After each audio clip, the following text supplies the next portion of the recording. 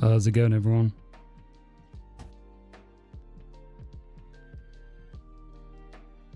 I got mouse issues. Hey, Karen. For some reason, my mouse is no longer working, which is great.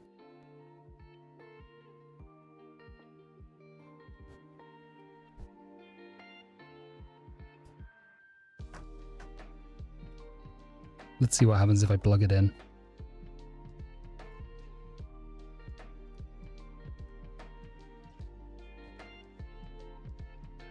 Hey, no Monday. How's everyone doing?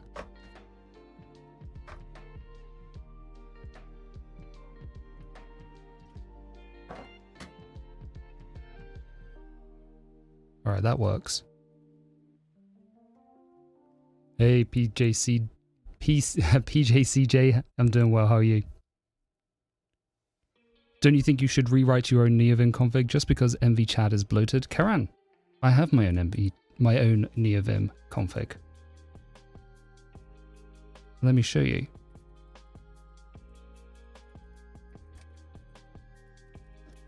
This is my own NVim config, no NV-Chad. Arajit, do I use Arch, by the way? I use Arch for filming, but for my laptops and for streaming, I use NixOS, by the way. It does have a lot of themes, Karan. That's why I don't use... Well, it's not why I don't use it anymore, but I don't use MV-Chat anymore. For other reasons, though.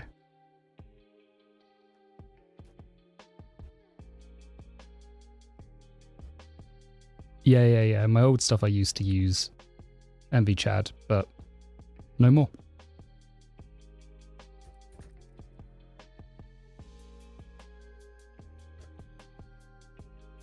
Separate pane? I prefer a separate pane for the terminal personally, but Neovim is just my editor. I use the terminal as my IDE, which may or may not be better than just using Neovim. I don't know.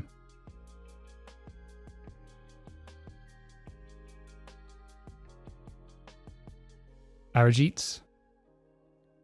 Oh yeah, no problem. No problem, my dude. We're going to install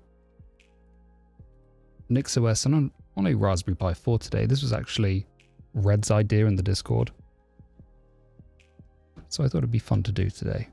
Something to pass the time. Good evening, Paranoia.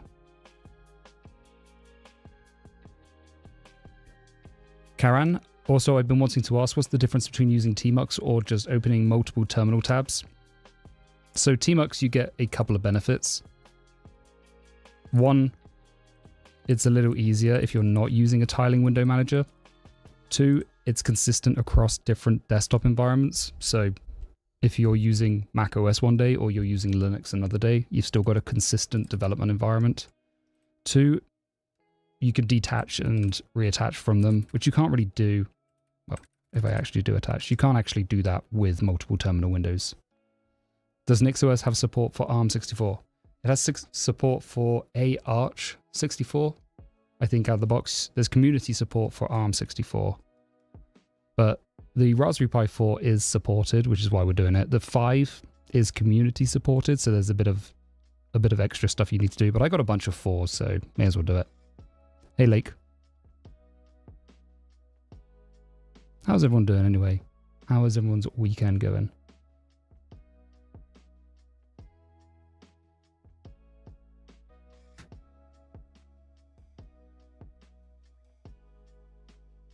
For installing Tmux, is it okay to do it with apt or snap? Yeah, I think so. I don't know what version is on apt or snap. I guess it depends on the version of your distro. Hey, Luigi bro. Yeah, Sina, good idea. It's good fun. And it's reproducible, so you can easily have a reproducible little Raspberry Pi. Hey, Luigi bro.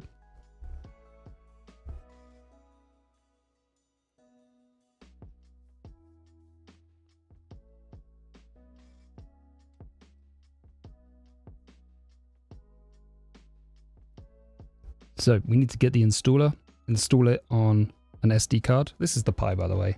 Let me share it. Unplug all the stuff going into it. I actually do, well, I hopefully have HDMI set up for this with a capture card, so we should be able to see it installing rather than you just watching me. For web dev, should I use NixOS or Fedora? You can use either one for web dev. It depends what you're looking for, though. If you want a Lake, obviously the Arch Wiki's better. If you want a operating system that is more reproducible and you only really need to configure it once and then you can carry it with you forever, NixOS. Fedora if you want a bit more stability. Although NixOS is really stable, so... I want to get a more beautiful terminal Linux without a GUI interface. Do you have a distro? I mean, you can use Arch if you don't want a GUI, but you probably do want a GUI. Just living in a TTY is quite difficult. Like, you need a browser. Umbral? What is Umbral? I'm going to take a look at it.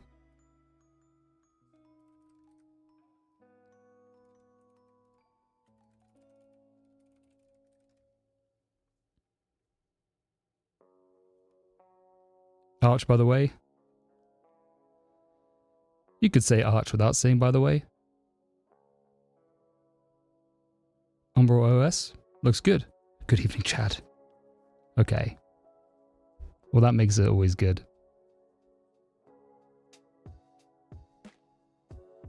Yeah, this looks pretty good. Looks like it's got Pi4 already. And Home Assistant. I need to get Home Assistant installed on my Key 8's cluster. So maybe we'll do that today as well if we get time. Run your own Bitcoin node. That's always fun.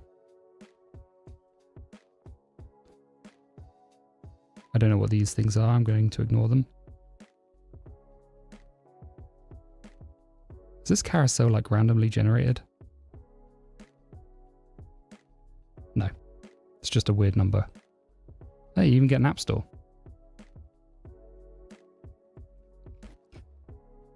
Yeah, that's most likely due to Dark Reader. So it's Dark Reader doing that. It's just so I don't flashbang everybody though. Is there a Tmux distro as well? There isn't a Tmux distro. Nor should there be.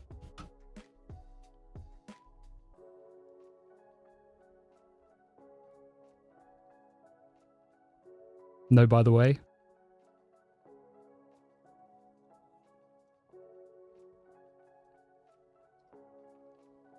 Yeah, the NixOS documentation does suck if you don't use the code. But the whole idea of Nix, in my opinion, is to look at the repo. I've not tried OrbStack on Mac. What is that? I'm having to use my Mac a little bit more at the moment because I'm trying to do some more cinematic shots. So I'm doing a little bit more video editing. OrbStack. Docker containers and Linux.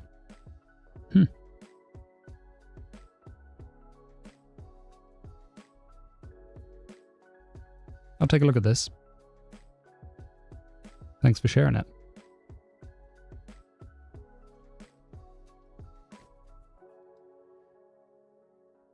I'm going to give it a go. I've got a video coming on Darwin Nix soon, so should be fun. I need to fix the Today Fishmonk. Let me fix that.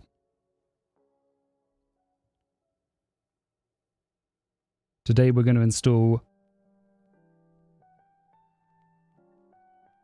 Where is my today? Custom commands. Here we go. Today we are going to install NixOS on the Raspberry Pi 4.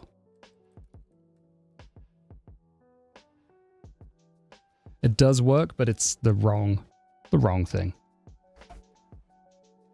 No Go today, no HTML. Today it's all going to be Raspberry Pi. This one. Thanks, Trishol. So, we'll install Unstable, I think, because Unstable is more fun, in my opinion. It's a bit more like Arch, right?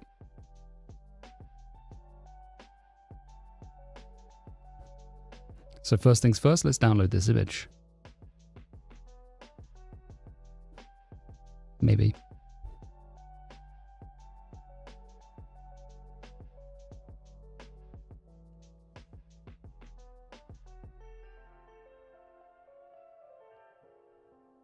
MD Frick from YouTube, Nix Darwin user here. I think it's a must on Mac where the ability to back up your settings is terrible. Package management is a nice bonus. Yeah, I agree.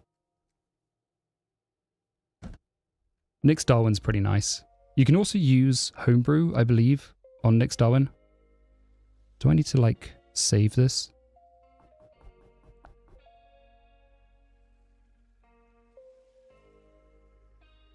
What type of stuff do you work on in the day job? I do content creation as my day job, so mainly work on videos. Beforehand though, I was more of that principal where I became an EM, engineering manager, at the end of my last job, and I didn't really like that. But beforehand, it was more infra, DevOps, things like that. I do have this one here, but I don't know if this is the one that I want, because I think this is LTS. But I had this one just in case. Let's try this anyway.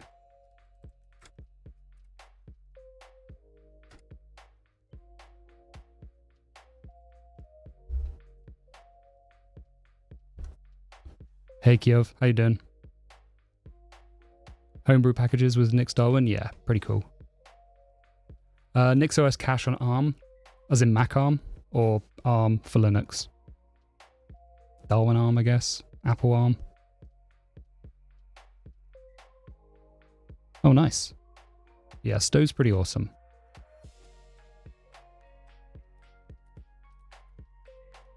Hydra is not doing very good for downloading, is it? So I guess we can use LTS. It would be nice if this would download, but I don't know why it won't.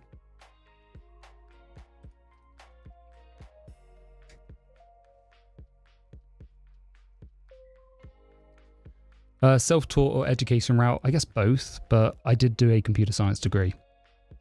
But I taught myself before I did the computer science degree. Oh, here we go. Looks like it's finally downloading.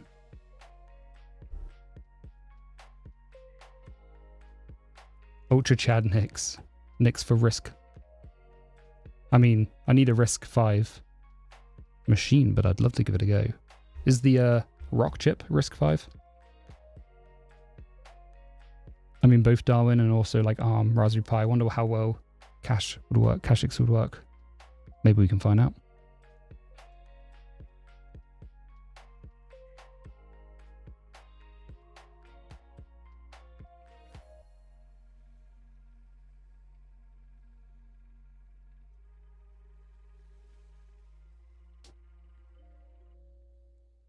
They are? That's cool. I may have to give that a go. Alright, so it looks like we're downloading from two places.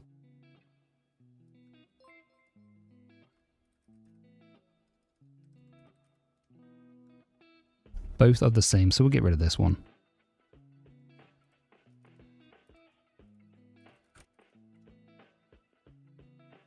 Wait. Is that just the same? Oh my god, okay. So I had it already. Is my daily driver NixOS? It is, yeah, for software development. Otherwise, it's macOS for editing, or video creation, unfortunately. I wish I could do more with NixOS for video editing, but unfortunately Apple has that locked in the bag.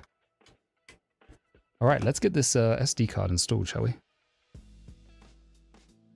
Drayan, it is Hyperland, yeah. Pre-studying uni made it not engaging. I can definitely understand that. I think my first year was a little too easy, and then second year was a lot harder, and I wasn't like preconditioned for the amount of work I needed to do in my second year, so I kind of struggled at the beginning. But then I got into the swing of actually making an effort.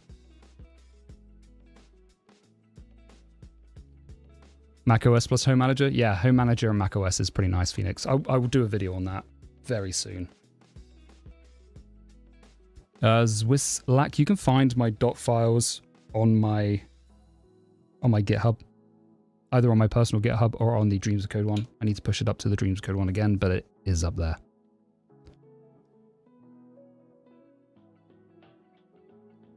I'm trying to keep my traditionally strong front-end skills at arm's length in an effort to get better at general programming, but wondering if I'm spreading myself too thin. You might be.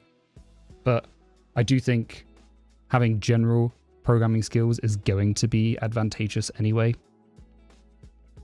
Joshing you, why are you getting Nix on the Pi? Just something to do. Something educational, something fun. I've got about a bunch of these Raspberry Pis lying around, and it'd be nice to install Nix on them, because Raspbian is kind of boring. I'm currently almost finished with my apprenticeship in application development and going to start a cyber security course in January. Really excited. That's awesome, man. That's going to be fun.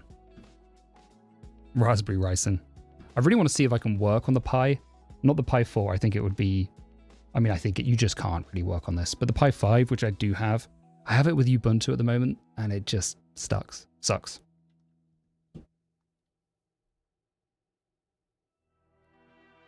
Yeah, we got some Nix stuff coming soon, I think. I think the first one is going to be NixOS. Oh, not NixOS, sorry. The first one is going to be Nix Darwin, getting Nix installed on a Mac. I think that's where I'm first going to go because it's kind of an interesting niche. And then I'll probably take a look at NixOS as well.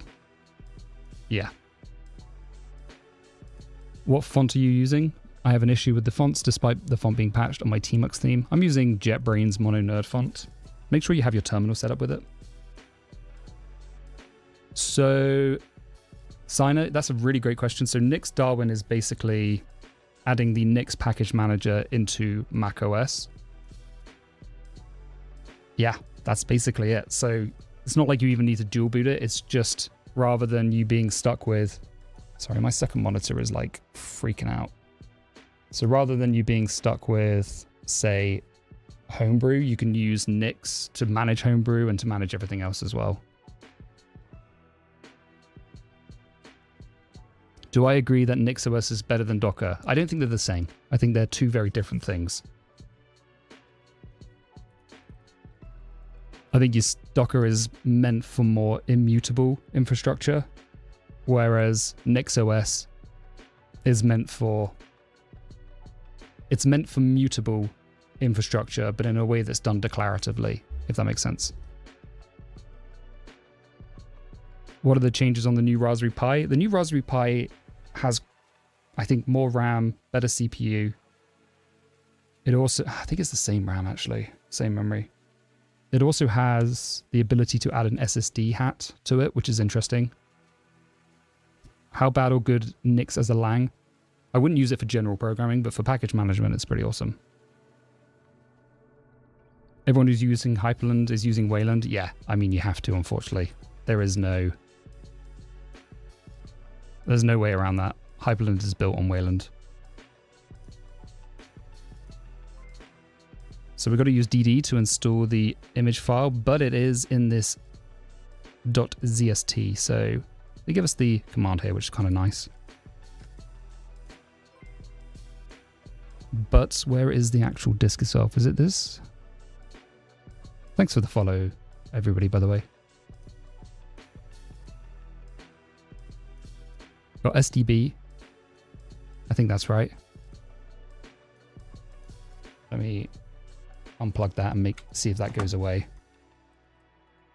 Yeah, SDB. SDB. What's SDA? The Pi 10 gonna have a 36 gigs of RAM and a 4060. I mean, it could. I think the rate of innovation on Raspberry Pis is kind of reduced quite substantially. What is SDA here? All right, SDB is the card.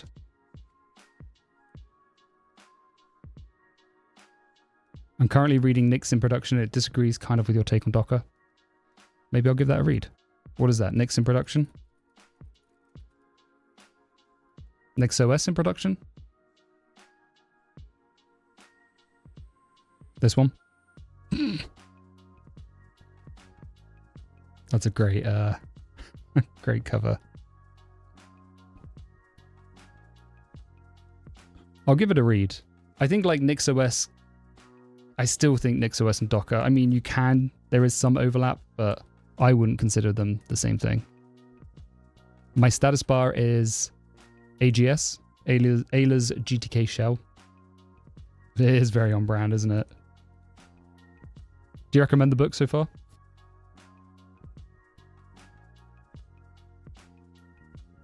I wouldn't use Fox Girls in production, neither would I. Yeah, like I kind of agree. I think like there is some overlap, but I still wouldn't. I think orchestration is just something you're not going to be able to do with Nix. Whereas you can do that with Docker. Docker's, for me, feels way more immutable than Nix, even though Nix can be considered immutable as long as you never change your configuration. But I mean, it's much, you can't mutate a Docker image once it's, but you can mutate a Nix configuration, obviously. Docker Swarm, I think some people still use Docker Swarm, but Kubernetes has won the orchestration wars. Phoenix, I'm going to give it a go because it looks pretty cool. I'm interested to hear different opinions from me as well anyway. I think that's the most important part about software development, is hearing different opinions, especially if they make you question your own ones. So I'll give it a go. Minimum price free. I'll give them some money though, but I will buy this. Let me bookmark it.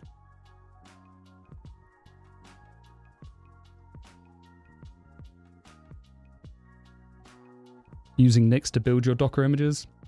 That's interesting. The way to realize Nix and Docker aren't equivalent is to think about why there's not a Kubernetes for Nix.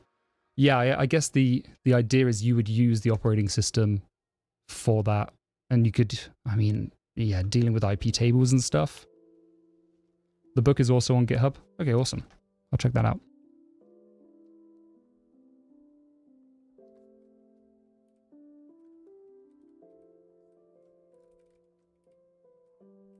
Not this one because it's compressed, right?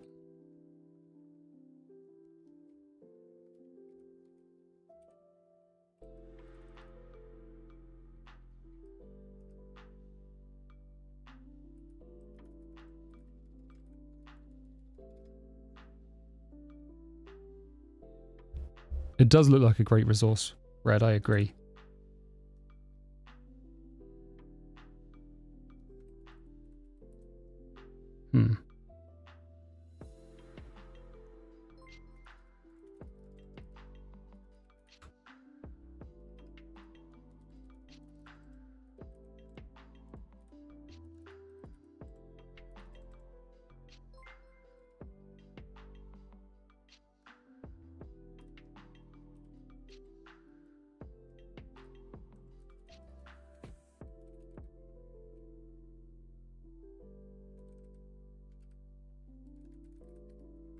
Does this not need to sync? I'm going to do that just in case.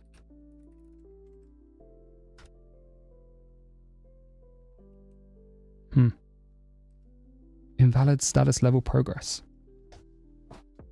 Oh, progress. Typo. What color scheme am I using? I'm using... Okay, that makes sense. I'm using Tokyo Night. Nix for local dev, then build a Docker image for prod. Yeah, I kind of take that approach as well, but you can obviously deploy servers with NixOS. Hey NixOdev, how's it going? Does scrolling work fine in Tmux? Yeah, it does. Oops. I pressed the wrong button. Let me show scrolling in Tmux. So this is scrolling in Tmux. You got the Vim motions to do so as well. Also, I've been learning some really interesting Vim motions recently. I'm going to do a video on them. But the G key, I've always used GG in capital G. But man, that G key is wild, right? Anybody use the G key in Neovim? Does the mouse work? Yeah, mouse works.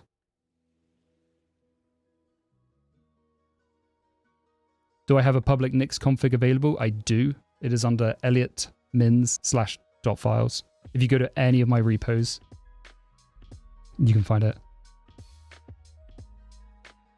G key. G is in capital G? No, lowercase g.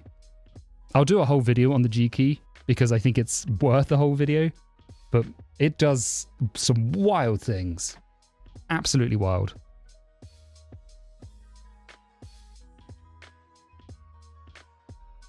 Did I upload any video about my AGS setup? No, not yet. I actually pinched this from someone else, so I don't feel like making content on something. Otherwise, that feels a bit like plagiarism. I'd need to like understand it and configure it myself before doing content on it. Unless obviously I credit whoever created it in the first place. This is slow, isn't it? Let's change the byte size here.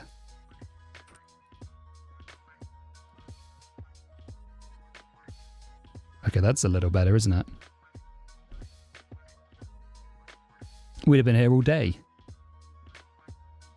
Oh, awesome. Signer, I'll check that out.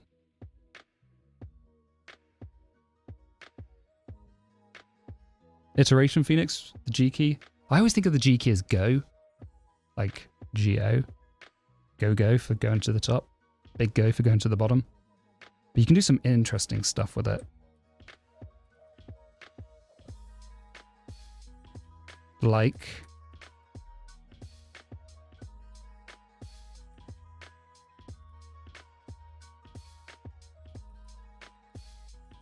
I don't know if this is going to work, actually. Yeah, okay, this didn't work. Yeah, it's not working on my high planned. I need to fix that. But like...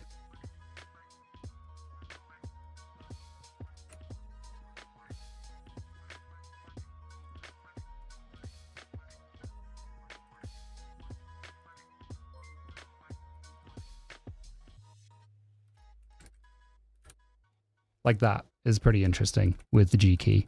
So like you can open up any link inside of your editor using the G key.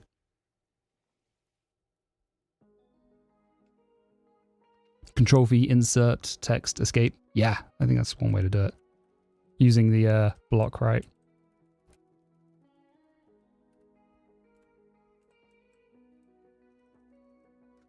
Toggle uppercase and lower. Yep, G can do that as well. GU, then end of the line, like that.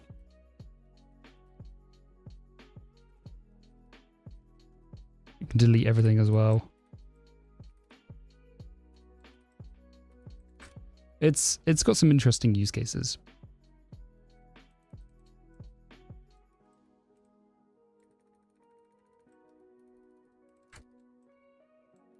But yeah, definitely worth a whole video, I think, on the G key. There's also the F key for folding. I don't know if anybody does folding. Opening org file in Neovim is blasphemy. It is, isn't it?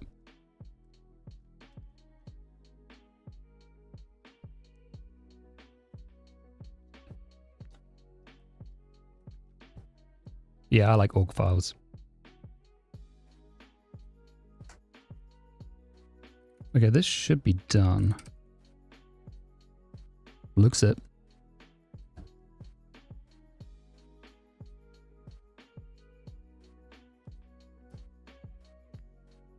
All right, let's see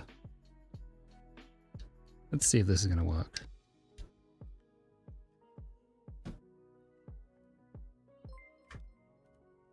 Thank you for the follow, everybody, by the way, who has been following. Okay, so this did actually open. It just didn't take me to the window. Like, okay, let's try that again.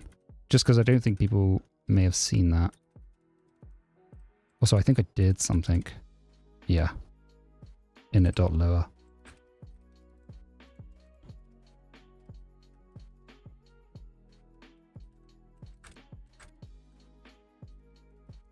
Okay, so like...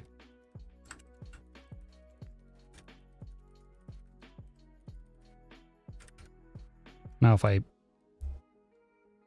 oh, dark mode.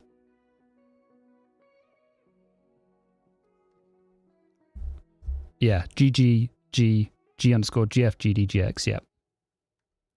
No, Monday, you got it. There's some more that you can do with G, but I'll do a whole video dedicated to it, just because I think it's such an interesting key.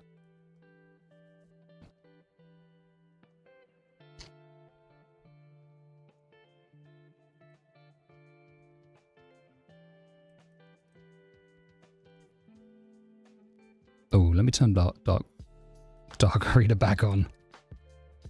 This is why I don't like the mouse.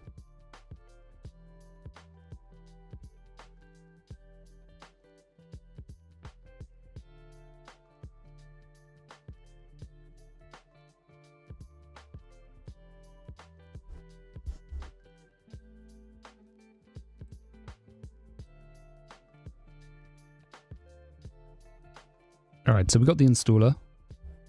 I guess we just plug it in. Some platforms, we don't need to do that, I don't think. Get the installer, install it, and configuration steps. What is the configuration? Initial configuration.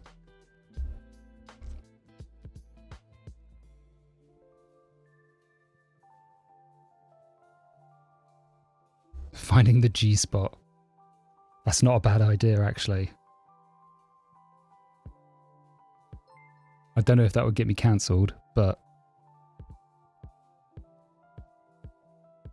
that's a funny name. Lazy, yeah. Always lazy. Packer, I think, is... Packer even says to use lazy now.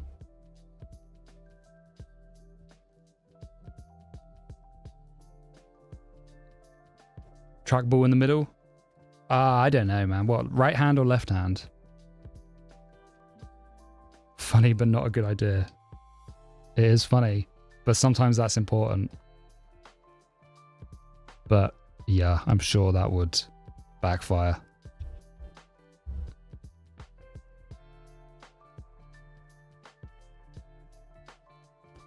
All right, let's see if this will just boot.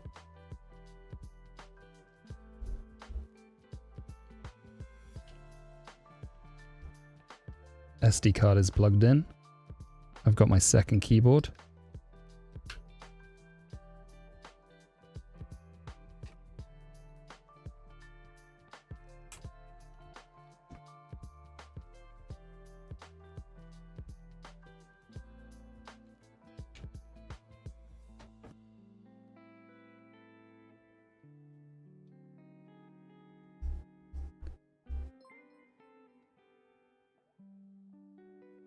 Yeah, Dolphin to go. I think that's where you could do it without getting cancelled. Rocks.nvim? NeoRocks? What is it?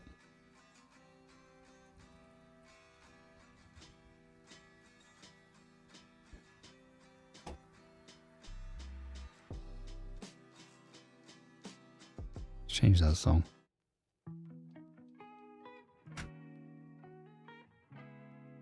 Similar to NixOS, but with Toml. Neovim plugin management inspired by Cargo, powered by Lua Rocks.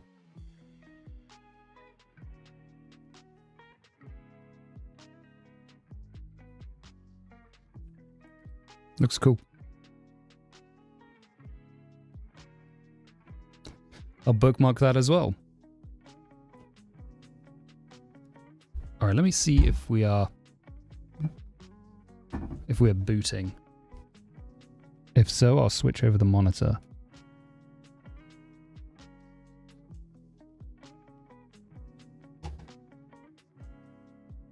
We are booting.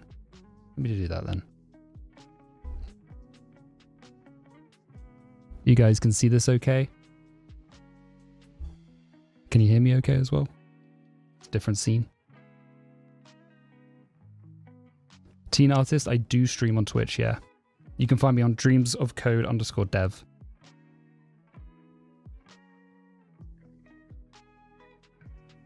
NixOS, by the way, RE using Nix instead of Docker. This video is pretty good at making the case for why a person might want to. I'll check that out. Awesome. All good. All right. Now I've got to figure out how to get documentation up as well.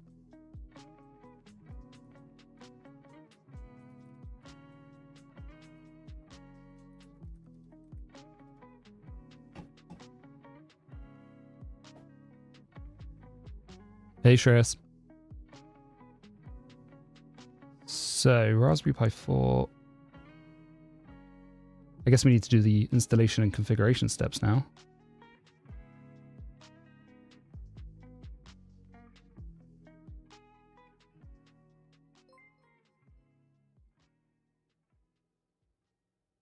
Thanks for the follow. Top C water bottle. Thank you for the follow. All right, to generate a default NixOS configuration file, run. I mean, I guess this is it, right? Because there is no real installer for... We don't have Neovim. Maybe I should SSH in. That's probably going to be easier.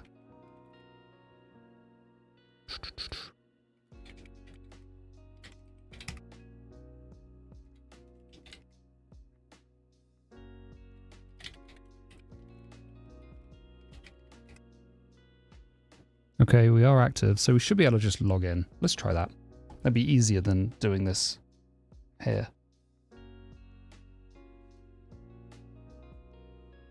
Nix on a Pi. That's correct, Shreyas.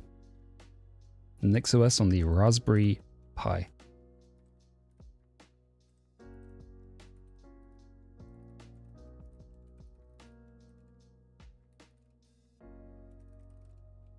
All right, we're in. Let me change back the scene. Nixberry Pi. Nice. Have I tried DistroBox? I got Nix on the mind. I've not tried DistroBox.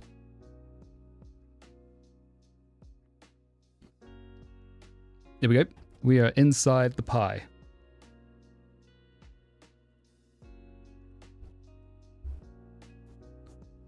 Have I tried Vanilla OS?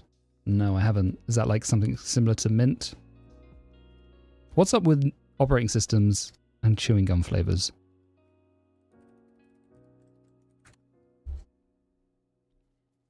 Oh, Vanilla OS. Okay. No, I have looked at this. There was kind of a joke at the last place I worked because somebody wrote some documentation saying you can install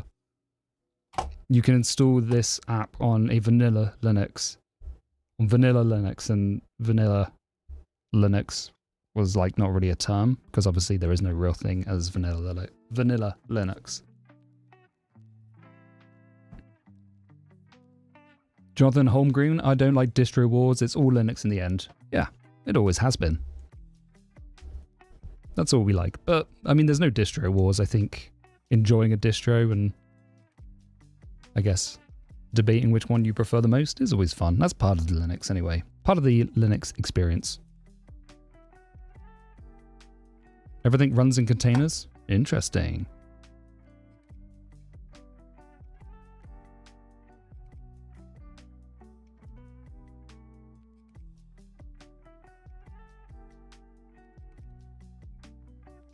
Yeah, Arch is awesome. I'm a big fan of Arch. I think Arch for me is the best if you want that kind of ad hoc imperative operating system. And I can't get DaVinci Resolve to work on Nix. Just doesn't work. So if I was ever going to have to do video editing on Linux, it'd have to be Arch, by the way.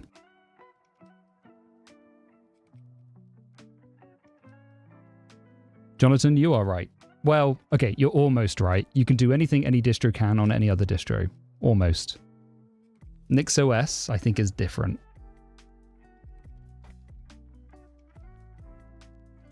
Yeah, NixOS is different, I'd say.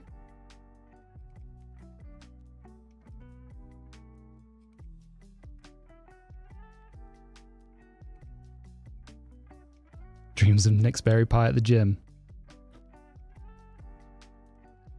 I've heard NixOS makes it hard to quickly contribute to codebases, especially for things like Bevy. Is this true? I assume it has something to do with non-FHS compliance.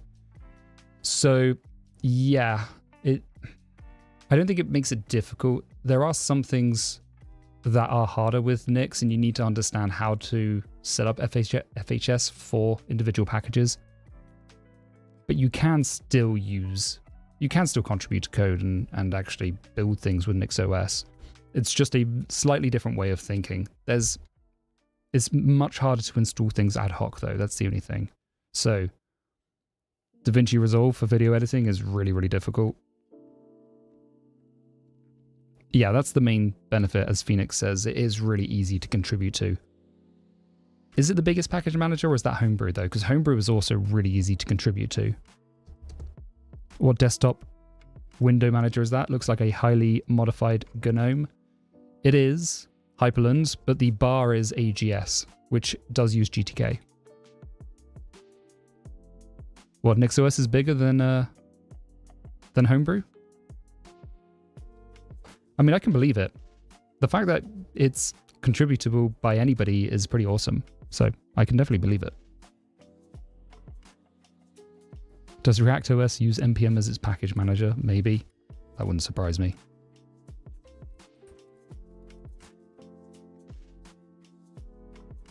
Re-implementation of Windows? Okay, maybe not then.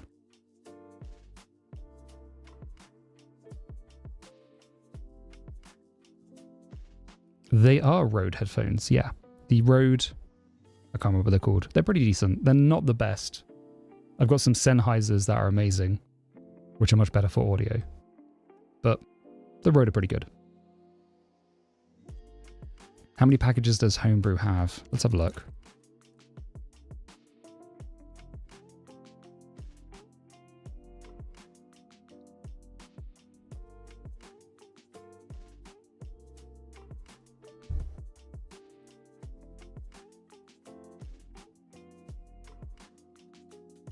Where are the packages? Maybe it's not in here.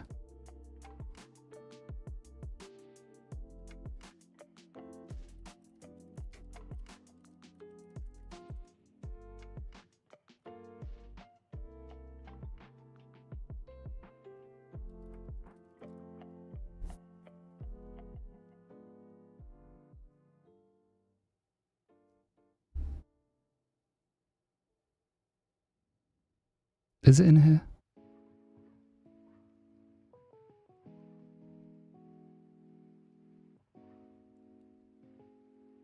Where are the formulas? See you, Shreyas. 5K? I don't know where any of the Homebrew packages even are.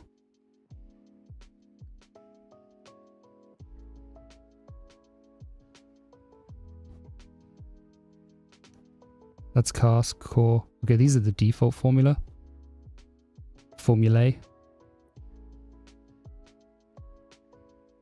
I don't even know how I'm going to be able to count this. 6,290 on Linux.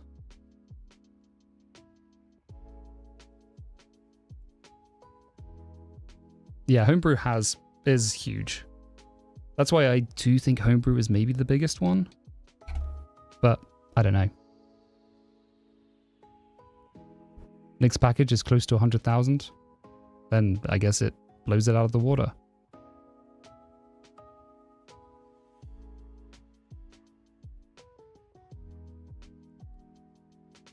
$5,000 on Brew, is that what people were saying?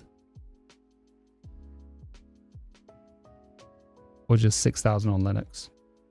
I mean, that's impressive that it's got 6,000 on Linux though, because it's not really... I mean, I know they've branched into Linux recently.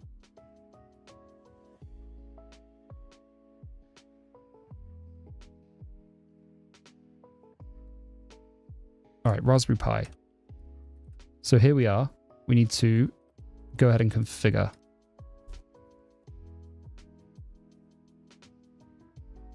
To generate a default. Surprised it doesn't have a default one already.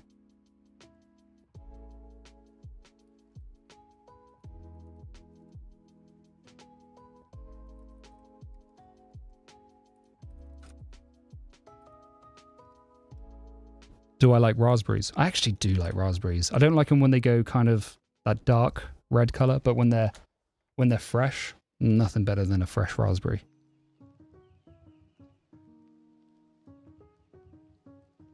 Heck yeah, you doubt most Mac users even know about Homebrew? Okay. Fair. I was gonna disagree in my gut reaction, but then I thought about most Mac users, so that's fair. Sometimes I forget that not everybody is a software developer. Do you have your tmux config public somewhere? I do, Gentle. It is on my .dot files. I don't have a command to show that on... It's way bigger than the AUR. Well, yeah, of course. Of course it's going to be bigger than the AUR. Is it bigger than Pac-Man as well, though? All right, let me write my .dot files out. I mean, you can actually, I can just show you actually. GitHub.com/ElliotMins. .files. Here's my .files. You can get to, I mean, it's got 50 stars, so you should be able to find it, but yeah, here they are. You can get to them through anywhere else. Yeah, and on Twitch, you have the actual dots.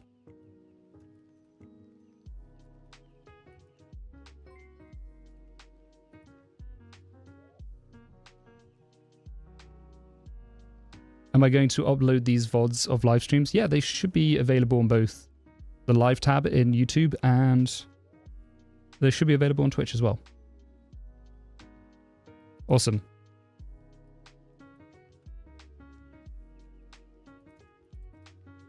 Let's get Neovim, shall we?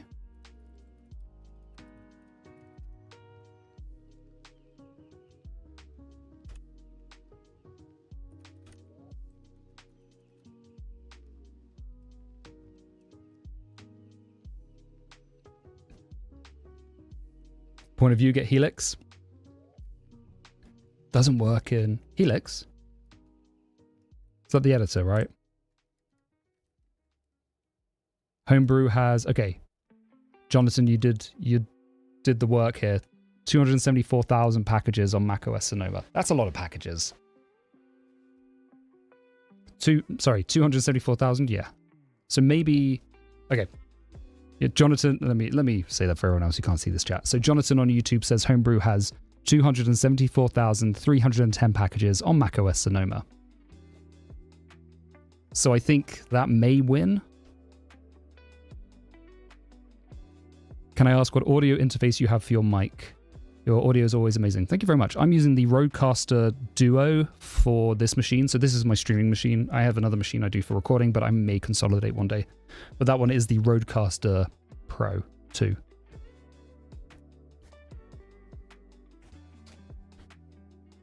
Literally just a code command. Yeah, but you did it, man. So well done. Thank you. How was the YouTube versus Twitch chat today? Pretty even, actually. Pretty even. Yeah, Red. Homebrew's been around for, what, over a decade? I'm trying to think when it first came out. Maybe like 15 years, almost 2 decades now. So Homebrew's got a lot of packages on there. But I mean, obviously Sonoma, I believe Sonoma is the most recent one, right? So there's a lot of maintainers of Homebrew packages.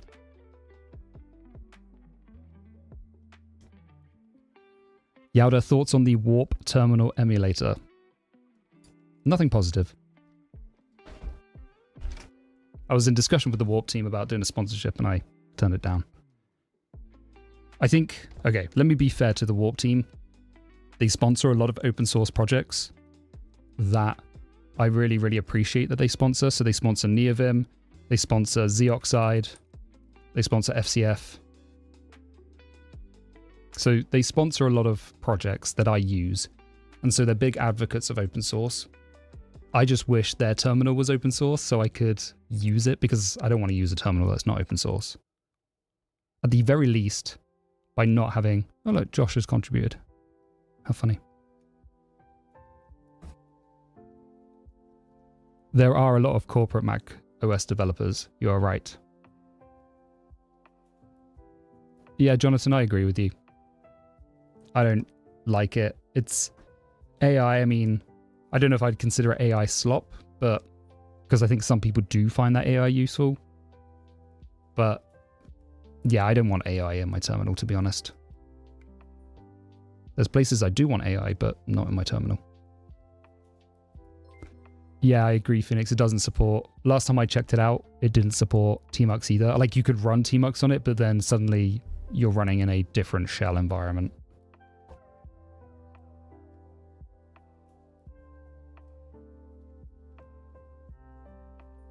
Yeah, I mean, this is the problem, right? I don't know if it's like innovation has just run out or because general public really is interested in AI, so they're leaning into that. But I know in like the software development side of things, AI is not very popular. I'm very skeptical of just putting AI everywhere. But I think it has some uses.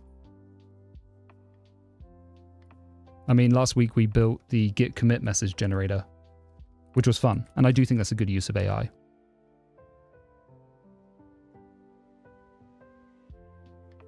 What happened with iTerm?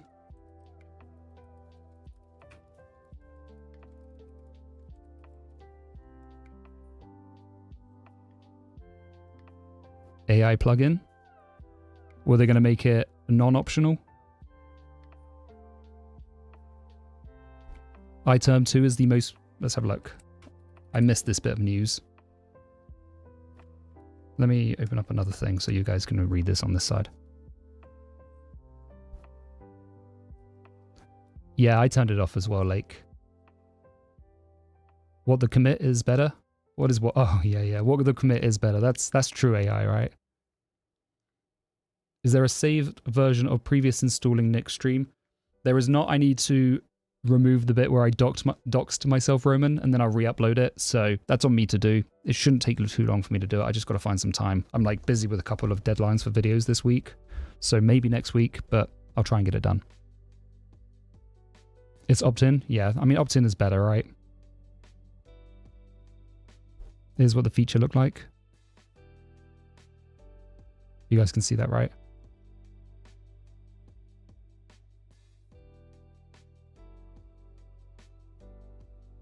Codium actually reached out this week. I might do a video with them and see. I'm just dubious of it because I much prefer not using AI, because I much prefer having to go through the motions, and that could just be an appeal to nostalgia, or how I learn is how I think I want to continue learning. And I can see the benefit of using AI. It can improve your productivity, but I think at like what cost? That's my concern. So I might give it a go with Codium. I mean, that's the thing. Can't you just learn how your terminal works? And that is the important thing. But then at the same time, you still have to use documentation to learn how your terminal works. So if AI is just summarizing the documentation for you or providing you the right documentation, is that okay? Versus what's the difference between looking it up, right? That's for me where I really debate the two lines. Like with Copilot automatically telling me what I should type next, I hated that. That for me just felt awful. But like asking it, hey, what is the correct command here? Is that much different than Googling it? Hey, Lucas. Hey, I'm blocked on YouTube. So yeah, Lucas, what operating system and window manager are you using? I'm using NixOS, by the way. And I'm using Hyperland. Let me just do this quickly so people can have a quick look. I do find ChatGPT is quite a nice lazy mode Google.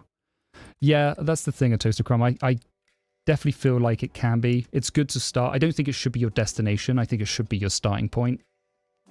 Sometimes it can point you to documentation, which is really, really crazy. Like if you ask it, hey, can I get a URL to this documentation? And it actually gives you that URL. That's kind of weird. Because I would just thought it would hallucinate that. Yeah, like I think for me that's boilerplate, right? I think boilerplate it's really useful. I think summarization it's really useful.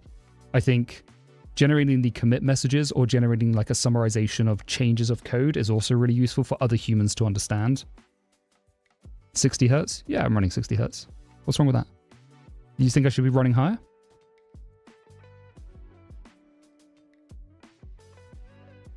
Read the friendly manual. Yeah, RTFM is always a good... That's where you should end up. Is Alacrity similar to Tmux? No, Alacrity is a terminal emulator. 208 Hertz to be a real programmer. I guess I'm not a real programmer.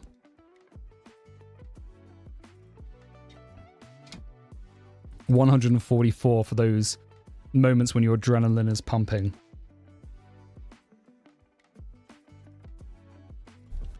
I mean, the thing is, AI isn't going away. We're going to keep getting it. And yeah, exhaustion there. I mean, that's the problem, right? I don't think it's necessarily AI as an issue.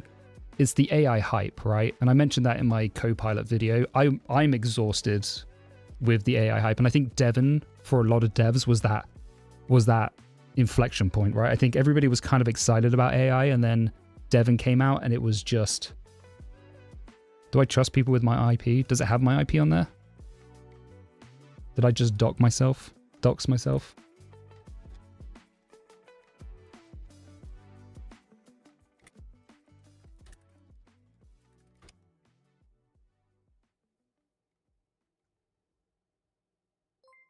No, that's a local IP. That's not anything. If you can DDoS 192.168.0.82. Please, actually, I recommend sending all the requests to that IP. Definitely DDoS that IP.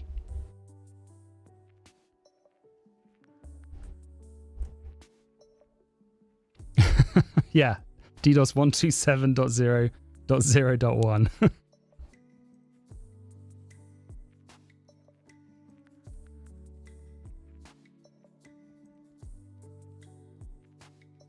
Whenever you make a video, you can connect to a Tor router or a VPN router. I can, yeah. But I think that IP is fine. I'm not worried about that IP.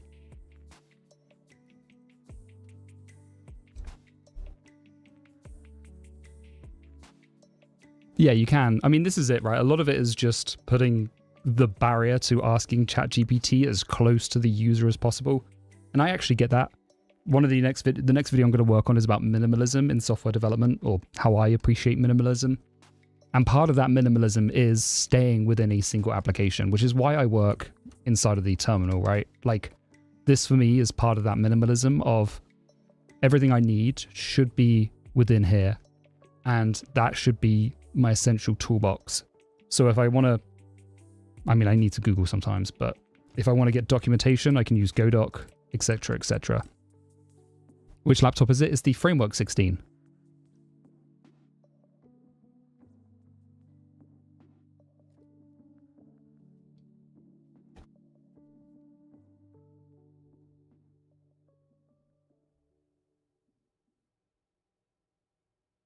AI is good for small gaps in knowledge. It's good for inspiration as well sometimes.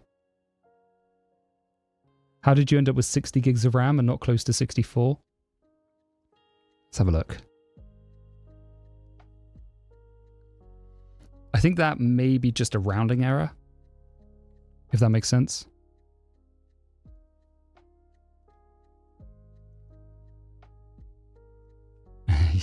Now you know where I live, in a house.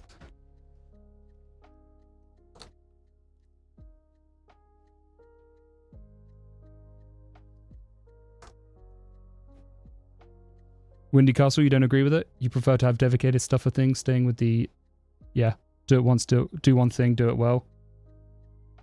For me, it's more important to be able to navigate only by keyboard and shortcuts. So, I mean, I'm much more of, I mean, I'll talk about it in the video, and you don't have to agree with it, of course. It's just kind of my experience. But for me, I much rather would have a tool that can do, so this is it. It's not a tool that can do a lot of things badly. It's a tool that I can use for most things, so I don't, like, I wouldn't want an IDE for each programming language I use. I'd rather use Neovim, which may not be the best IDE for any language, but I can use it with any language, if that makes sense. Like, I can just, for me, I use Neovim and I don't have to worry about using a different editor or different application for different languages. Same thing with using Tmux and Alacrity. That is just what I use. I don't have to think about, hey, I want to use a different terminal or a different environment just to work with this different language or build this different project. Same with programming languages. I really only use 1 or 2 programming languages. I think 3 is like the max that I would use. Learn fewer things more deeply. Yeah, that's part of it. That's definitely part of it, Dolphins to go. Also, just getting rid of the decision fatigue, having that essential toolbox. And you can always change these as well. You don't have to be stuck.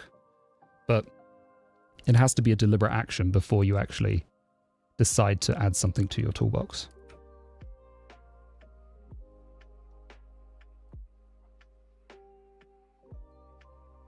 Maybe Devon was some corporate pullover to kill the hype. I think it was like a funding. I think it was a funding play. I've worked with a lot of smoke and mirror demos, usually just to try and get funding, and I think that was part of it. The name Devon, though, you could just tell it was something fishy.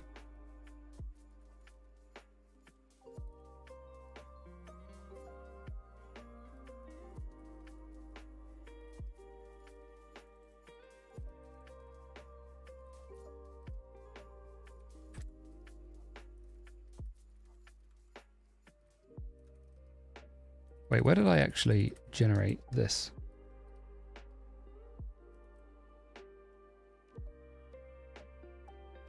Configuration is in Etsy NixOS configuration.nix. That's what I expected. Oh, I'm in Nix. There we go. How do I say I use Arch, by the way, but in Nix? You just say I use NixOS, by the way. I'm a Rubyist. I actually like Ruby.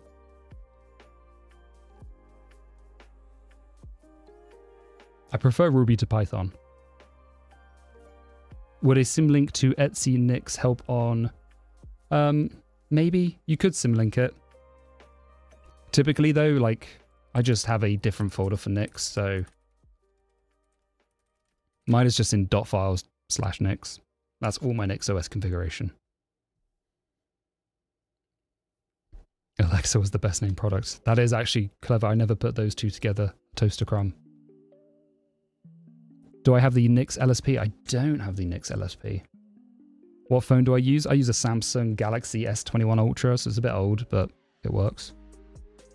Sudo rm rf / don't do that. That's not fun. Yeah, I just use Android, basically. I don't use iOS. I may use iOS because I use a Mac more these days. I hadn't used a Mac since 2016, really. 2017. So I'd been using Linux since 2017 and still until I started doing content creation. And then I used a Mac again. Amaz, hey. Long time no see. Wanted to thank you for mentioning home row mods last stream. I've been using that for the last week and loving it. Only shift key still giving me trouble. Is it rolling keys that's giving you trouble or anything else, Amaz? I'm going to do a video on home row mods though soon. I've got so many good videos to do. So many. That's why I'm having to do recordings now, because as much as I love doing animations, it takes way too long. So you're going to see some more cinematic shots and things because I still want to be a little bit creative, but it's mostly going to be talking head and B-roll coming up. So I do apologize if people don't like that, but you can always let me know.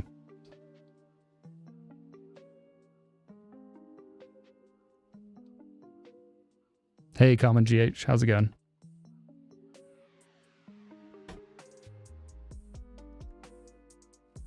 Yeah, just remove the boot, that would be quicker. All right, so let's go and install, I guess, Tmux and Neovim. Neovim is probably all we need.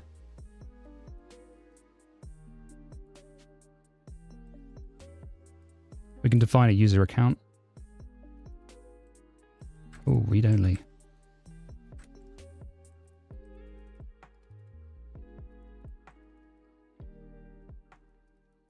Do I animate with JavaScript? I guess I do, but not like using motion canvas or anything. I animate using After Effects, which does have JavaScript that you can use. Home row mods, is that a split keyboard thing? It is popular amongst split keyboards, or I guess key constrained keyboards. But I use home row mods on my laptop as well. It's just, I think, better for your hand health to use them. Phoenix, I've used motion canvas. And honestly, After Effects is better. Like, it's a really cool idea. I think it's awesome what Artificial built. But it ain't better. It just takes too long, in my opinion. After Effects is great. Yeah, DaVinci Fusion. I use Fusion Lake. I love Fusion. Fusion Nodes was what I used all the time at the beginning, but unfortunately, After Effects is better. I hate to say it, because as much as I don't like Adobe, I hate it. Coding Hobbit, thank you so much for the subscription. You are helping me bring my content to hundreds of thousands of people around the world and helping to support my dreams. So thank you, thank you, thank you. I've got a drink. I don't think Ligma is on. My mods aren't here to tell me who to drink, but I have to drink whenever someone subscribes. Thank you, Coding Hobbit. Great name as well. Love the Lord of the Rings. Yeah, I hate Adobe.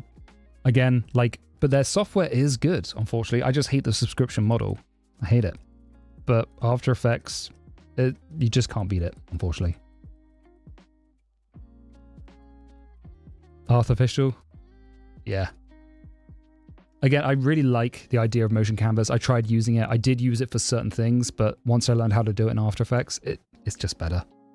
Presets in After Effects is better. JavaScript support in After Effects is awesome.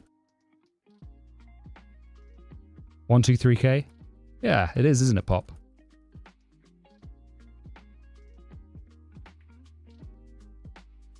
What would it take for me to switch to macOS full-time? If I no longer was writing software and I was only doing filmography or videos, then maybe I could see myself switching. But if there was ever viable, like if we had Adobe on Linux, then I would switch back instantly. Almaz 5201, thank you so much for the subscription. You are helping me bring my content to hundreds of thousands of people around the world and helping to support my dreams. Thank you, thank you, thank you. And I've got to drink. I've got to stay hydrated because that's the rules. But thank you, thank you, thank you so much.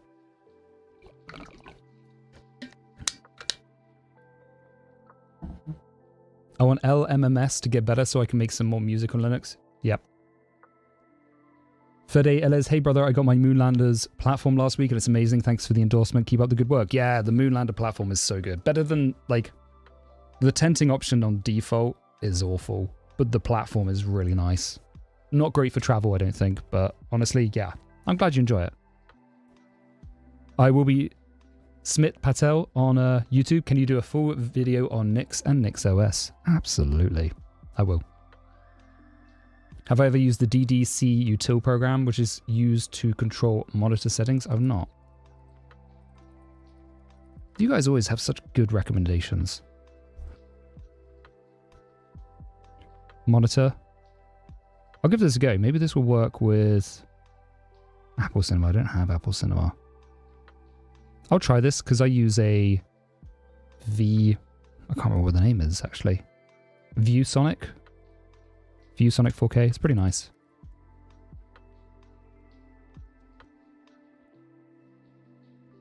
It's not coming to the EU. That is suspicious. Yeah, okay. That's actually a very good point, Wendy, that you bring up.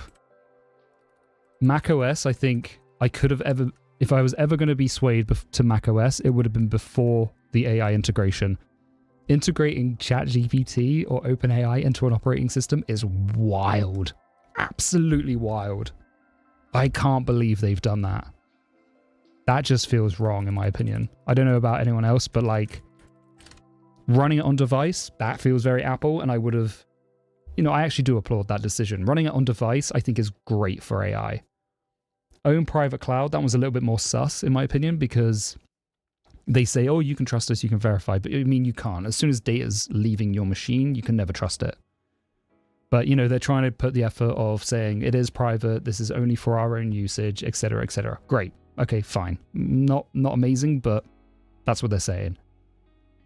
But then it's like all of that privacy things that they just said, they completely got rid of to be like, no, we're just going to send the really hard tokens to OpenAI. What is that about? That's so weird. Sorry, I'm ranting about AI, but I don't understand Apple's. What's the difference between subscription tiers on Twitch? I haven't used it at all before you started streaming. I have no idea what the different subscription tiers are. I know there's Prime Tier 1. I think they may be just price. Jealous of the Moonlander with the number of thumb cluster keys? Honestly, a toaster crumb. I've got the Voyager right here. 2 is maybe 3. I use 3 for video editing, which is why I can't get rid of the Moonlander. But 2 is probably all you need, I think. These 2. I'd say that's all you need. As long as you use homegrown mods. Why not use Aria to C instead of curl to download? I'll give it a go. I'm just used to curl. I'm kind of old school. Yeah, the on-device stuff is great. I think that was a really good move. Yeah, running on cloud, absolutely not. Like, on-device, I'm okay with. Because it tackles one of the big problems I have with AI, which is the privacy part. As long as it's like on your device and never leaving your device, I'm okay with that. Like, that's personal computing, in my opinion. I feel like Apple should build their own AI, not from OpenAI, so that user information will stay in Apple no matter what. Yeah, I think that's what they should have done, but I guess they're admitting they do not have the capability that OpenAI has. Amaz, the Moonlander, is really awesome. It is. I would, I think, maybe do some research, have a look, because I think each device is useful depending on what you're looking for. I've settled on the Moonlander. For me, it's the best one. But a lot of people love the glove as well. I just can't like the glove. I really wanted to like the glove because I think it's really nicely designed. It's really lightweight. The extra keys I thought I'd like, I hated them. I like the well, but for some reason, I just don't like it. I recommend watching Code to the Moon's video, Keys to a Dream or something like that. Keys to a Developer Dream. Ken, he's awesome. Oh, Kinesis to me, I know I wouldn't enjoy it. They have a self-trained model, Apple. They are only offloading to OpenAI. Yeah. Yeah. Did I try other key maps? Just QWERTY. I haven't tried anything like Dvorak or Cormac. I think the speed benefit you seem to get is between 5 and 10%. Honestly, I can get that by just having better typing skills. So for me, moving to another key mapping is not going to be great. Yeah, 8 gigs of memory for that thing to work. Yeah, you're right, Karen. Even the Nothing phone has some level of ChatGPT integration on Nothing OS, though useless for me since it's literally just a widget.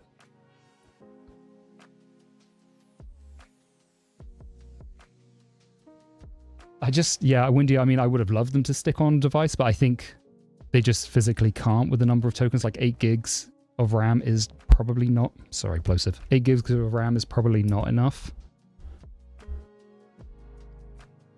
Split keyboard, the Allura. Let's take a look at that.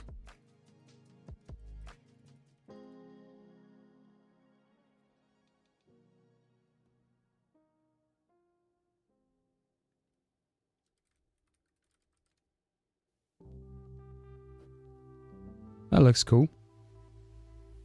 Maybe too much on the thumb cluster though for me. I mean, yeah, these keys are way too far away. And these ones, not that great for me either, in my opinion. Still really good for the price. And definitely worthwhile. But I don't see myself using those keys. Maybe the Alt. These 3 I think are actually pretty good. These 2 are probably too far away. Definitely worth a try though. PCB only? Okay, well that's not as good as it. Have you got to solder it yourself? No soldering. It says it comes pre-assembled. I don't think you can see that, but it does say pre-assembled.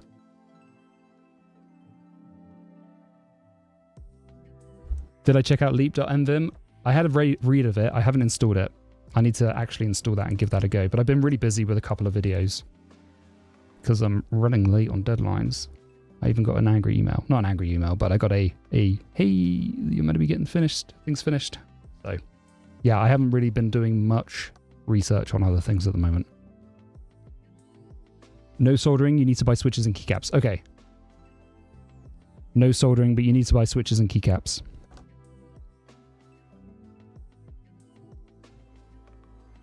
Pre-assembled feels like a bit of a... Wait, you need to buy switches and keycaps. Okay. Pre-assembled definitely feels less like not the word you should use then if you still need to buy stuff to assemble it. Is that NixOS with Hyperland? It is, by the way, Loose Arch. Looser Arch. Package contents bit below. Yeah, okay. Base of the keyboard, sticker. What's required? At least they do put it down there, but I mean, pre-assembled, I guess, yeah, fair enough. That's definitely me. Is there a tutorial on how to? Not yet, but I will do one at some point. I got to get through these small commitments I have to do, and then I'll take a look at it.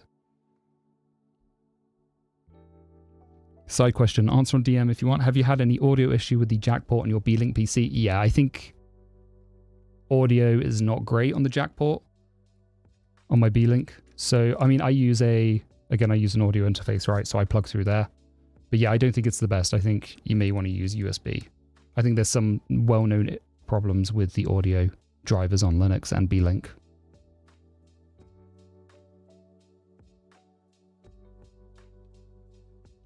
I think that's I haven't actually used it that much, but yeah, I think a lot of people say the volume is really quiet.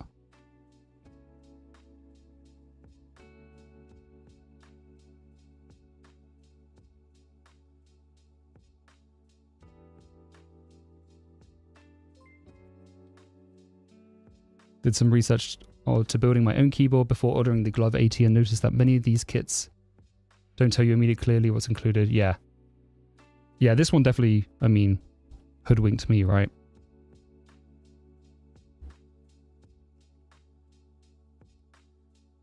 Still, 99's not bad. I mean, how much are switches and keycaps?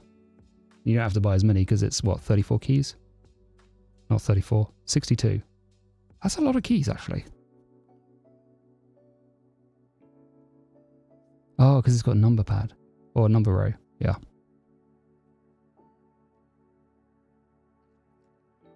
Yeah, USB it works fine, but not so great on, I guess, the audio jack. I think there are some... Let's have a look. B-Link, audio jack, Linux. No sound on the Mint ones. So yeah, I think other people have had issues with this as well.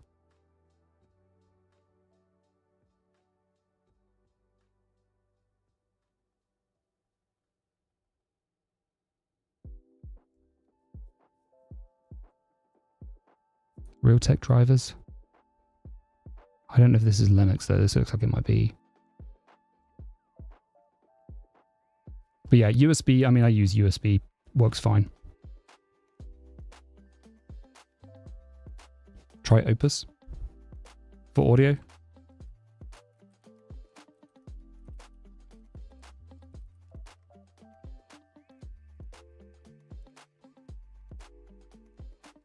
You could always try, I guess, Pulse.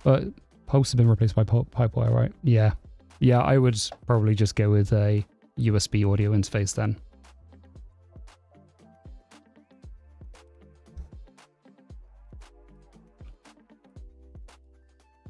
It was working at one point from my understanding, but I don't know if one of the newer versions of Linux broke it. AirPods works as well. Bluetooth isn't bad actually for audio, to be fair. Still a little bit annoying though.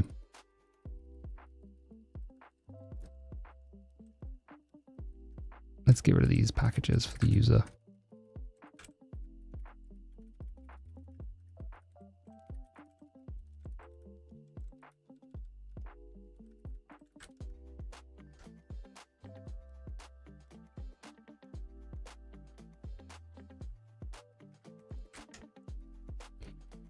GNU PG. Normally I would, but I don't have a spare YubiKey. I do have some YubiKeys coming though, because we're going to do some videos on them. Because I think somebody asked in the comments how to have your dot files. No secrets in your dot files. You should use password store. Dual wielding stable and unstable. I like it. I have done that before, but I think I just ended up using more unstable than stable. Okay, so let's actually leave this.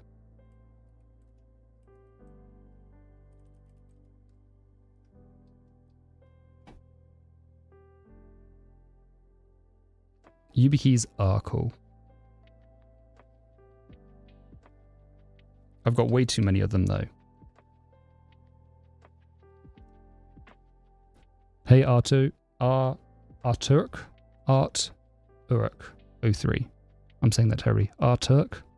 It is AGS. Ayla's GTK shell.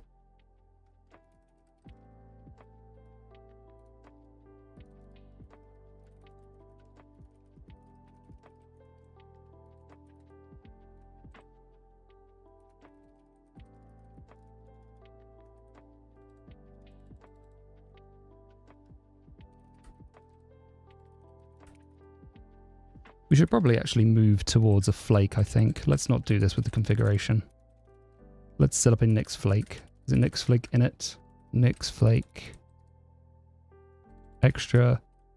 Experimental features. Nix command. Flakes.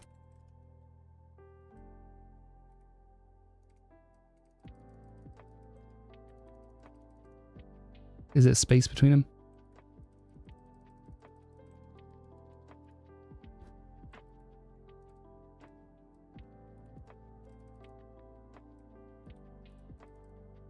Can't remember how to do both Nix command and flakes.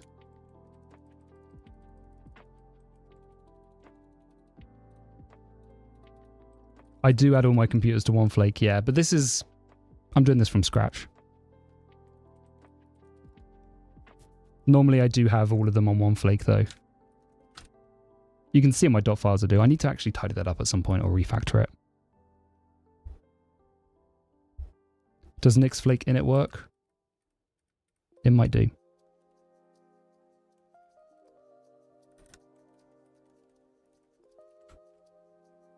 A very basic flake. But I want to do this one from scratch.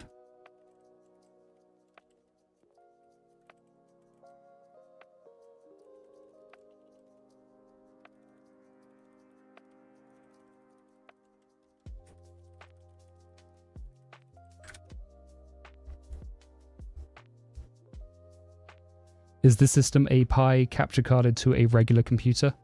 So, I do have the Pi capture carded, but we actually are just on my laptop, but I'm SSH'd into it basically. So, yeah. Why is this different?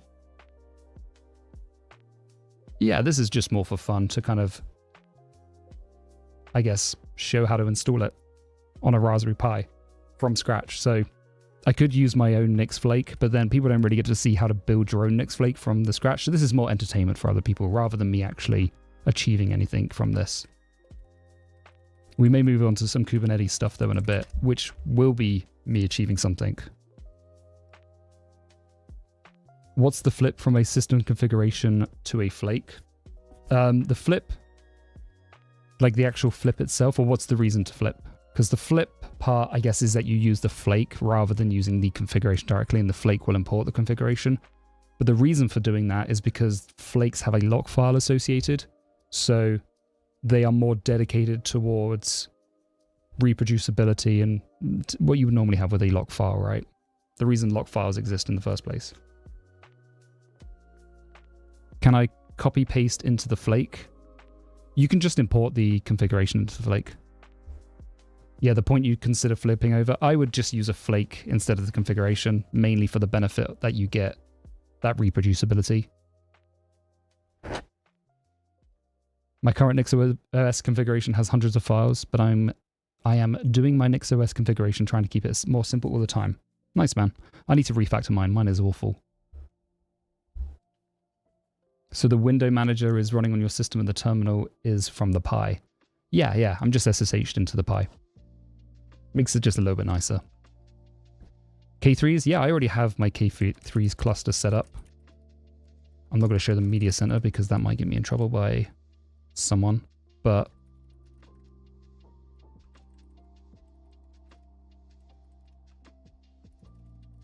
this is my K3s cluster running. I have 4-node cluster. I need to migrate them to the B-Link EQ12 because they're just going to be better value for money, but this is my cluster running. But I want to get Home Assistant up and running on there at some point. Maybe today.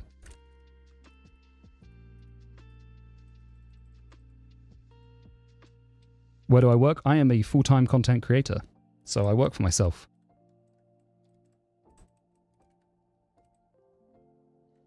I used to work for a cybersecurity startup. That was my last job, based in DC, Washington, DC.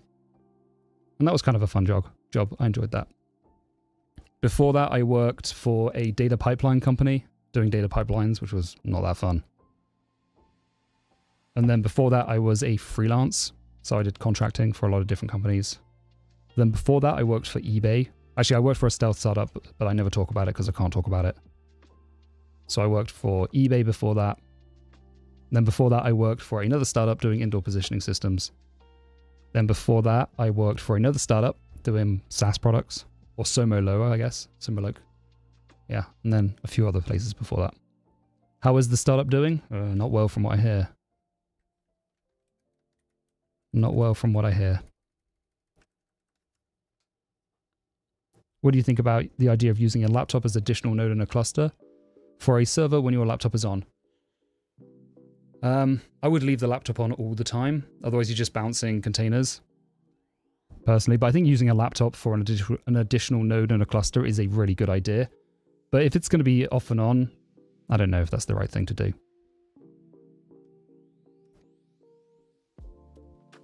Where did I use Swift? I used Swift in 2 of the startups. So indoor positioning systems, I had to use Swift.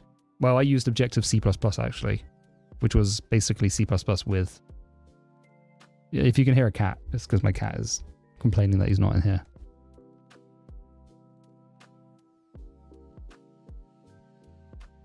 Yeah, Objective-C++ wasn't great, but it got the job done. It was better than using the Java NDK, which is what other people had to do.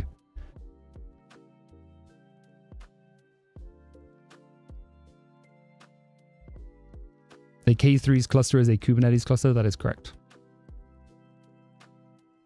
Just K3's is Rancher. Objective-C was hell on earth. Yeah, it was pretty, well, it was interesting. It was much lighter than C++. Objective-C++ was just the worst of all of it, though.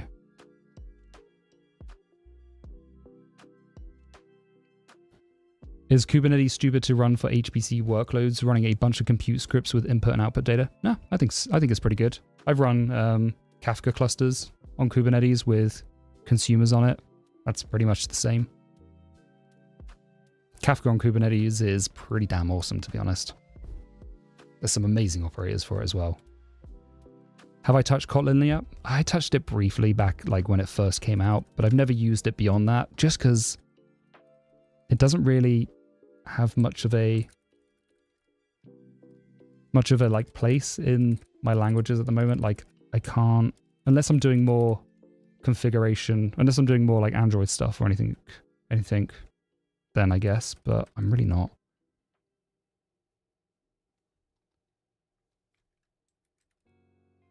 Good night, Roman. Glad you enjoyed it.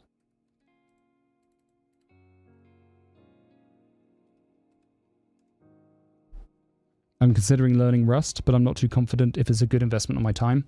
What languages do you know already? I think learning anything is always a good investment of your time, personally.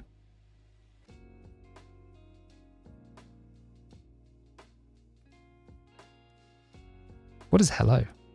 Packages hello?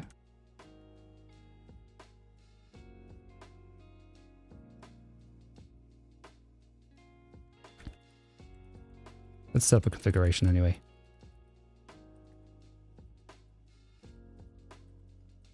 Pi4. Pi4? Is that a good name for it? Yeah, we can call it Pi4. No, I don't like that name. What's a good name for a Raspberry Pi host name?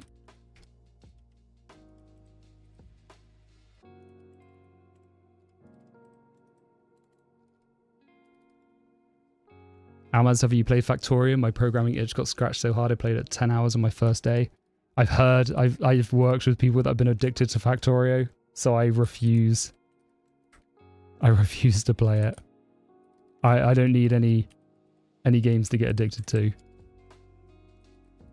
Because I will, and then I'll end up streaming Factorio instead of actually doing anything else. Cream pie. No, Carl. Naughty. Nixberry, that's a bit more safe for work. Cream pie. Carl. Pie boy. Yeah, pie boy was kind of good. Sorry, plosives. Nixberry we'll go with though. I mean, we can still call this Pi Boy. We'll just have Nixberry as the actual host name. Dreams of Factorio. I mean, I would stream video games all day long, and I'd probably hate myself if I did it. I don't know why, but I just have conditioned myself to not want to play video games, even though that's kind of all I really want to do in life. But I don't. Which is kind of ironic, isn't it? This is not x86. This is A Arch. A Arch. What is this? That's not right.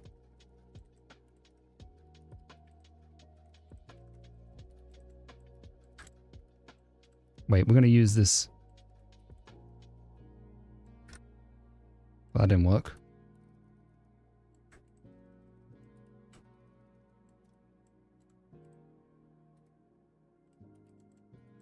We're going to get it. We're going to get it. We're going to indent this using block mode.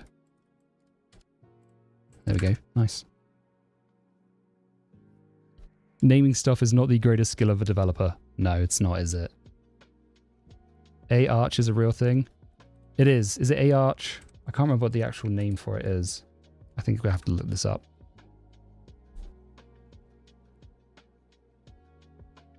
Might be in the hardware configuration.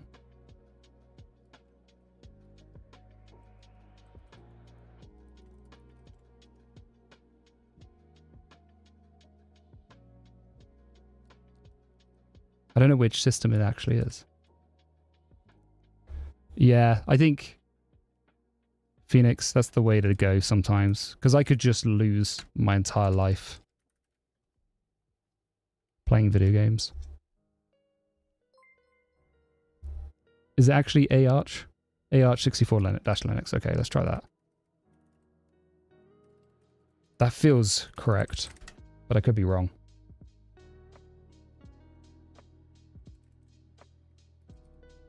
What's it like using NixOS coding Synapse? I really enjoy it. It's fun. Definitely a learning curve, but I think it's worth it in my opinion.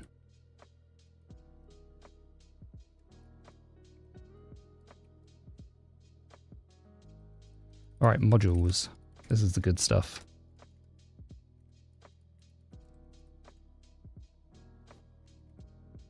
/etc/NixOS. Wait, we're in here, so we can just do hardware configuration.nix and then configuration.nix. Thank you for the follow coding Synapse. Do you make a separate config thing for each programming project? What kind of config thing?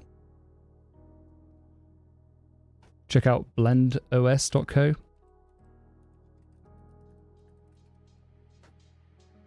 BlendOS, Arch Linux made declarative, immutable, and atomic. Interesting. Somebody else sent me another one of these today. I'm going to save this because I'll check it out.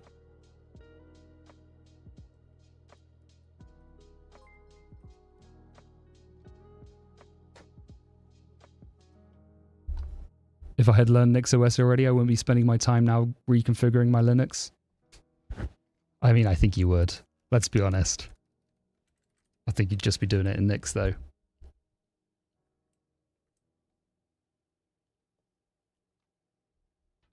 What would Atomic be? Atomic, I guess, like either it updates or it doesn't. That's my impression of Atomic. You wouldn't have any partial updates.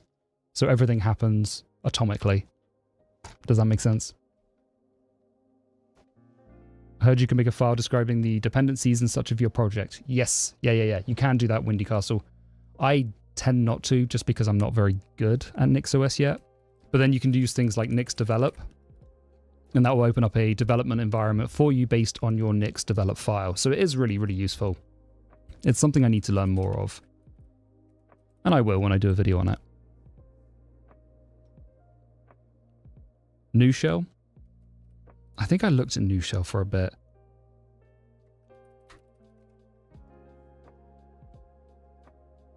Yeah, I have seen new shell.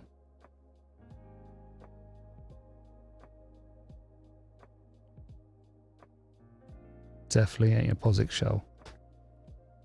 I think if you're enjoying it, keep on with it. In all honesty.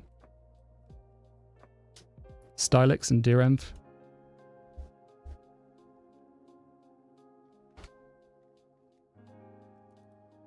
Let me take a look at these.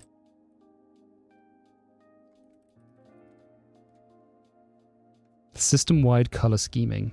Okay, that's pretty cool. Let's add this to the bookmark. And then what else we got? Neovim. Yeah, somebody mentioned Neovim to me recently. Oh look, they load 12 AX environment variables. What? Use case. Load secrets for deployment. Augments existing shells with a new feature that can load and unload environment variables depending on the current directory. So is this like... Okay, so it's like a .env but for your directory. Neovim. Not bad. I actually have a video about Neovim's or .envs coming soon.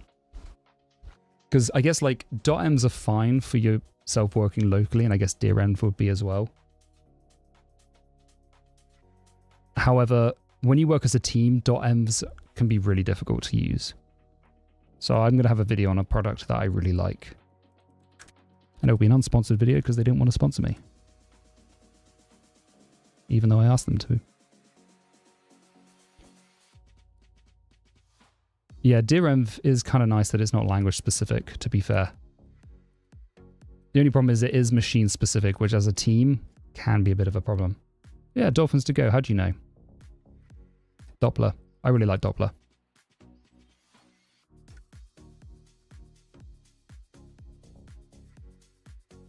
Doppler is hands down.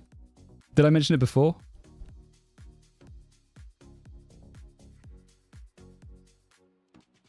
Or have you used it? Hands down the best solution I've ever seen for dot files.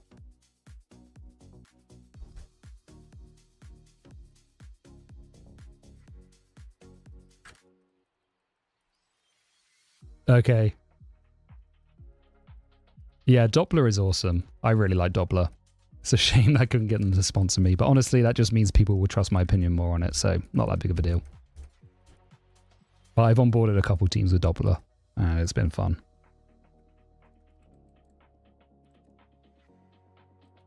All right, let's see if this works.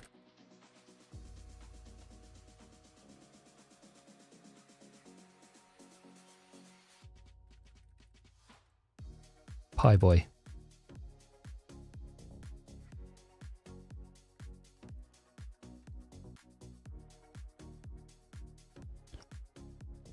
Bitwarden. So like, can Bitwarden do .envs though and sync with, like, so okay, with Doppler you can do like, okay, how do I explain it? My voice is similar to that of Fireship, really? I think we have very different accents. If you're a fan of my channel, that's my Fireship impression. I guess it is kind of similar. But yeah, Bitwarden, I think Bitwarden's fine, but Doppler itself, you can have it sync to Kubernetes, you can have it sync to AWS Secrets Manager, you can have it sync to your EKS, ECS, whatever. It's pretty awesome. The sound of the voice is another. I guess the cadence as well. Fireship talks quite quickly. But accent is one thing, yeah. I'm good at like doing impressions of people as well, so that can sometimes help.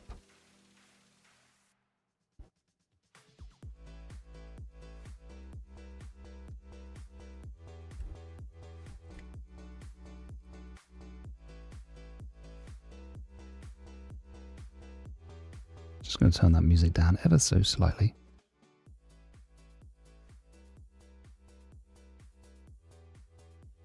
You probably don't need much secrets as iOS developers. That's true.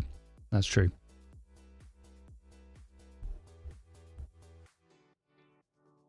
I don't think there is anything as such as secrets for iOS developers, unfortunately.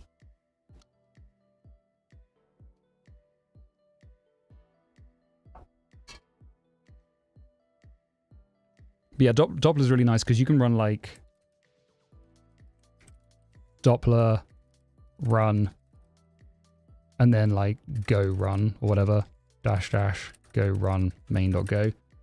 And if you've got it configured set up for that directory, or if you can configure it yourself, it'll automatically inject those environment variables into your project. Docker, yeah, it's close to the word Docker, Doppler. Doppler. Doppler's pretty awesome though. For a team, it's great. We use it for Firebase service accounts and App Store Connect API keys. Yeah, that makes sense.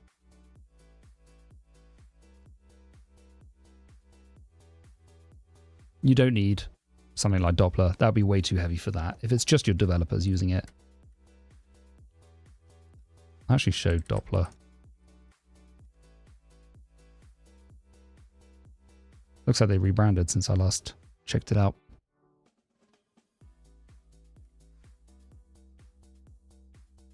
There you go, Arthur. Yeah, you got it. It's pretty awesome.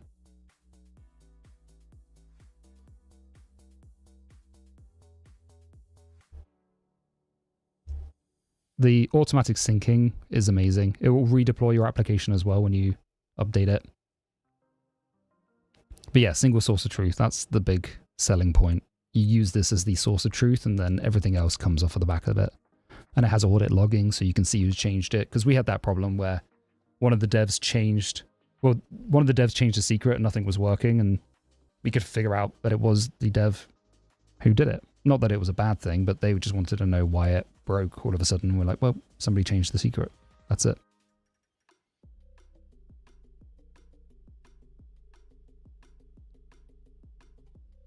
It can put secrets in GitHub's repo secrets. It can, Almaz. Yeah, that was one of the big things we had. It does it in a bit of a weird way, but it can sync them to GitHub secrets as well, which is another problem a lot of the developers had. Like, there'd be secrets in GitHub and nobody would know what they are because you can't access them ever again.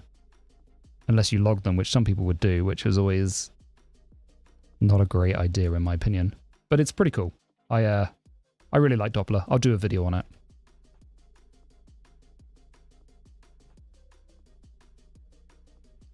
I should switch from Firefox because they are removing ad block.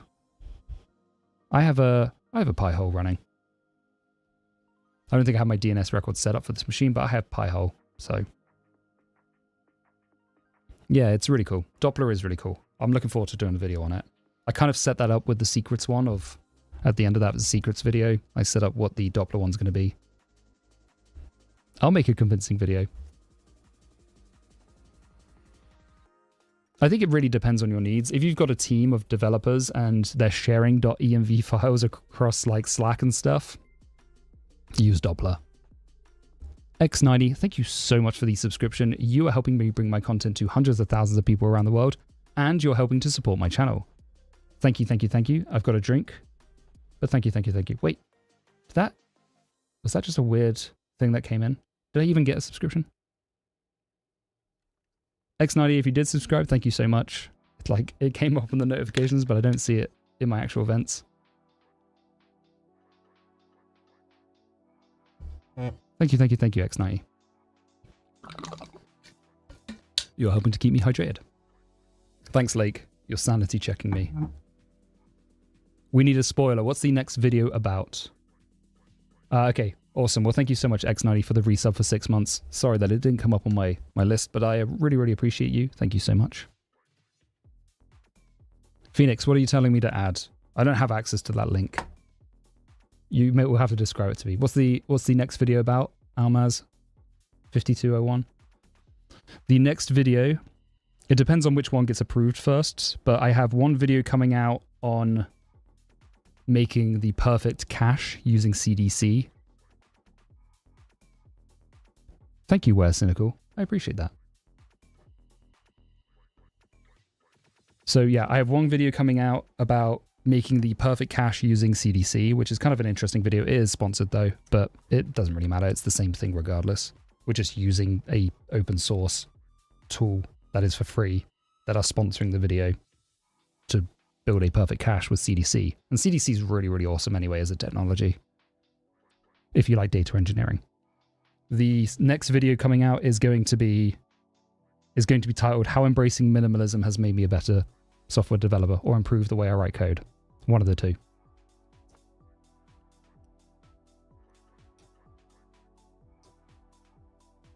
All right, Phoenix. I'm going to open this up on another window, but what is it? FCF tab? The FTB tmux pop-up option. Yeah, so I actually did look at this during my tmux video. I will add it in and take a look at it, and I probably will take a deeper look, but I wanted to keep that video not about tmux, but I should add it into my main config. Twitch censors their nickname. They're not online though, I don't think today.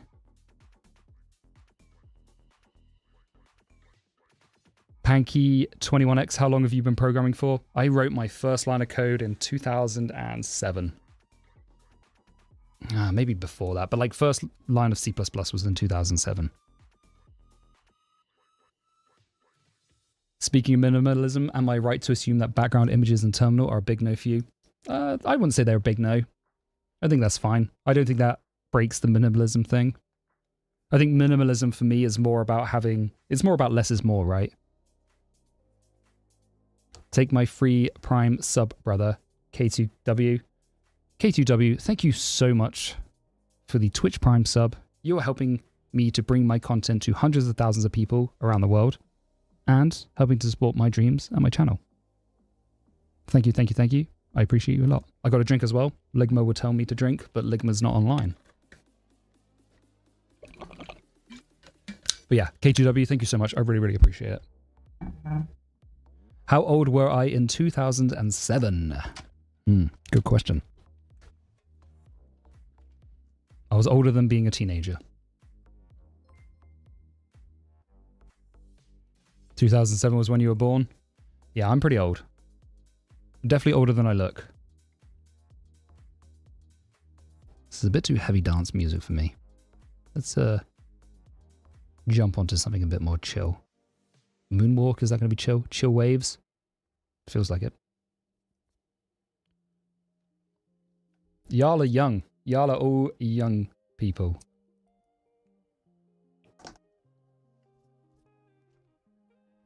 Well, I'm an old man, basically.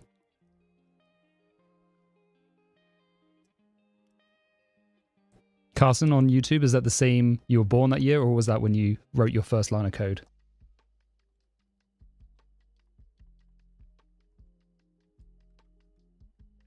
What's my typing speed? Terrible. Should we give it a go? My typing speed, I think on like a good day, I'm going to get rid of the punctuation. Let's do this.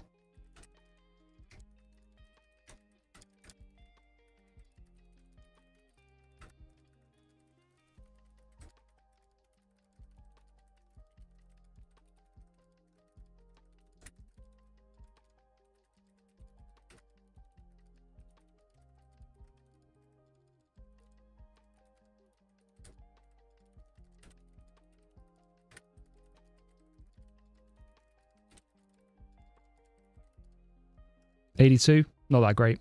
Oh, I made a few mistakes in that one as well. Thanks, Arthur. See, yeah, I often get mistaken for being a lot younger, or for being younger than I am. 60-second is a better measure, but that's way too much pressure. First line of code was in basics. Basic? Well, I'm glad to hear that, NixOS, by the way. Have I been sponsored by Code Crafters? Code Crafters reached out for a sponsorship, but their CEO was doing some really shady stuff at the time related to like Rust documentation. So I backed out of that. I think they've got a cool product, but I didn't like the shady marketing tactics that they were doing. So for me, I didn't want to associate with it. Maybe if they like apologized, or if people seem to have moved on from it, so maybe now, but at the time, it was like they just kept putting links to code crafters everywhere, especially within like free resources and stuff. Yeah, I'm really slow at typing, but I can't spell very well, so that's part of my problem. And I only really learned to touch type in the last year. I used to have a really janky hands all over the keyboard typing. Panky21X, what advice would you give me, a beginner web-based backend dev growing tired of Java and the domain in general? The whole framework-heavy, REST-abusing monotony. I mean, that is part of the... I guess the only advice I would give is if you're paid well, then look for satisfaction elsewhere, in all honesty. As much as that sucks, you could find and get a lower paid job if you want to, but I don't know if that's even better.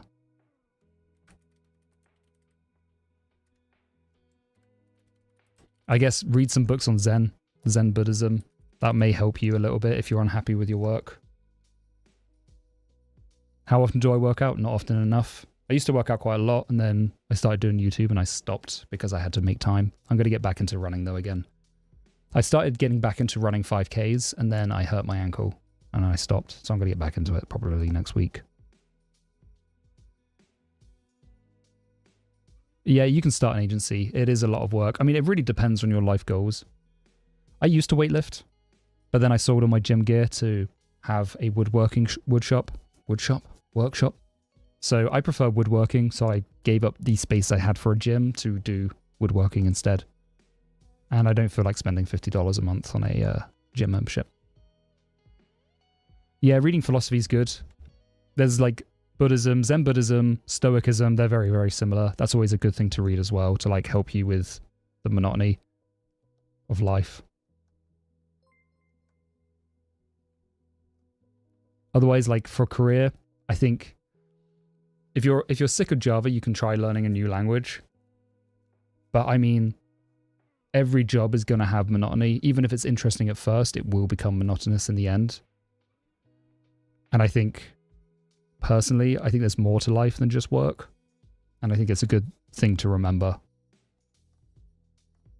Especially in software development, it feels like a lot of places want you to be writing code as your entire life. And I think that's not the right attitude.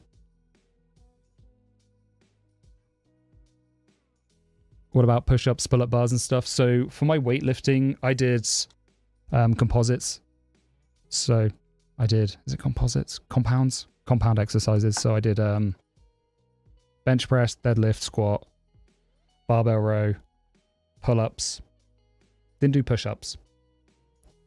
Pull-ups, dips. Anything that worked at least 2 core muscle groups. Yeah, Eastern philosophy is interesting. Stoicism as well is a bit more Western. Very similar to Zen Buddhism though.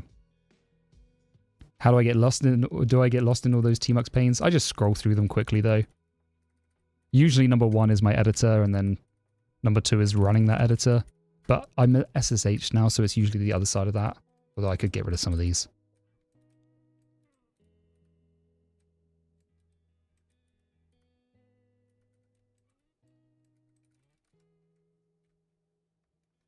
It is Tmux, yeah. Yeah, deadlifts are awesome. Working on muscles is very good for your health. Yep. Exercise is very good. You should definitely exercise. I need to get back into it. I've got like a mini gym in the house.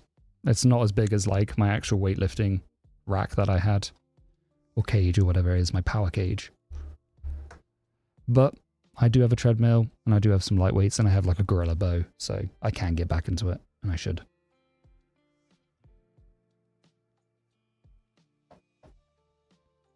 ZellyJ, yeah, ZellyJ is not bad. I think it's, for me, it feels like the nano of terminal multiplexers. And again, it came out before I was used to Tmux, so I just used Tmux. Climbing's really awesome. Climbing, I mean, you probably know this better than me. I used to do climbing when I was younger, but climbing is very much about problem solving. So it's kind of nice because you have that mental ability of like, how do I solve this problem of getting to the next step, I guess. I used to do climbing and abseiling when I was younger.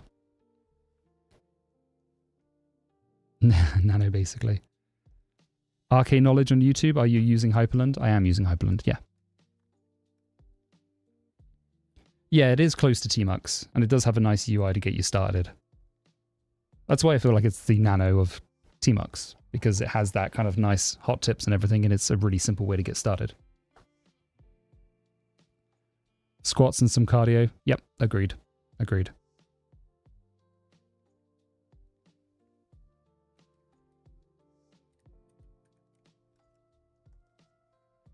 One arm pull up. That's pretty impressive, Phoenix. How much do you weigh? 170? That's a very, very impressive pull up. More like Lazy Vim? I'll give you that.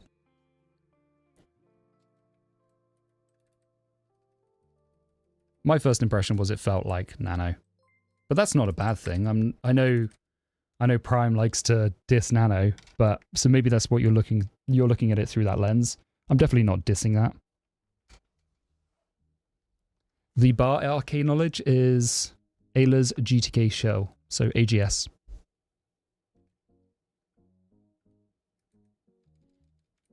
i3, you should try Sway if you're interested in Wayland, because I think i3 and Sway work the same config. i3's okay. I've never really got into i3. It could be because it took me a while to get home run mods.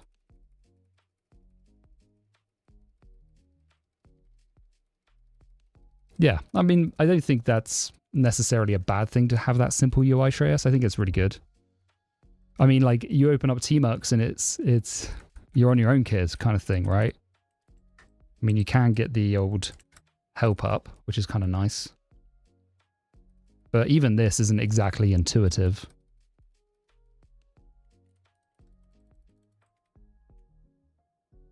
Yeah, Tmux UX is horrible out of the box. Once you learn it, though, it's pretty great.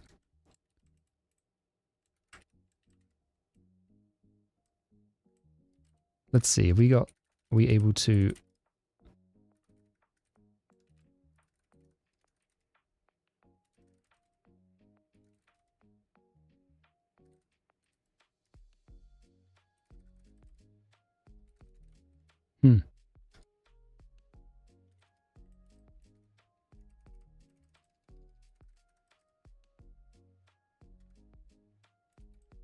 Okay, yeah. There's no password entry, that makes sense.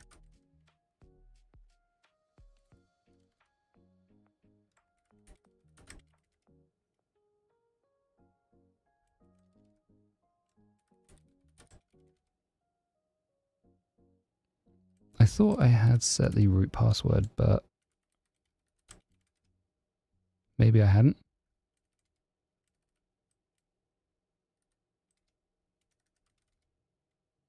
I don't know what the password is.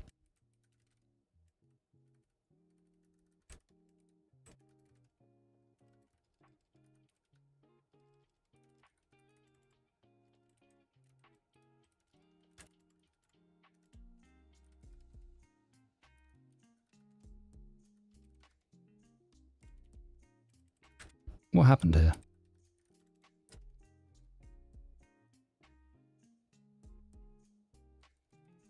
We got Neovim, we got Tmux, but it doesn't seem like they're actually installed.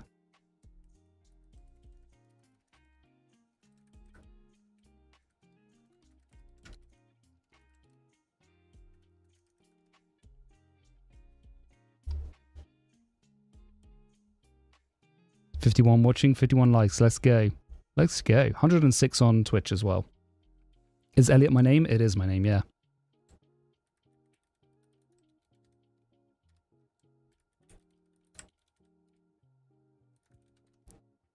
Okay, so that says it did switch.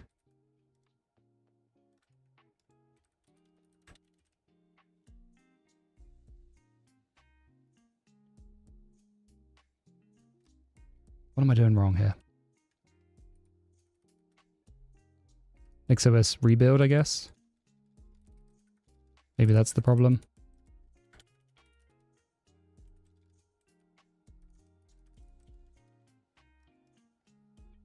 Pi boy, yeah. Favorite non-fiction book? That's a good question. I guess, like, what category? Just self-help or history or software development?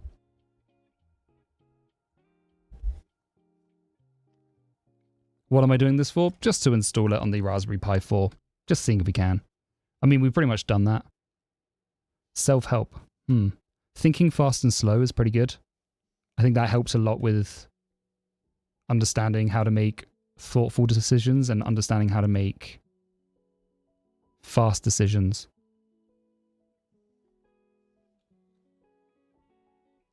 Yeah, thinking fast and slow is pretty great.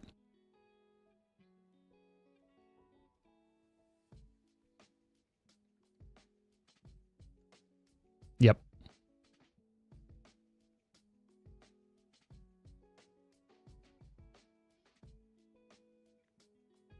Bill Bryson books are good as well.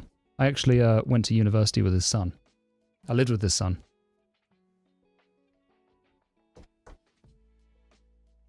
Just to, you know, do a bit of a name drop.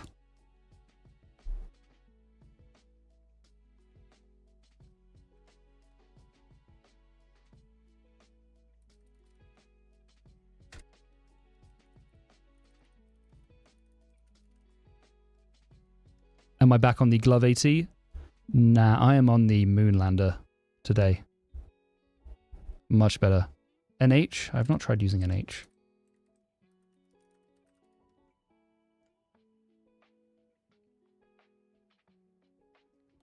What is NH? Let's take a look. Is there something else I'm going to have to bookmark? Sapiens is a nice book. Yeah, Sapiens is a good book. Does Nix Package Manager work for Arch? It does. It actually does, yeah. Okay, nice. So this is like a re-implementation of commonly used commands. This is pretty good. I may have to give this a go. Y'all are just giving me so much video content. I don't know how I'm going to keep it up. I'm going to have to like hire somebody to just edit constantly.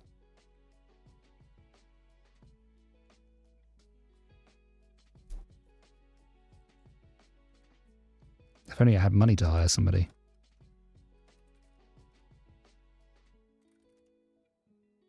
I have no name. Okay, let's set the host name. No, don't stop.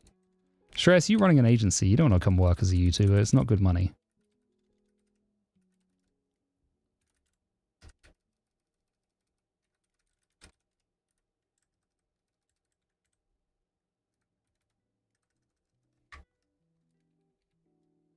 Nix YouTuber? I'd love to be a Nix YouTuber.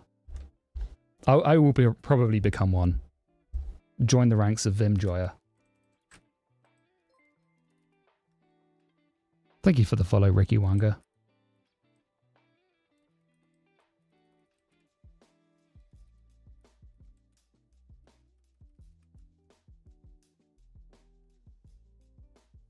NH looks pretty interesting there, Red.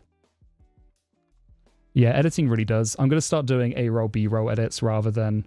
So the way I used to do things is a little different, but I'm just going to try to improve my workflow. So it's going to be pretty much getting the script correct first of all, which is my hardest part because I will redo the entire script. Then doing A-roll where I just sit in front of a camera and film myself. And adding in B-roll afterwards, I think. So just try to do it like the pros do. Snowy FN, what's the point of NixOS? It's if you want a reproducible... If you want to configure your entire operating system using a configuration language, and you want to make sure that it's reproducible and you can use it whenever you want on any machine, and if you want to be able to roll back to any state you previously had, and if you want to make sure it's committed as code, yeah, there's a lot of benefits to it. Did you look at the Fireship video about how he makes his videos? Yeah, I did. I think he does very similar. He does the entire audio and then goes and makes the video. But for me, like, I mean, I guess my videos are different from Fireship's because mine are more. So my problem is I will write the script and then I'll film the audio and then I'll go and actually do everything I want to do in the script, but that changes quite a lot because sometimes I'll encounter better ways of doing something, or like I'll find a new package. If I'm in, like, say, the Z shell video, I found the FCF package and did a whole lot of things there. So I had to re-record a lot of it. So my problem is I'm just not structured at all. I need to basically I need to do a lot of more planning when it comes to my videos and actually have them in a good spot. Then I can just do the entire production and it doesn't change throughout the production. But unfortunately, it does at the moment. My planning and production are kind of one and the same. I'll also re-record things if I don't think they sound good at all. But that only happens at the end when I'm watching it back through.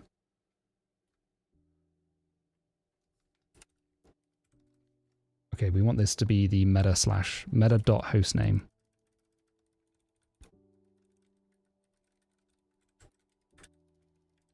And I guess we can get the meta imported in.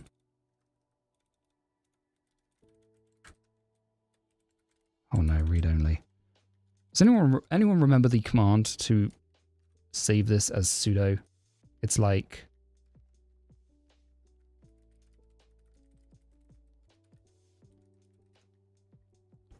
Snowy, you do your video animations by hand? I suck at it, that's why I don't have a channel yet. I do most of my video animations by hand, yeah. A lot of them I already have, so I just reuse them. This is the command.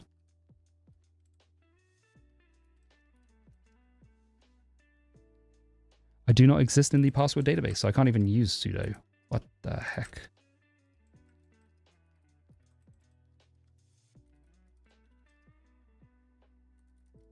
Oh, have I like booted myself out?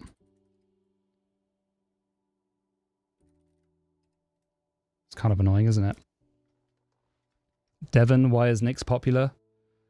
Because I think it gives you the ability to configure your system using code, which is obviously what we like. I don't know what to do in this. Let's see. I should have... But I don't have a password for this.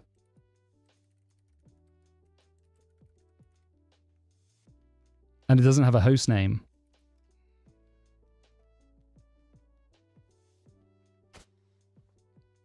Are we bricked? There's got to be a way. I just need to get the IP address. I can actually do that this way. We're so over.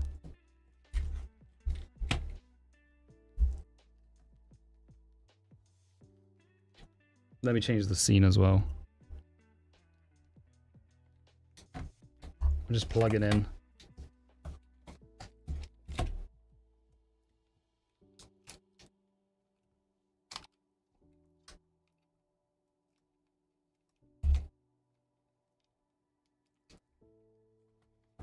No host name.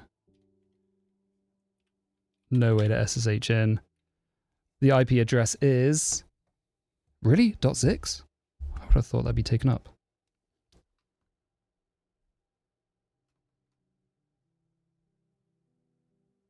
It's alright, we can get back in.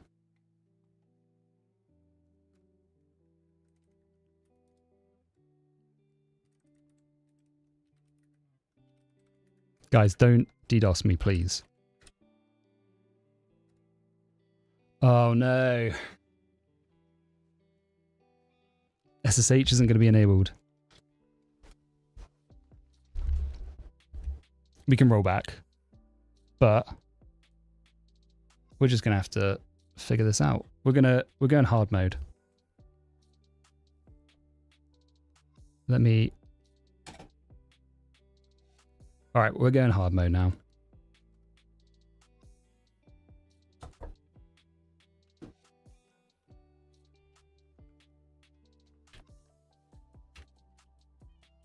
You got my IP.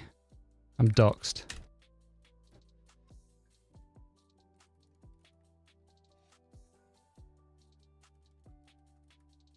Oh, I don't like this. Let's try rebooting.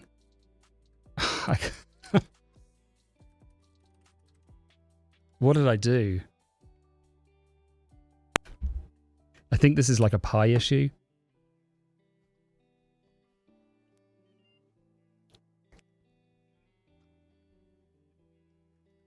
Hopefully we can fix this.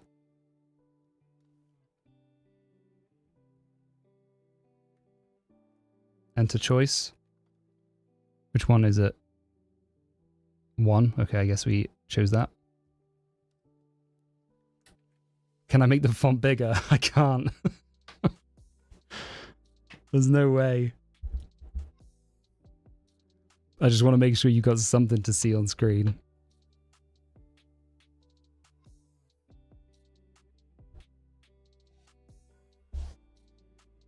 Set font D. Let's just see if I can actually get in. Okay, I'm in as root.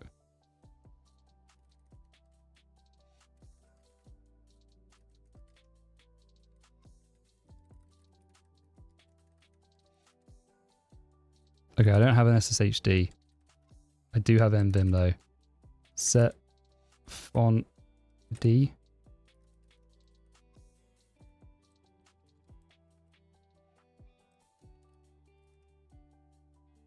Set font don't work. All right, let me just get SSHD figured out.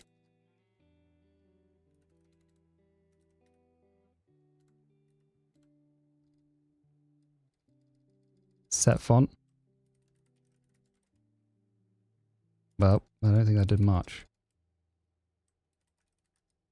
Just, it did change the font, but I don't know if it changed it to anything else. Is it safe to run random Nix flakes? I would probably at least read them before just running them.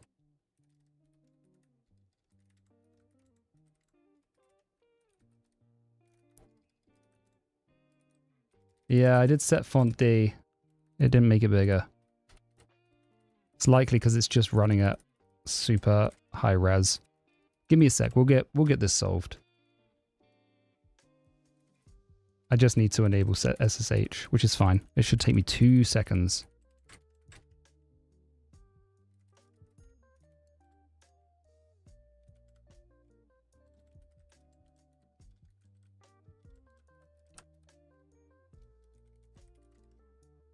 All right, we're rebuilding.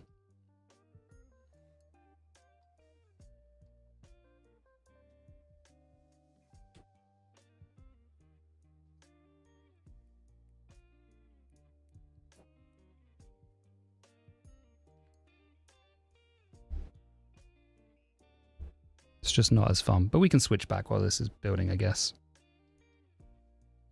Wait for it to get done and then...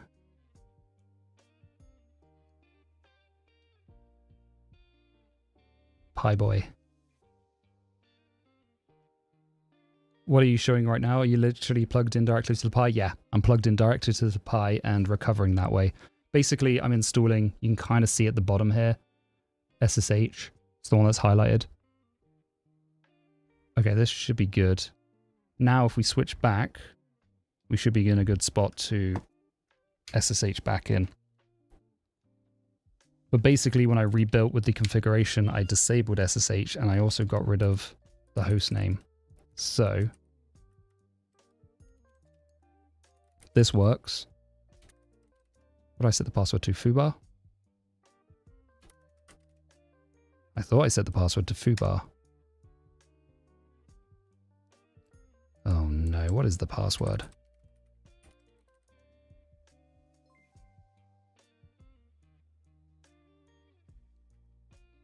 Wait, why were they never denied on those ones? Okay, so now we just got to figure out how to set the password.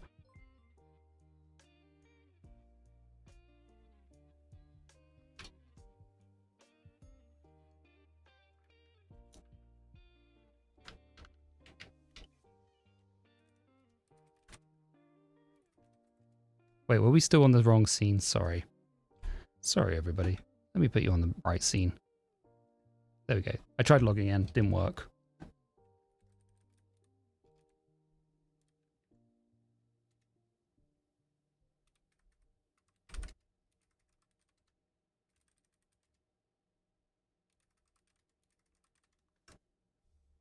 All right, this should be correct.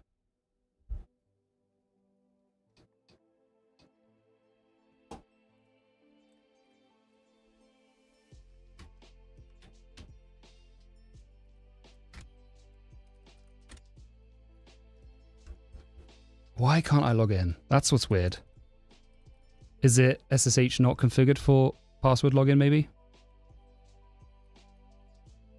Because that feels a bit strange. Permit root on logon? Is that what the issue is?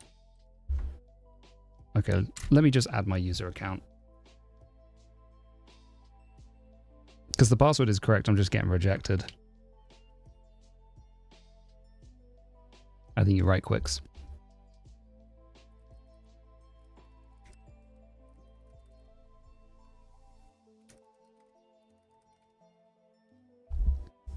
All right, let's see if we can just log in with the user account rather than with root.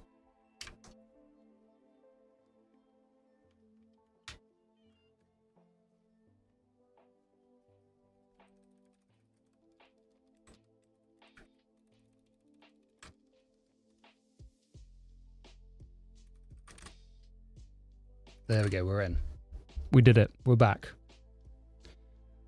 Did I remove a user? I think it automatically removed my NixOS user from the installation, which I guess is one of the weird quirks of the Raspberry Pi, because you kind of boot into a instance, which I guess is like the installer. Well, we're so back. You're right, Shreyas. We are so back. We have a host name of NixOS. Weird. We have tmux, which is great. We also have unconfigured tmux, which isn't so great. So I'm going to go back to the configured one.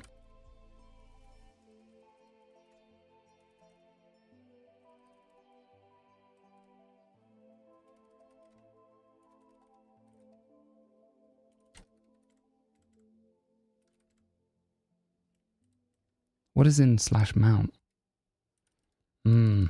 Interesting.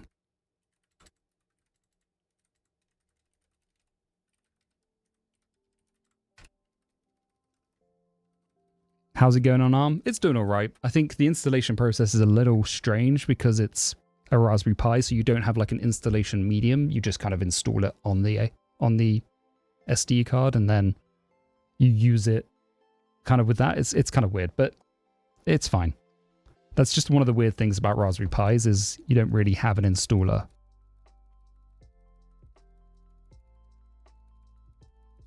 Wheels, so we should be fine. We got packages. Neovim tmux. I mean, there's not really much more to do apart from just set up the system, but this is working pretty much okay. Nix shell.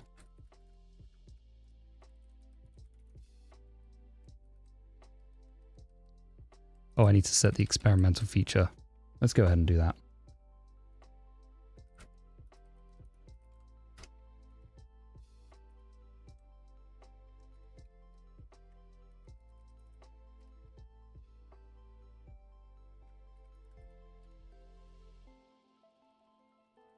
We'll set the host name.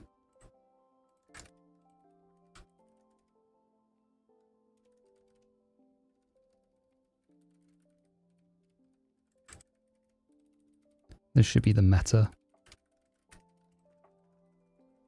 Nixberry was that? I think that's what we called it, right? Then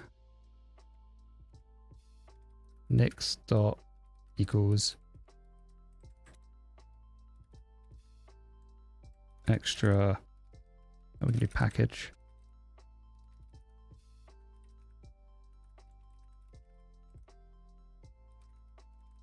Extra options equals dot this. Oh, we'll look at chat in a second. Sorry, everyone. I just want to get this in a good spot.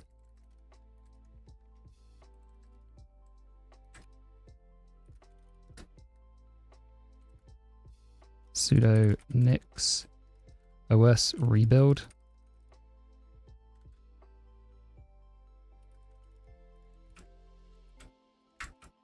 Piboy switch. All right, cool. When NixOS video? Soon, I think. Let me scroll through chat.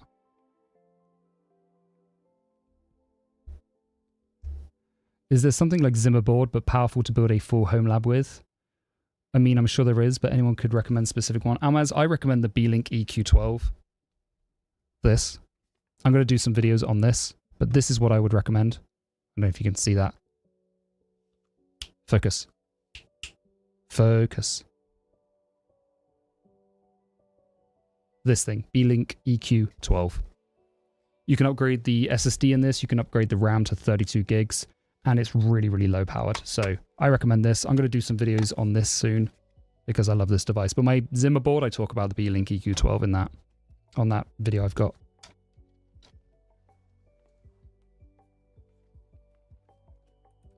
Did you know NixOS rebuild build VM? That sounds cool. So I guess it builds a VM for you.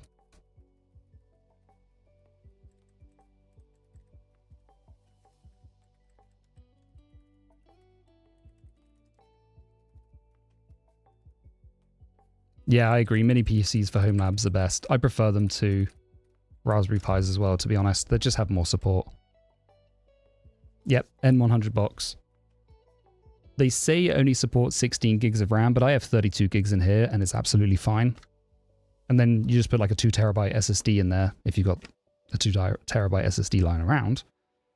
And pretty great. Yeah, more upgradability. And the best part, I don't know if you can see that. I've got to hide my face, but 2 Ethernet ports.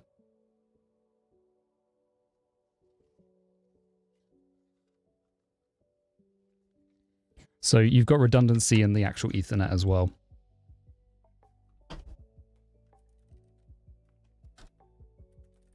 Yep, you could use this as a PF Sense if you wanted to, which is pretty nice. Use it as PF Sense, USB-C for internet. Can't plug in HDD? No, you probably can't. I don't know if you can actually plug in a SATA. No, you probably can't. Maybe you can. I need to open up and take a look. You can do that with the Zimmer board. Yeah, if you need more in the cluster. I have 3 of these. I'm going to do a video on them, but these are awesome. A little bit pricey, but like on Amazon, you can usually find like a $50 coupon. So they're like almost the same price as the Zimmer board. But are they suitable to work directly on? I've never tried it. Maybe like light software development. I wouldn't recommend it for building Rust though. You're better off with one of the Ryzen 7s.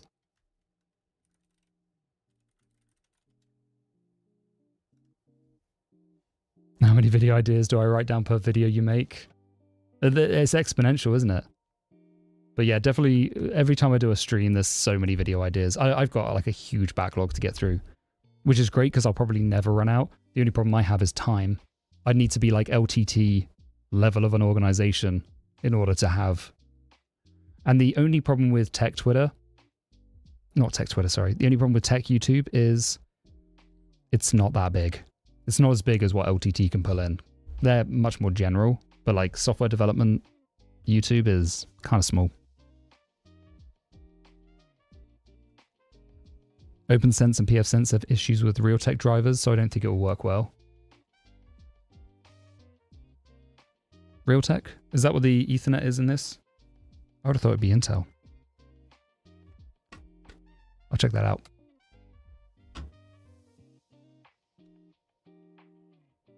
Yeah, that's pretty good.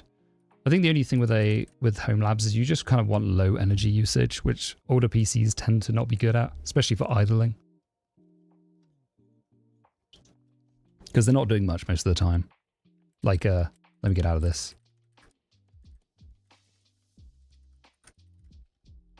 I mean, yeah, my cluster at the moment is probably using less than 10% CPU, but the memory is the main thing, as you can see. Memory is always the biggest thing when it comes to home labs. Which is why I went for that. Seems like I had the wrong perception of how it all works. Is there anything pre-built like those boxes, but to work directly on? I guess at that point I'm asking for a PC. Yeah, you're probably asking for like a mini Beelink PC. Let me open up. So on my Arch install one, I installed a Beelink on there. They do have some issues. But I just use a mini B-Link PC for all my Arch videos, actually. This is all just on a B-Link. So let's have a look.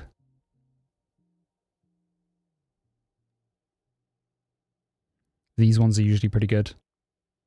The SER. So this is, if you just want like a little mini software development machine, they're not cheap though, that's the thing, but these are pretty great. They're low powered. They usually use like laptop CPUs, which makes them so low powered. But these are pretty good to use, to be honest, and they are upgradable. If you just want one of those, this is what I would use. Yeah, 20 watts won't hit the bill that much, but 3 times 20 watts starts to add up. It's not huge, but depends where you live. Squishy Tomato, not to be one of those again, but what video editor do you use? Have you tried programmatic editors like Remotion? So I use DaVinci Resolve, and then for like motion stuff, I use After Effects. I have tried programmatic editors like Remotion. I've also tried Motion Canvas. They are really interesting for what they are, and I appreciate the work going into them. The amount of effort it takes to program, to like actually programmatically create things compared to using a GUI or WYSIWYG editor is phenomenally large for some reason. It just takes a lot longer to actually code animations. The benefit of those tools I can see as having programmatic or parametric animations. So you define your animation and then you have it in a way that you could just rebuild it with parameters. If they could add better support for that, then I think they would be much better. But they're kind of not there yet, in my opinion. That's where I think they have strength. Unfortunately, you can still do that with After Effects though, so that's kind of where I lie with programmatic editors. It probably is a JavaScript skill issue. I tried installing NixOS plus Emacs, and the exact same configuration on NixOS was very slow and extremely fast on Arch. Interesting. Interesting. I wonder why. Download more RAM.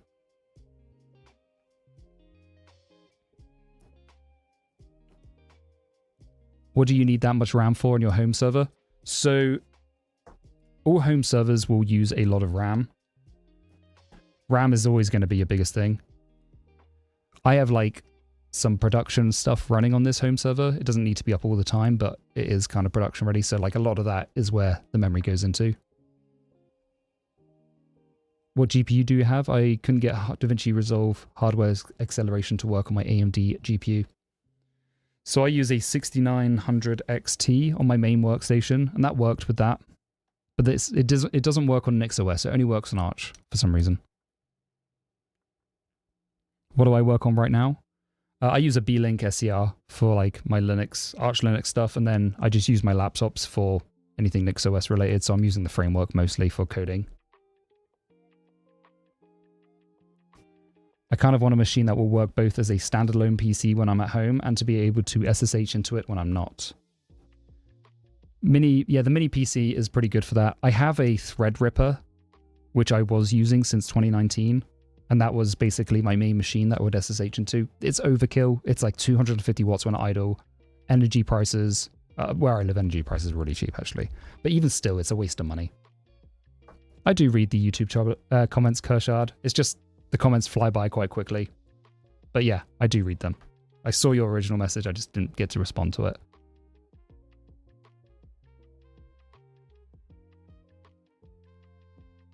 And no, I haven't found any resource for Go concurrency yet. What's my opinion on Zorin OS? I did have an opinion on it. I think Tech Hut did a really good overview of Zorin OS, or another Linux YouTuber.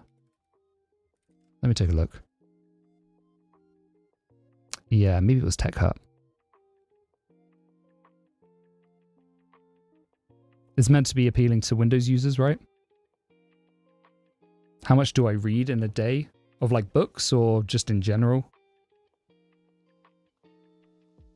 I tried NixOS, had some problems understanding flakes in Home Manager. I'm not sure if rebuilding my config NixOS folder or etc/NixOS folder. I mean, that's a really great question. Definitely something to be confused about at the start. I think you can have your Nix configuration anywhere.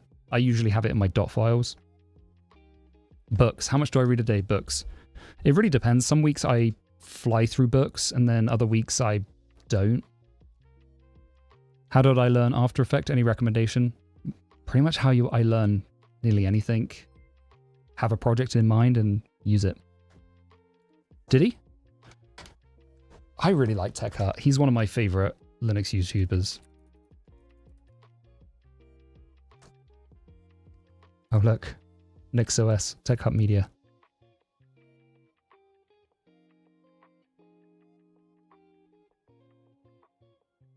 Not even subscribed on my personal account. That's terrible, isn't it? Hey, yeah, nice. Only 13k views, that's a travesty. Go watch Tech Hut, everyone. He's awesome.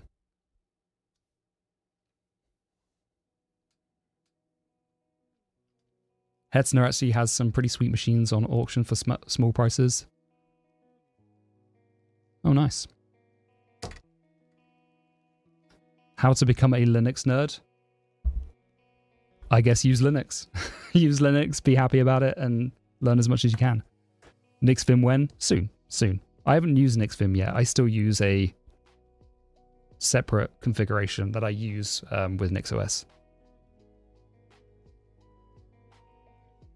Ask the NixOS community in some Discord or other chat room. What do you mean by that, Phoenix? What stage are we at on setting up the NixOS on Raspberry Pi 4? We are pretty much done with that. It is working. And then you would just configure it how you want to. But this is the NixOS Raspberry Pi 4. Let's see if we can get fast fetch running.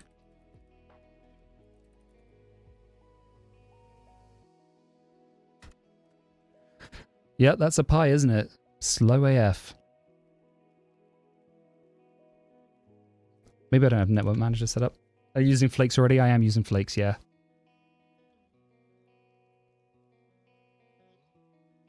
Thanks, Kushard. I would always suggest channels I like. There's some really great YouTubers out there. Always happy to suggest them. Never be envious of good ones. Never be envious of bad ones either, really.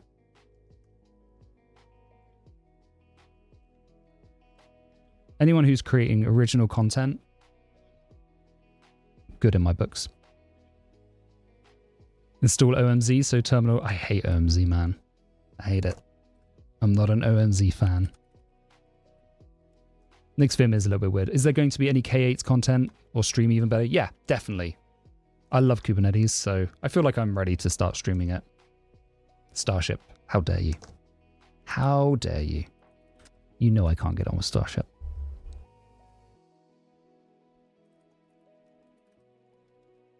Starship is cool, don't get me wrong. It just doesn't have a transient prompt. That's my only issue with it. But it is cool. If they add a transient prompt in for Z Shell if I move to fish, or if I move to fish, then yeah. Kashad, I have not tried Asahi Linux. It probably is faster. Hey, noob question here. In order to add a new package, you have to rebuild the Nix image. How long does it take?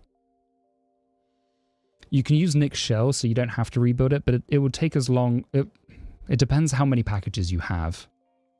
But you can use Nix Shell. So like here I just use Nix Shell. And now I have fast fetch.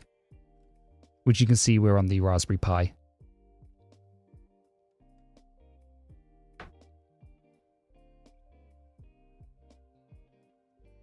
What stops me from using fish? Mainly the POSIX. POSIX compliant. Does Pi4 have an MPU? I don't believe so. You can't use the SFZF tab in fish shell. That's a big consideration. Yeah, Starship is blazingly fast, but it doesn't have a transient prompt. And also, Go is not exactly unblazingly fast. For most workloads, Go is pretty fine, which is why I don't mind Oh My Posh. MPU, I'm guessing it's a neural processing unit for AI, but no, it doesn't. It was way before kind of the AI craze. Yeah, Go garbage collection is pretty awesome. Like, there's very few cases where you will need the level of performance that Rust gives compared to Go, in my opinion. There are times you absolutely do, and you do need that deterministic runtime, as deterministic as you can get on a computer. Yeah, it doesn't have much of a CPU. What is the transient prompt? So let me show you. So this is like a standard prompt. The prompt persists between each command. The transient prompt is, you'll see that the prompt condenses down. So it's like a different prompt once I've executed the command. It's probably easier to see that if I enter into a larger. So you can see I have my full information here. If I do pwd, ls, who am I? You can see that now my prompt condenses down each time. So it allows me to draw my eye to my current prompt, which is why I prefer it. What is POSIX for noobs? Oh, what is POSIX for noobs? Okay, yeah, POSIX is, I'm going to just show you. It's a standard operating, it's a set of standards for communication with different systems, I think. Portable Operating System Interface is a family of standards specified by IEEE for maintaining compatibility between operating systems. There you go. That's the best definition, and better than I would have given off the top of my head. But whenever you use like setting an environment variable, like export foo equals my env-var, that is like a POSIX thing. P thread, like different threads, when you use POSIX threads, that's POSIX as well. It's like a very broad subject. But if you use fish, that's not how you do environment variables. Fish is slightly different. You have to do something like set IE or something like that. I can't remember how you do it in fish. Houston, Rust when you need to be correct, Zig when you need to be fast, Go when you need to iterate fast. Yeah, 100% agree. I think that's a really good summarization. Elvish is also a cool shell. Elvish is, yeah. Okay, RK knowledge, please don't ignore this one. I'm not ignoring. I wanted to use AGS with Sway for workspace indicators. I'm sure you can do that. I don't know. I've never tried it. But I think it's only for Hyperland. It might be.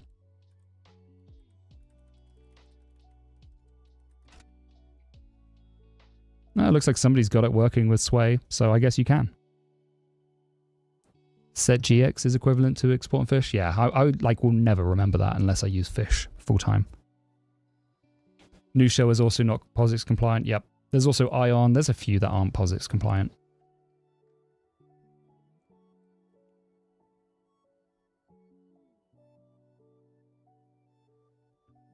Yeah, Z shell is pretty nice. Z shell is like a really good kind of in the middle. Hey, look, the music is Dreams of Code Dev Twitch. There you go. That's my Dreams of Code. That's my username on Twitch, by the way, everybody. I like Python when I have to release something fast. Yeah, Python's pretty good for that. I like Go for fast, rapid prototyping, I usually call it. Oh yeah, compiling in Rust is terrible. Yeah, it's probably the slowest one, isn't it? I mean, compiling in C++ isn't much better either. Go is the new Python? I think I'd agree with that. Although Python still is king for data processing. PySpark is pretty incredible. Swift. Swift was the problem with Swift is it has to support Objective-C. And yeah, Clang is slow. Does it work with Tmux? Does what work with Tmux? Fish? Yeah, Fish works with Tmux. Which front-end framework is your go-to? It used to be Vue. But now I tend to just use, again, keeping with the minimalism, I try to use Go for everything these days. So if I'm going to build something, I'll build it in Go. That'll be in the video, though. Try compiling C++ with linting. Yeah, that is slow.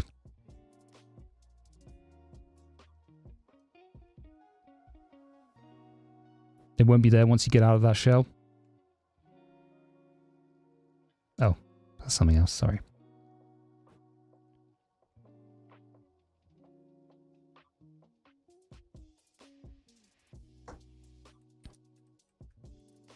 So yeah, you're talking about NixShell. NixShell is kind of, so like fast fetch exists at the moment because I've created a NixShell with it, so I've installed it temporarily. But once I'm out of here, if I type in fast fetch, no, command not found. Go plus HTMX. Yeah, I like HTMX. But you don't need to use HTMX, to be honest. Zig comes with a better clang. I need to learn Zig. A lot of people very much rave about it. Did you know NixShell P has tab completions? I believe it.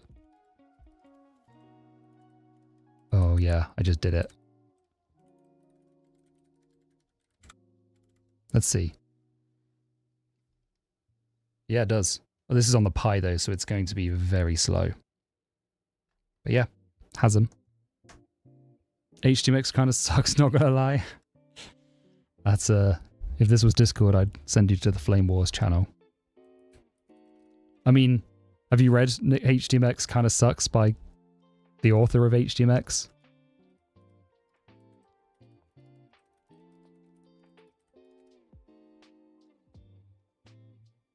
HTMX sucks, there you go. By the author. This is a good read. Even the author admits that it sucks. In a tongue-in-cheek manner. I know it's true. I know it's Shrez, don't worry, I know it's...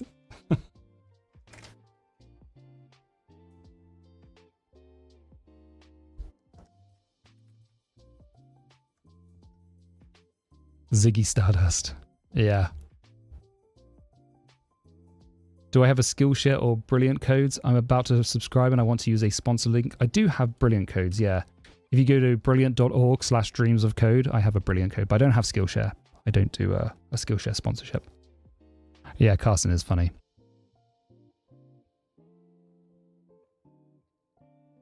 Yeah, I'm okay with vanilla.js as well. I saw a really interesting article about web components, and I may take a look at them. Yeah, Shreyas, you're right. It is not a JavaScript replacement. Nix packages tab. I imagine it does work well. All right. This is what I want to do next. I don't think I got enough time today to do this, but I want to get this installed on my Kubernetes cluster.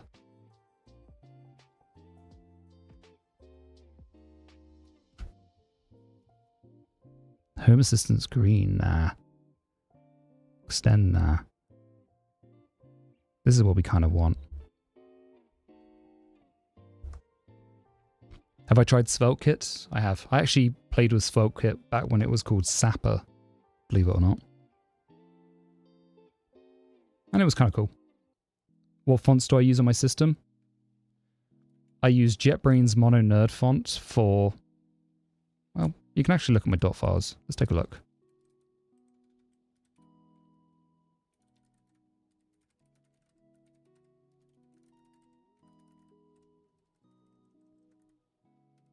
JetBrains Mono and OpenMoji Color. Those are the only fonts I have installed. There you go. Wasn't as good as SvelteKit. Sapper, yeah. Sapper's still around. I thought it basically turned into... I have tried Monospace, yeah. It's got kind of a weird height. Samyak. Eric, what's my preferred IDE? The terminal. The terminal was my IDE. It's deprecated? Okay. I thought it like kind of... Yeah, I mean, you're right. It deprecated. I thought it just kind of merged into SvelteKit, but SvelteKit's pretty decent.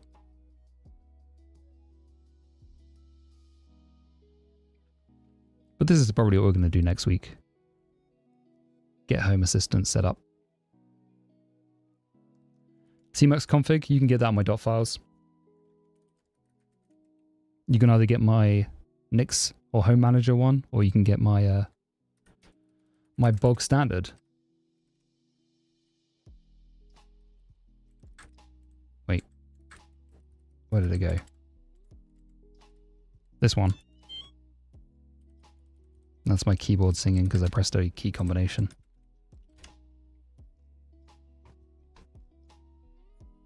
Have I tried dank mono? I've not tried dank mono. Next week you just tuned in? I know, I'm sorry, but we're here for another 30 minutes. I usually stream just a little bit earlier. So you got 30 minutes, Eric, but we did the task today. We got the Raspberry Pi installed with NixOS. Dank mono. That's not too expensive.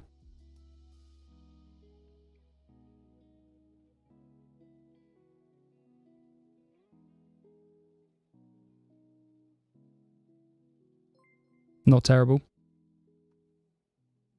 Please Control L to clear the screen. I get that so many times. I actually have felt like doing a video about it. But if I press Control L, do you know what will happen? It won't clear the screen. It'll just push me over to the next tab, next pane. So I can't do it, unfortunately. I have to type in clear. Or I have to press, let's do something else. I have to do Control space, colon, wait, Control space and capital L, I think. Control space, no. There you go, Control space and capital L.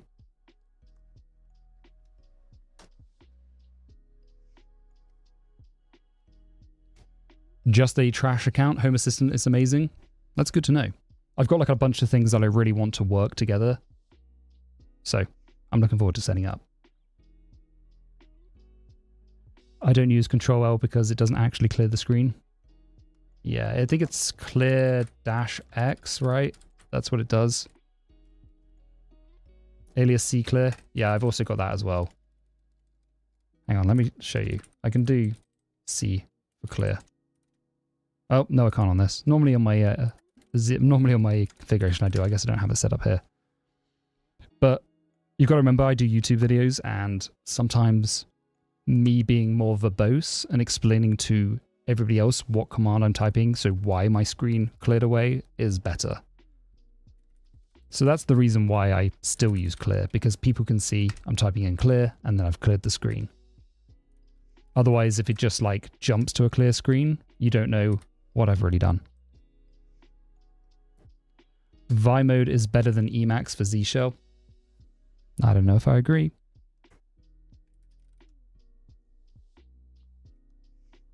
I think Vi mode is great, but I think Emacs mode is better. Which Tmux plugin did you use for the bottom bar? I'm using the Tokyo Night theme, which has that. How about the key press overlay? Yeah, the key press overlay could work. I think it could be a little distracting, so I have to like enable it for things and then disable it, because I don't want it to have like all of the keys I type out. So sometimes when I'm doing like very heavy, I guess, keyboard interactions, I do use the key press overlay, but I don't want it for everything. And I think like just enabling it to show that I'm clearing a screen, I may as well just type in clear, right? Like that is pretty fine. Although it does trigger some people.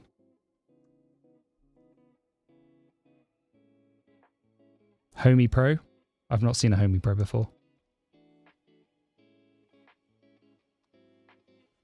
Command K in Mac? I mean, I could always just rebind it to something else if people ever get too annoyed with it. I mean, I still get emails now about it, which is like, it has transcended. When I start getting death threats about me typing in clear, then maybe I'll consider. What will the Pi be used for? Probably going back in the drawer. This was more of just a kind of entertainment thing. Stratocat. The old Pi. I don't really use Pis for home labs anymore. I used to use them, so this is just like lying around from when I had a home lab with Pis, but now I tend to use x86.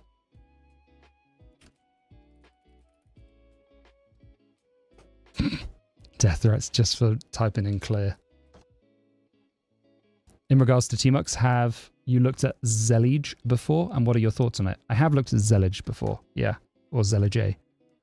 For me, it feels like a very simple way to get started with terminal multiplexing, which is great. But personally, I learned Tmux before Zellige even existed, so I use Tmux. Yeah, it's definitely cool. Don't get me wrong, but Is it much different from Tmux in my opinion? I don't know. Why x86 instead of Pis? So this machine in general is better than a Pi in every way, in my opinion, apart from maybe the form factor. x86 tends to be more supported. We don't really have that much of an issue anymore, but like it used to be very difficult to run a Kubernetes cluster on x80 on ARM because not everything was supported. Isn't fast fetch really inaccurate? I don't know. Let's have a look. Most people seem to use fast fetch instead of NeoFetch because they say NeoFetch is discontinued, which it probably is, but does it need to be continued? Like software doesn't always need to be kept up to date. Oops, NeoFetch. I mean, there's way less information here, right?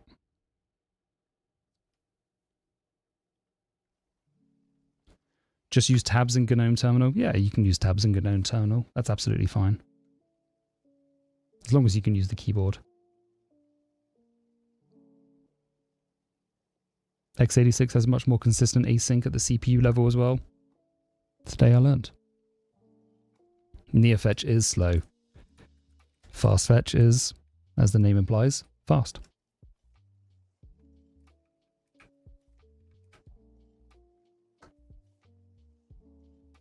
By the way, a big thank you to everyone who followed today.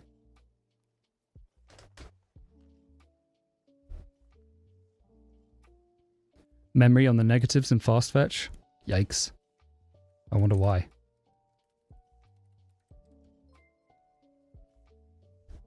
Do run nix run. You don't need to make a shell. Nix run. Let's try that.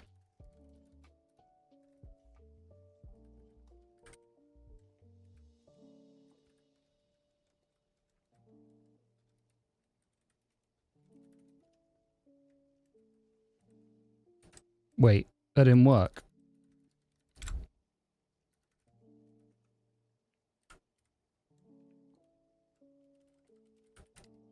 Okay, that did. I don't know why that didn't work. Use slow fetch. That's funny. Yeah, you're right, NixOS, by the way.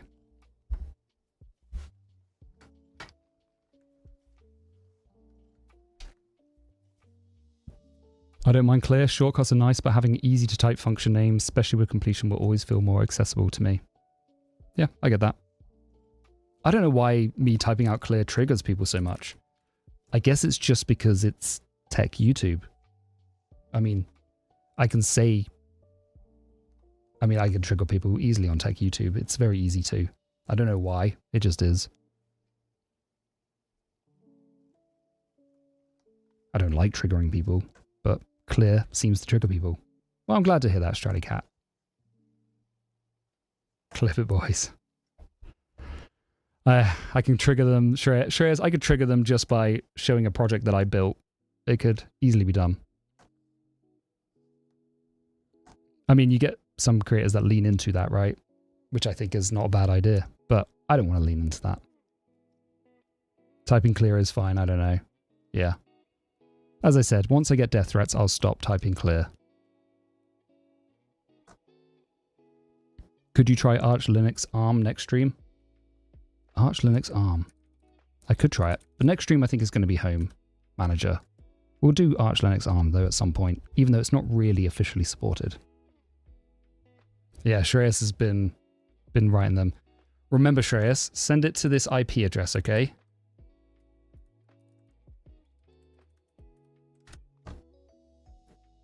This IP address here, this is what you want to send all those death threats to, okay?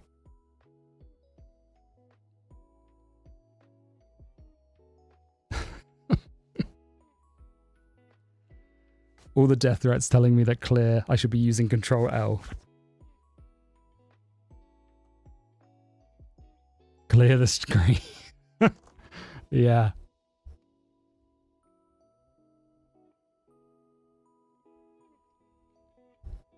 I don't think you're stupid. I think this is the IP you should send it to. Anyone else have an alias for using FCF for changing directories? It's one of my favorite things I added to my workflow the last couple of years. alias for FCF for changing directories. I'll send them to 0.0.0.0.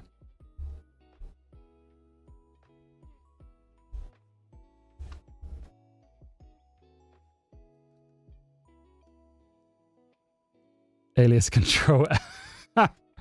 Okay, that's funny. Okay, I think that actually does win. Let's do that.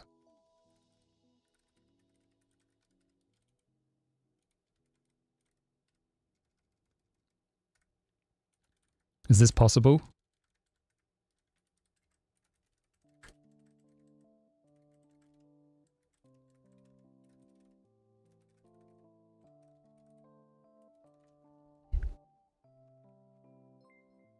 ZI for changing directories. ZI is pretty cool. Zoxide as well.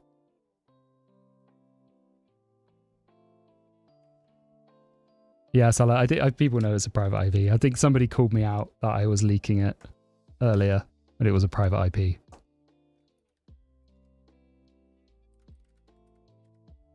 Ah, why does it not work? Maybe I need to open up another shell.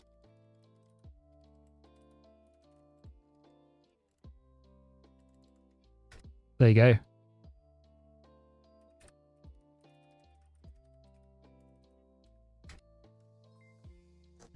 Control L.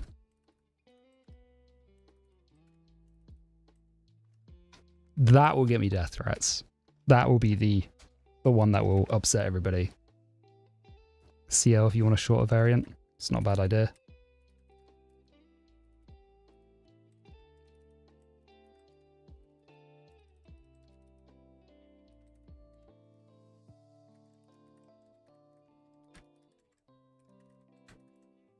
There we go, get some alias chaining going on.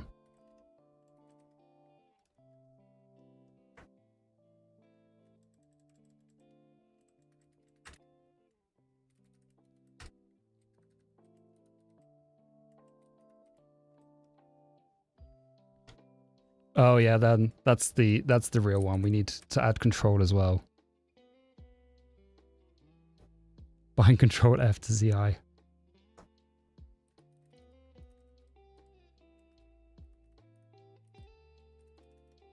Okay, let's also add that one in as well.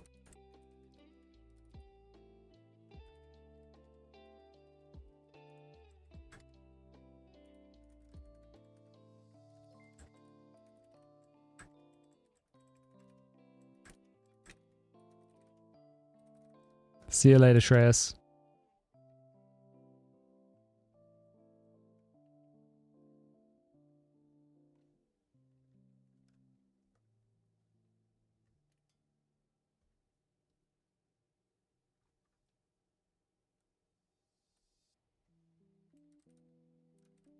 All right, let's see this. We got control L. Nice. That's one. CL. Nice. And then I guess control L. There you go. Perfect. Yeah, I'm gonna make it like a little Easter egg to see if you can spot it. If you spot it, you gotta leave a comment with the timestamp. Them's the rules.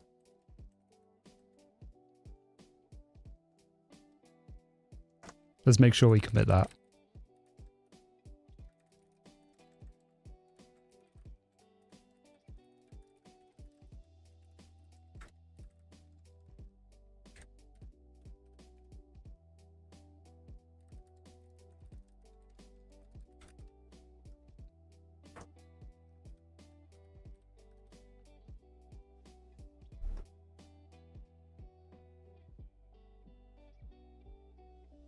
Just alias clean and confuse everyone. These are fun. All right, we'll add clean in as well, just to be safe.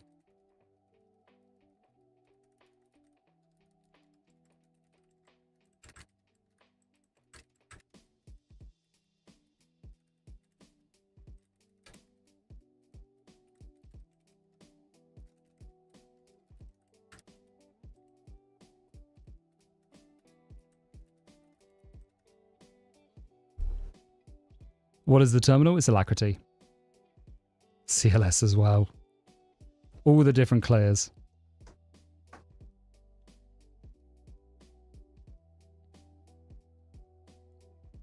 Hey Mazen, doing well, thank you. When do we get a Hyperloan tutorial? Soon. Soon. I promise.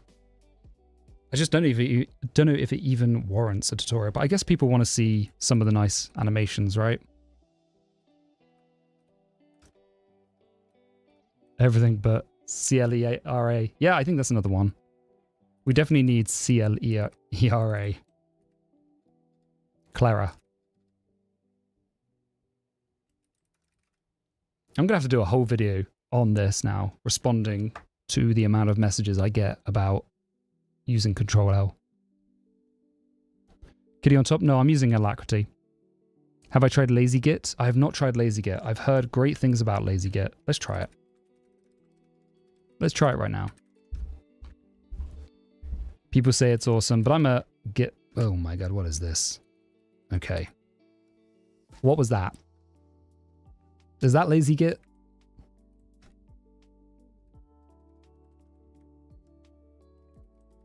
What is this?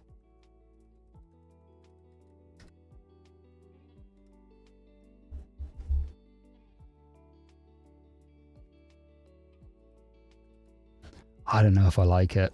I don't know if I like it.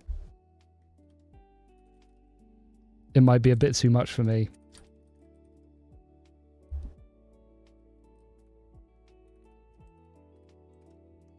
It's just, you gotta remember, I'm an old boy. I've been using Git for 15 years now.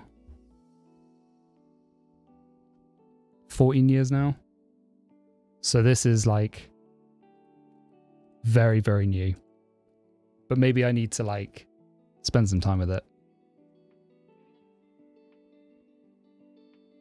I think it probably is good for people coming to VS Code, but I mean, it's nice that it shows you, but I mean, commit. Oh, I don't know. How do I stage a file?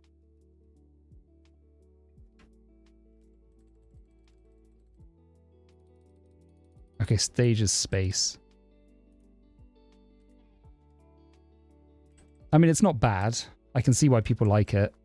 I don't think it's for me, though. How do I exit? Oh, no. How do I exit? Discard. Discard all changes. What happened to my changes? Nope, don't like it. I'm sorry. I'm trying to cancel and it's not letting me. I'm stuck.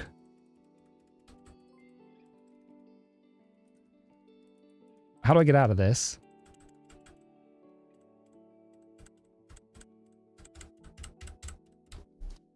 I can't get out. Control D. Nothing will work.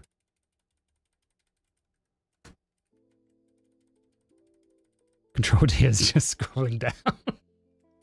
Control C, it kind of... Okay, Control C a few times works. Yeah, it's Vim all over again. Super Q. Package with a backdoor. Okay, I need to give LazyGit a go. I've heard really good things about it, but that was... I just lost my changes as well. That's a little bit too easy, I think. That's a little bit too easy to lose your changes. That's already like a big criticism I just had of it.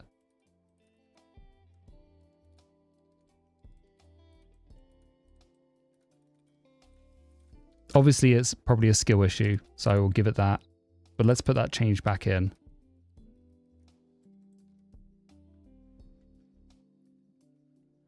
Yeah, pressing D to discard. I don't think I like that.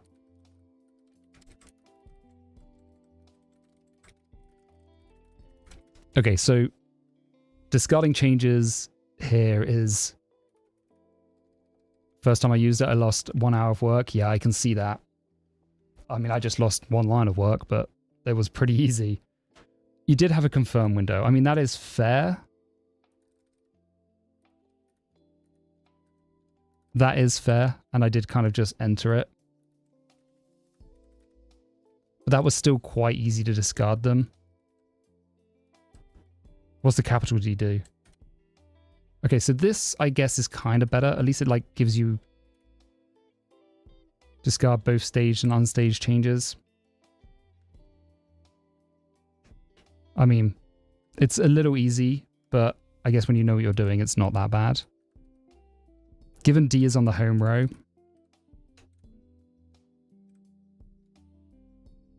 maybe. I wouldn't mind like if stage changes just became unstaged with D. What bar am I using? I'm using AGS. But you're right, LT. My gut reaction there, I didn't like that. I also don't know how to get out of this. Q? Okay, Q. As everyone said. I will give it a better go. I will go in with some beginner's eyes and give Lazy Git more of a fresh perspective. Not for Dvorak? Yeah. I don't know what Dvorak looks like. Phoenix, can we have a deal? Just add this code to your Z shell config. What code is it? Not XZ, right? Jintang. Alias Z equals CD packages Z oxide bin Z oxide interactive query bind key dash S bind key CD bind key control F ZM.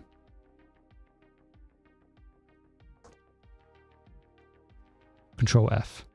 I will add it in. You want me to add it in now?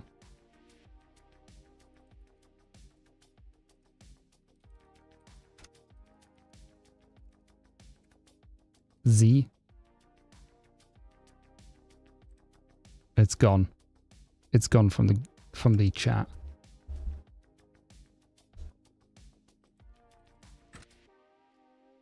You want me to add it into the init extra?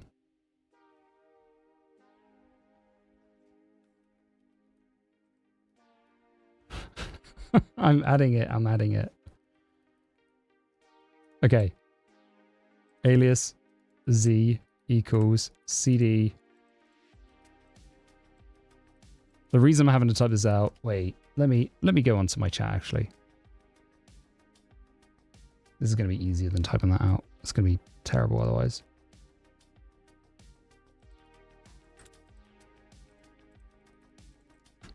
Okay. Is this how you get my IP?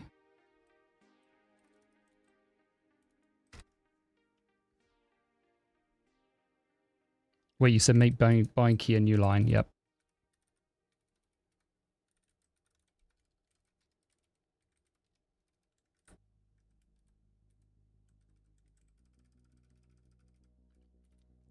Actually, one...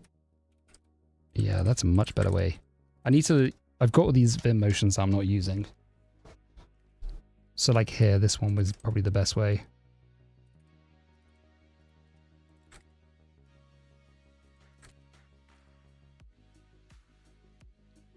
Almaz, so I went away for a while and decided that I'm shamelessly ripping off your Z shell configuration because I'm switching to it. Yeah, rip it off and away, man. I did a whole video on it.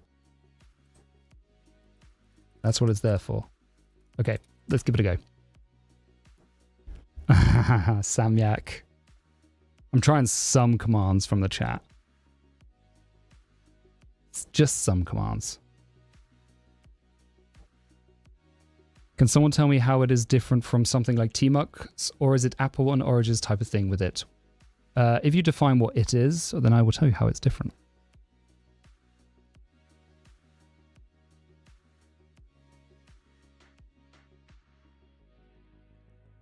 How about you guys run that command first, tell me what happens, and then I'll do it. Let's make a deal. But I'll do it in a container. I'm not going to do it on my main system.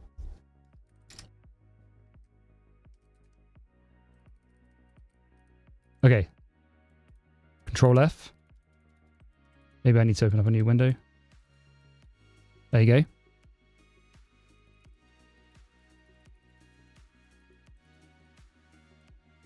Phoenix.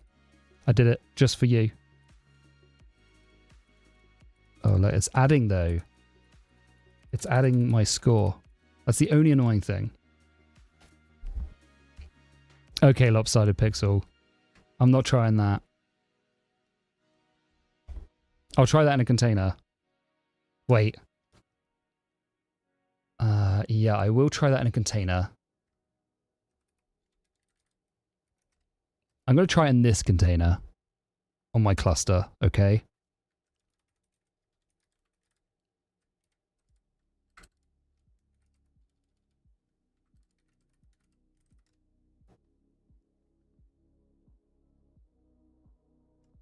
Lopsided pixel, you want to see it?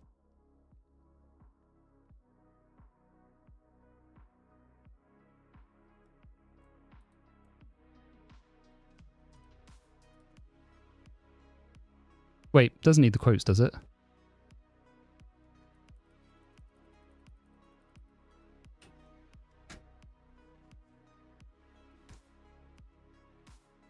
Oh, wait, what happened? There you go.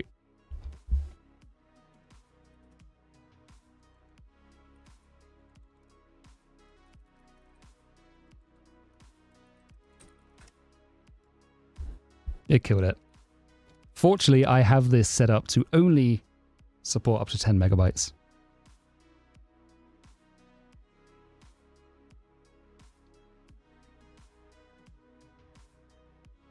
Don't run that command on your own machines though, because you will run out of memory. This is even more important. Try alias fcs-query clear awk cut d print 1. Wait, what's it going to do?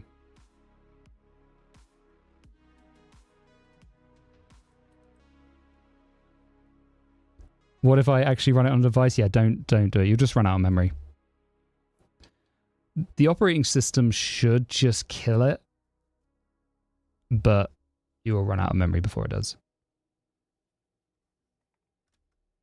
Did you see the virus I made you install? I did. Yeah, thank you. Thank you, Phoenix, for that virus.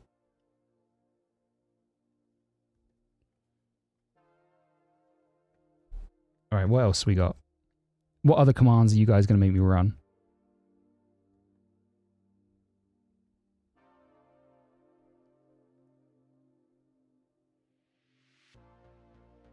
Shiva, try RMR if I tried. Yeah. I may pass that one. Select my favorite way to clear. Oh my god. I thought I had your command copied. Hey Raj. Chat always wants to see me do something devious. You guys are meant to be my friend, but you're not.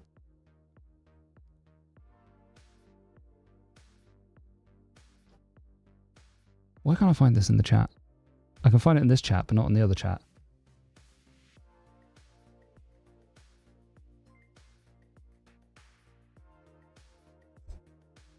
Okay, here we go. I'm going to try this in another window because I'm starting to get untrusting vibes.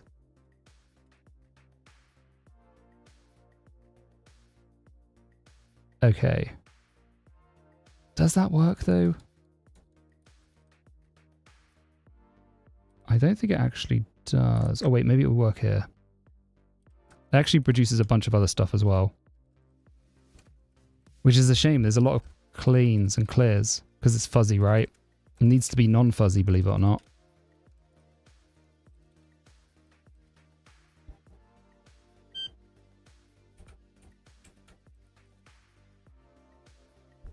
Tap F4 gives me infinite diamonds. My dot files, Raj, you can find them on elliotmins/dot files somewhere on GitHub.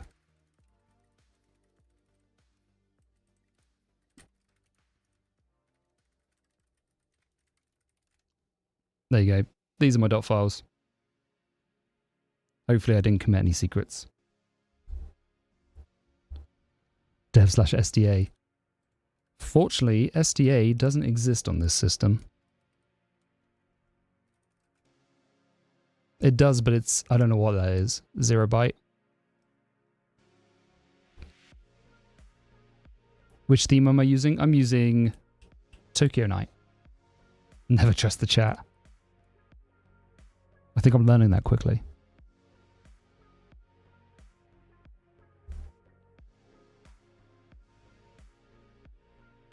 Now force push to remote. You know, force pushing doesn't actually matter.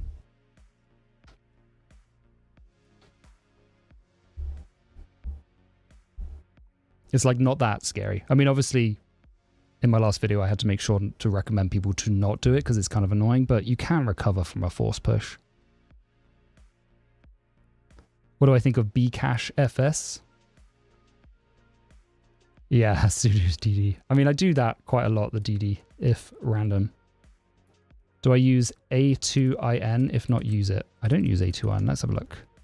A2IN? Magical Shell History. Wait, is that from a A2IN? Is that a Ringworld reference? Somebody correct me if that is.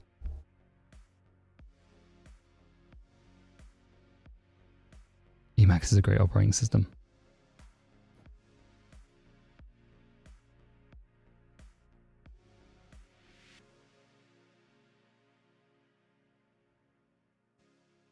Okay, let's watch this lovely animation. Yeah, I'm going to bookmark that. I think it is worthy of a video.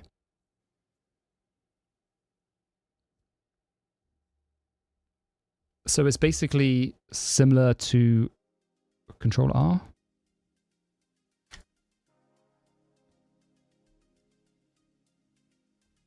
I see Starship there.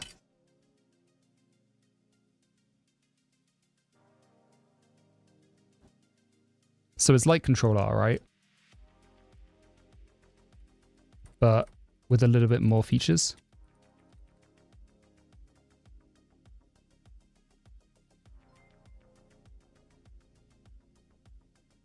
But better. Control R, but better. I'll give it a go.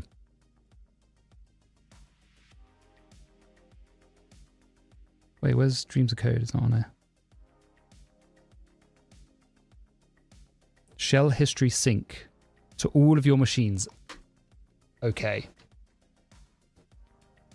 Is that encrypted? End-to-end encrypted. Oh, that's the next thing. All data is encrypted. Okay. That's fair enough. Shell history should sync to all of your machines. End-to-end encrypted. I'm okay with that.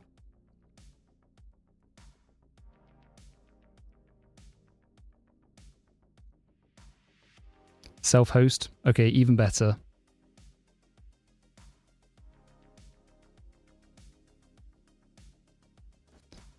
So we can self-host it with our little home lab K3's cluster, then that's fine. Well, if it's end-to-end encrypted, it should be okay, as long as you manage your encryption keys. Like, self-hosting is great, but if you own the keys, then I'm okay with it. If it's that they own the keys, then I'm not okay with it. But that's what I understand end-to-end encrypted as being. If it's only read by you. Like, all my passwords are stored on Git, but they're still encrypted with my own keys.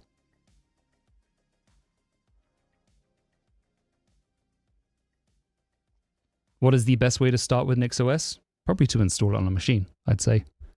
Vim Joy's videos are pretty good. Yeah, I use password store Almaz.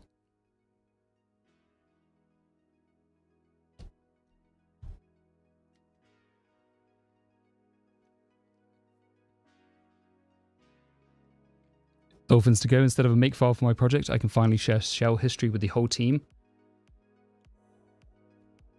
You share your shell history with your whole team? That feels a little maybe... I mean, that's brave. That's really brave. How do you get your password from your phone or something if you need it? I have password store on my phone. So, there you go. I can just clone it down using Git, and then I have a YubiKey, which I can use with my phone, and then I can get my password. So it's a little bit of an effort, to be fair. The other thing I have is a Vault Warden setup, which I haven't actually migrated to, but I have Vault Warden as well on my own local machine, on my own K3's cluster. The only problem is if your K3's cluster goes down, then yeah. Sharing your whole terminal history. Why do you use Calc so much? I mean, yeah, that's a great question. But obviously we will know why. See you later, just a trash account. Yeah, look out for that Easter egg.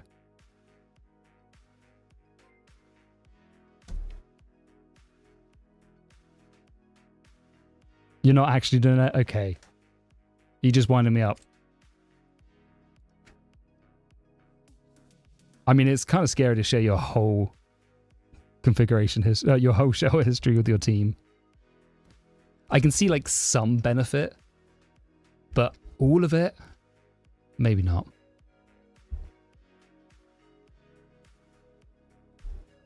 You may as well use warp in that case, right?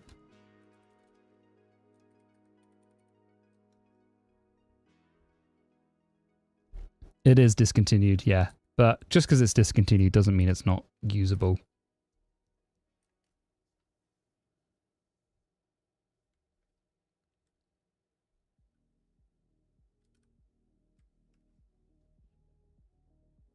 No way, then they see how often I recompiled my code? Yeah, they might. See how often I type in CLEAR. CLEAR. CL. Can't even remember how I type it now.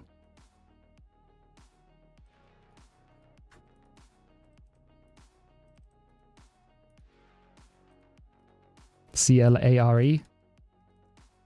Claire. Clara. That's it.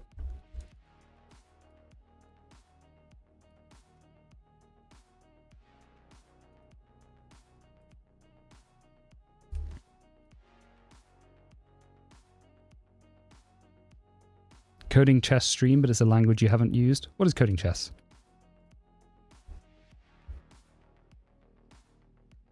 They'll be able to see when changes were made in prod easily. To be fair, actually, Service, I wouldn't have minded seeing that on some people's machines.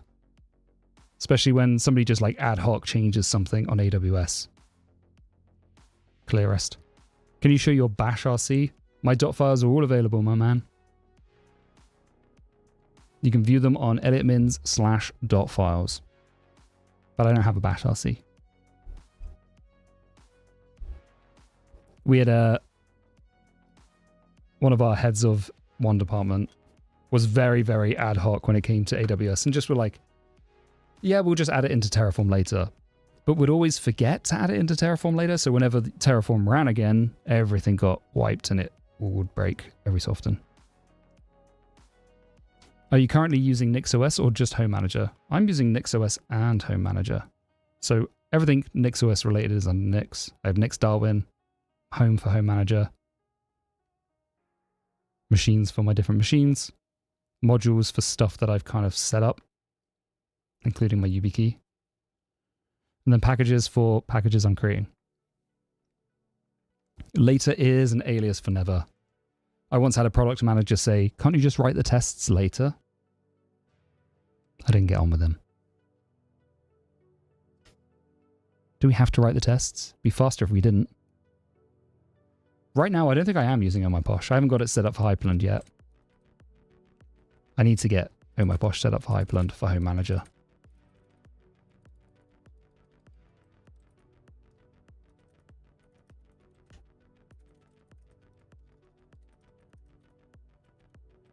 Oh, Control F. I need Control F. I've got to revert that change. I am so sorry. For Control Fine. Sorry, Phoenix. That is going to kill my workflow.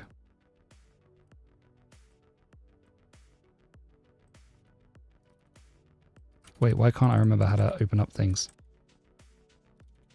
Here we go.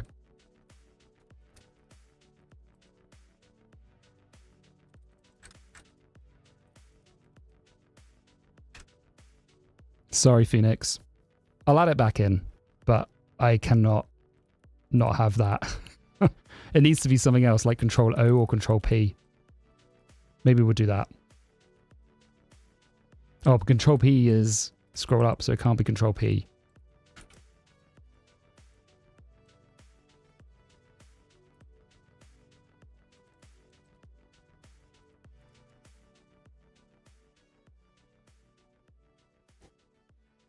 Make it so that the project is delayed by a year because debugging becomes very hard. Hey, Iron Lung, how's it going? Lita No Name, what about Nix and NixOS videos? Yeah, they'll be coming soon. I promise. I've just got like some commitments to get through and then I'm going to do them. it would just take a bit of while. I'm also trying to do a little bit more cinematic shots as well. So I'm like practicing my cinematography or filmography or whatever it is. Basically how to film stuff with a video camera. Do I use the oxide still? Absolutely. Absolutely. I'll never not use the oxide unless something better comes up.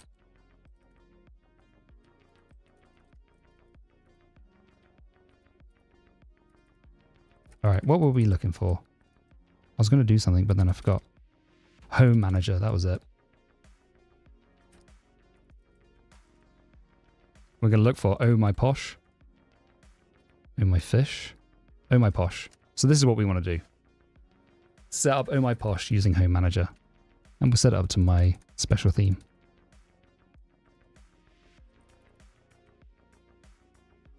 Do I run Nix in a VM? No, I run Nix on my bare metal. Cinematography is such an annoying word to pronounce. Yeah, it is. Never quite understood. What didn't you understand, Almaz? Am I missing something, or is my ADHD brain? Is the default Hyperland config on NixOS? I don't know what you mean by that question. I guess the default Hyperland config is the default one, no matter where you install it.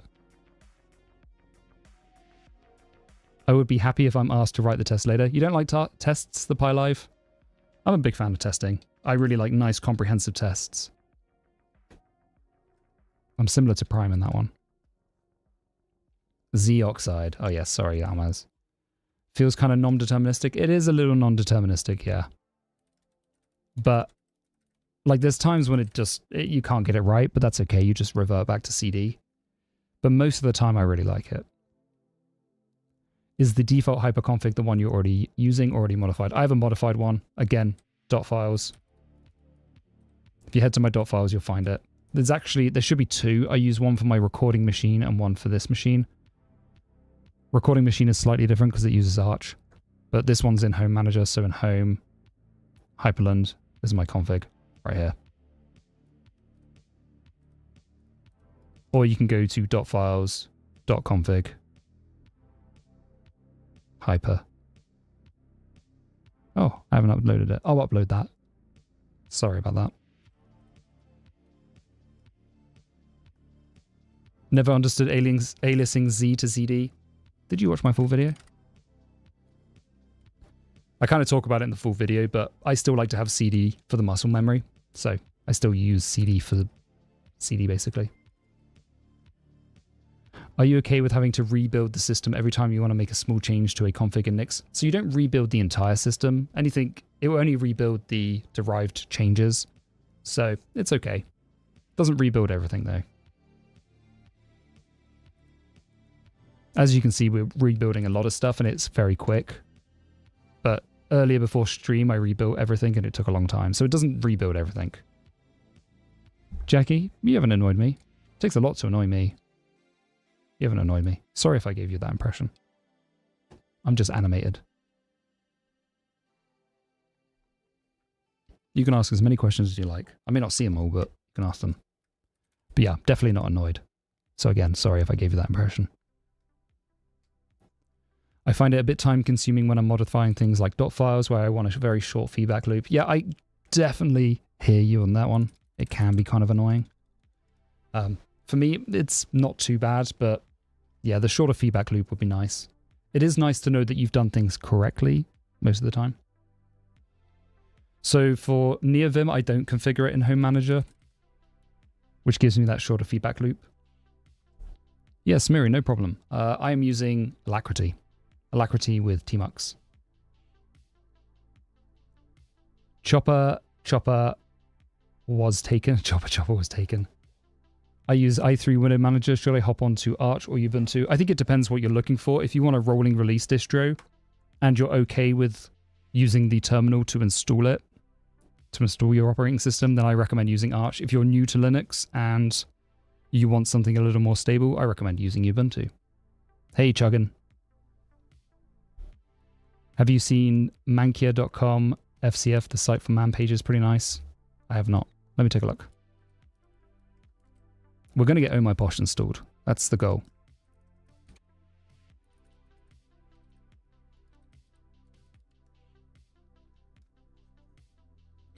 Oh, nice. I'll take a look at it. I'm going to add this to my bookmark. I've got like an FCF video planned, but I mean, I've got hundreds of videos planned, so. Do you choose to not configure stuff in Nix? I think I already answered that one. What terminal? I'll answer that one. I'm getting through these questions. Nice.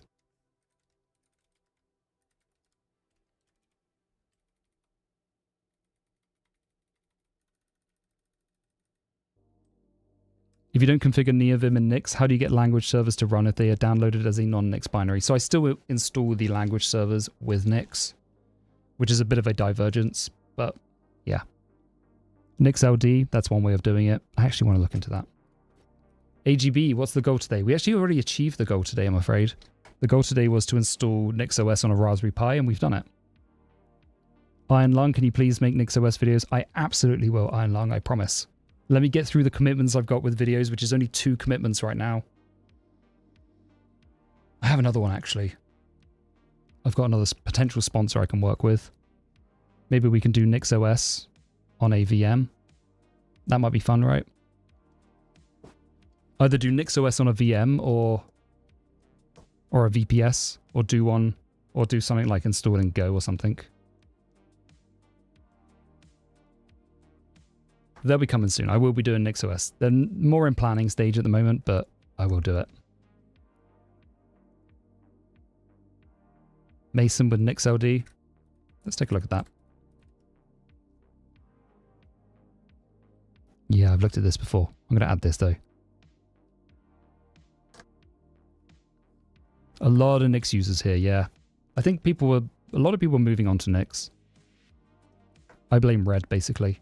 Red is, if you don't know who Red is, he's active on my Discord.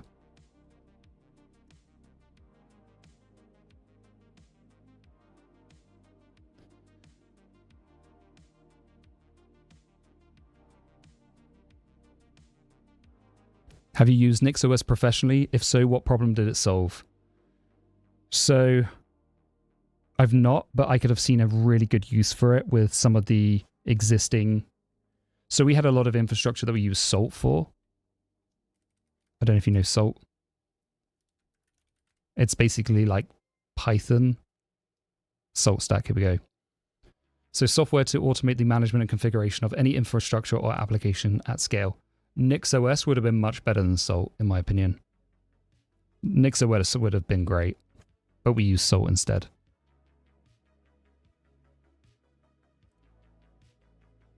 You could do Kubernetes for Home Lab Edition as a video sometime. It scares me, to be honest, and I prefer having some manually maintained Docker Compose. Zerus, yeah, I will do Kubernetes for the home because I'm a big fan of it. Nix definitely has the potential to overthrow Arch as my favorite distro, but right now, yeah, like Nix is great, but Nix isn't perfect. Nix is not perfect. I feel like Arch is kind of perfect in a way. Like, if it doesn't have declarative, right? So that's probably one of the issues. I need to drink some water. My throat is getting rough. Hey, Techie Techie. Like, let me just prefix. There's no such thing as a perfect operating system. It doesn't exist. Perfect is subjective, not objective. Arch, for me, has been perfect for a long time. I could do video editing. I could do coding. I could install anything. It was always up to date. So Arch for a long time was perfect. Sometimes it would break, which is annoying. But you can always fix that. You can roll back Arch, believe it or not. Most people don't know you can do that, but you can roll back Arch. NixOS is perfect in some regards, but there's other things like I can't do video editing on NixOS. Hey, Corendo, how you doing? That's a flame war statement on this stream.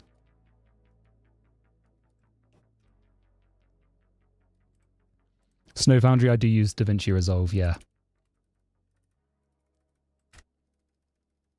How you doing, Corendo?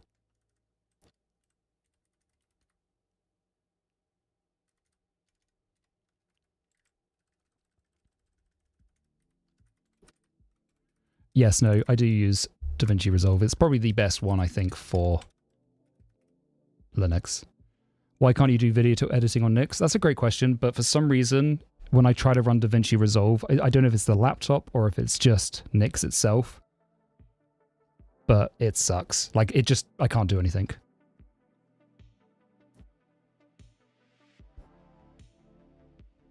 Shahin, I understand you're from the UK and now live in the US. That is correct. Talking about a journey as far. Yeah, I'll happily do a video like that. Does Home Manager work on Windows?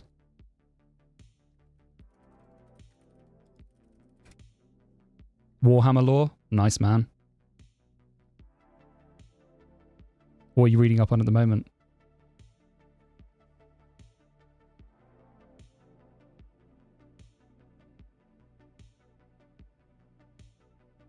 Not directly. You have to use it with WSL. What I use for syntax highlighting in Neovim? TreeSitter. Are there any NixOS-based distros, like derived distros?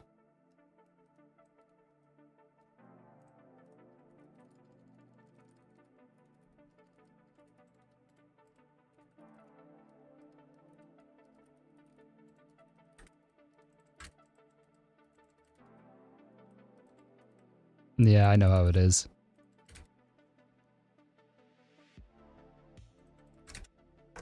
Thanks, bud.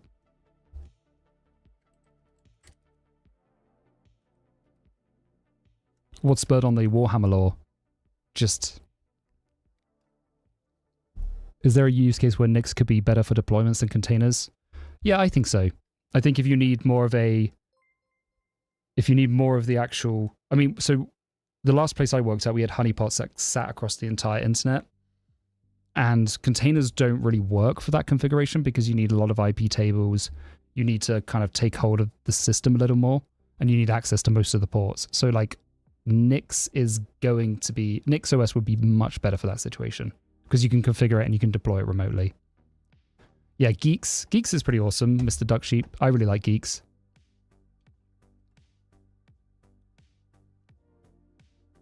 Is there a use case where Nix could be better? Yeah, I've already answered that, sorry. Dreams of Code Dev.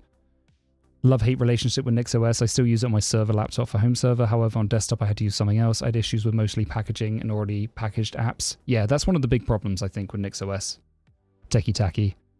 I agree with that. I think like just pure software development, NixOS is really good. But when it comes to packaged apps, which is why I have a problem with it for video editing, it's not great.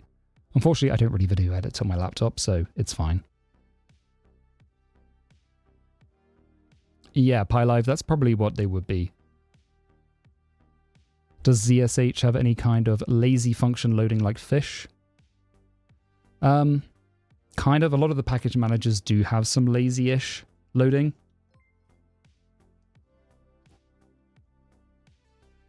Crandall, thank you so much for the gifted subs.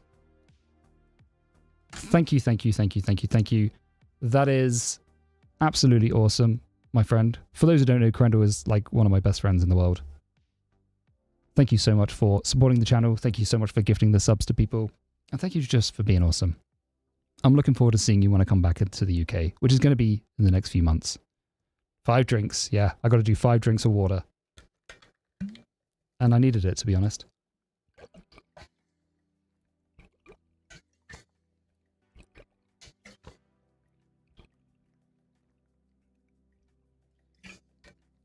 Thanks, dude. I'm looking forward to seeing you soon, man. Yep, you're all working for Ligma. Ligma will be proud.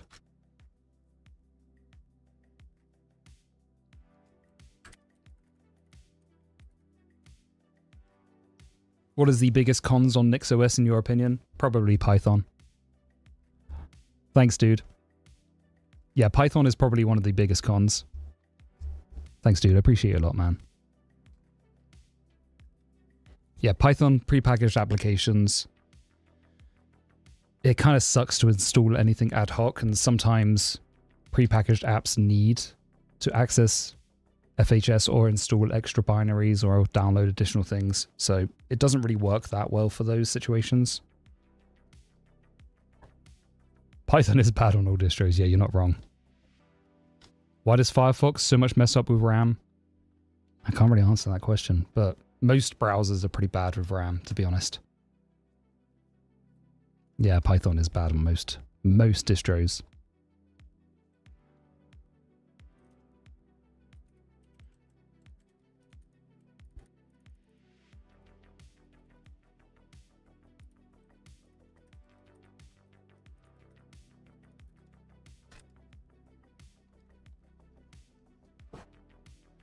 Yeah, I mean, Python has solutions to its environment problems, but yeah, it's not great out of the box, is it?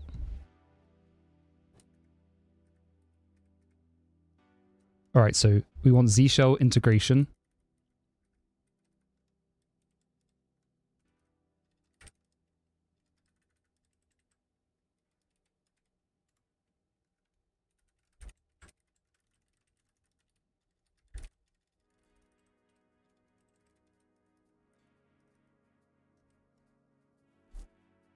Settings, which is just going to be the config.json. So we fortunately should have that. Use one of the official themes. Nah, we don't want that. So this is, okay, so this is like where Home Manager for me is really nice because it does have documentation inside of the actual man pages, which is awesome. Zerkapil, I'm on an Arch-based distro. Should I switch to Nix? Only if you want to. I think give Nix a go. Give it a try. I mean, you're talking about NixOS or talking about Nix, the package manager?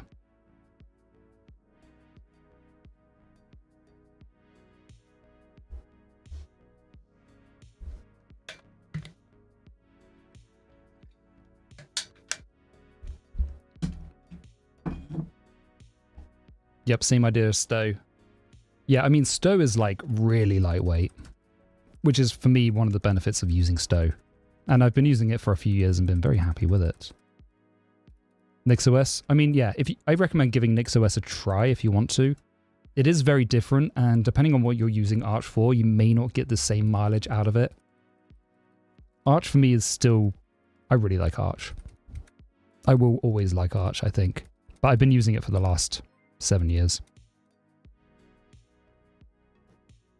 Is there something like that for Windows? I don't know. WSL? I think that's the answer, really, isn't it?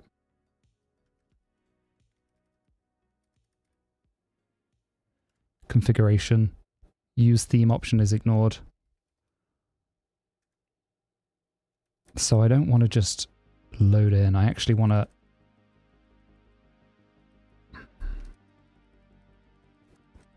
I don't want to have to rewrite my entire configuration into JSON. This is the only problem I have at the moment, actually. There's no way to specify a file, right? We've just got to load it in. Kind of a pain because it's going to be in JSON as well.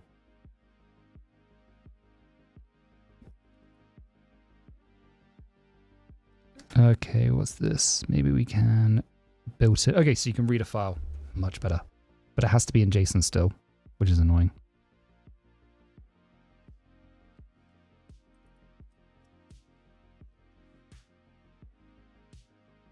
I don't know how to start. Maybe start on a VM, I think. Or on a spare machine if you have one. I will be doing some videos on it soon, so if you can wait for then, that'd be awesome. What's the benefit of using only Nix as a package manager? You get to keep working with your same operating system, but use Nix for some things. Is there a way to hook into Stow, e.g. unencrypting files in a folder before running Stow? Without aliasing, of course. You could use a bash script, but I don't think there's like a native hook associated with it. Not that I'm aware of. It's a very, very simple command.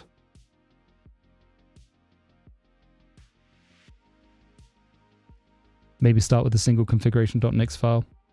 Check official docs. Yeah, official docs, or check out Vimjoy's stuff. Vimjoy is pretty good.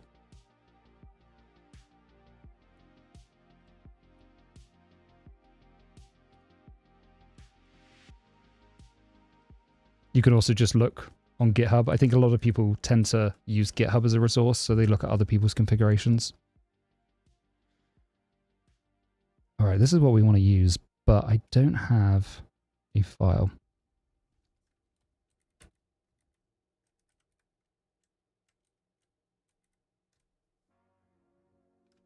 Oh, I don't have a JSON file, which is kind of annoying.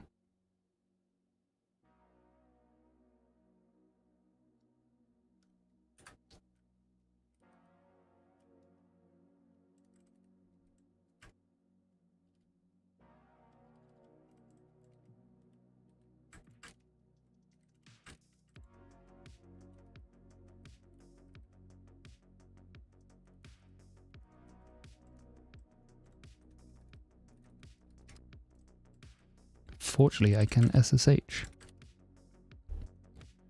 What do I think about flakes? Yeah, I like flakes a lot. I much prefer using flakes just because it gives you that lock file. Otherwise, I mean, I don't know why you would use Nix without it.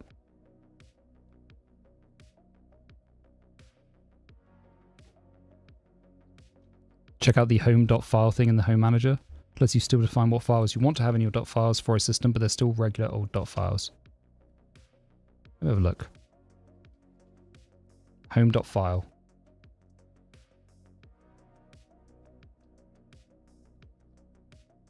What do I like about Pacman? I'm not so familiar with it, but the commands are less intuitive than DNF. Yeah, I probably agree. They are a little bit less intuitive. It's, again, just using it for years, I'm used to it.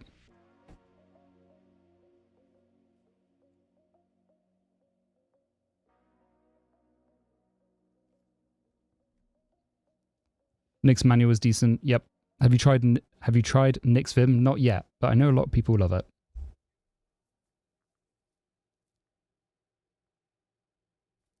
That's a clever idea, Snaya. Have you got a link to your .files or a link to your configuration? I want to take a look at that. But yeah, that's very clever to do, I think. I don't think there is a TOML or YAML option. That's my problem. You mean like built-ins from YAML maybe? Maybe that would work.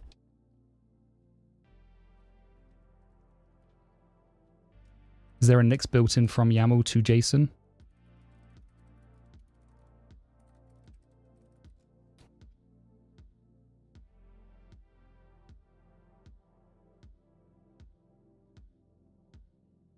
There is no from YAML built-in, which is a shame. Is there a from TOML?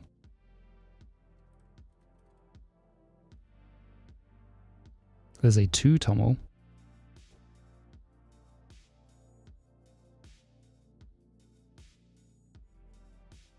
There is a from TOML? Wait.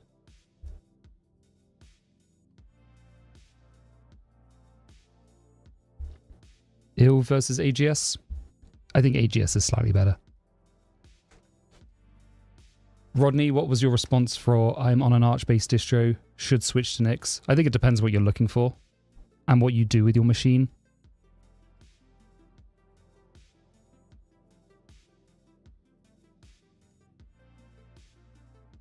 Nougat.dev.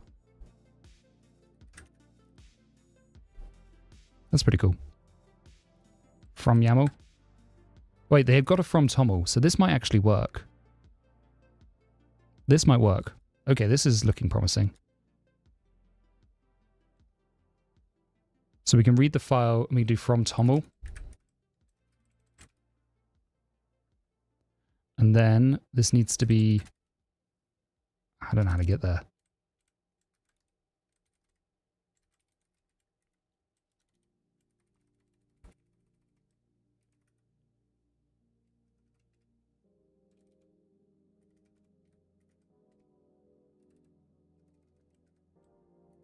/home/Elliot.files.config.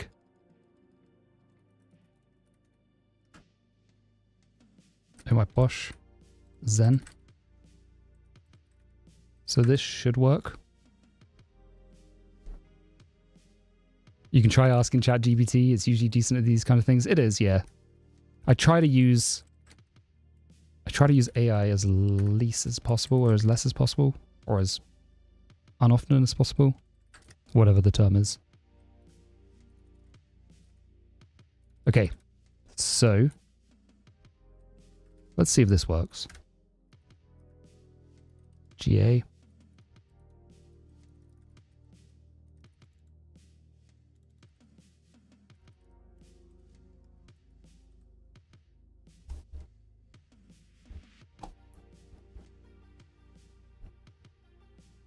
Oh my posh, 2-1.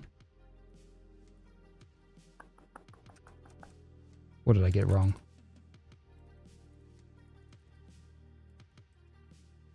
Oh, I'm missing a colon.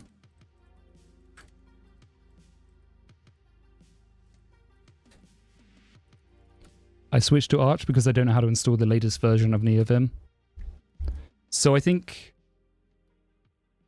like on Ubuntu, you don't know how to install it. I mean, there are ways to install things without your package manager, which is how you usually do it if you need to install something a little more. Okay, this seemed to just work, right? Let's go to Z Shell and disable P10K.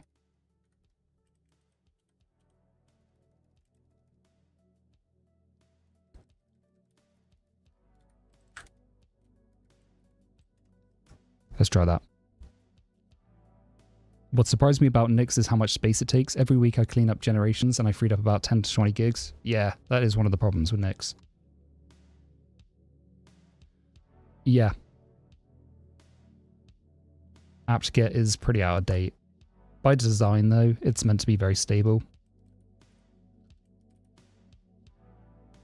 Well, that doesn't look good, does it?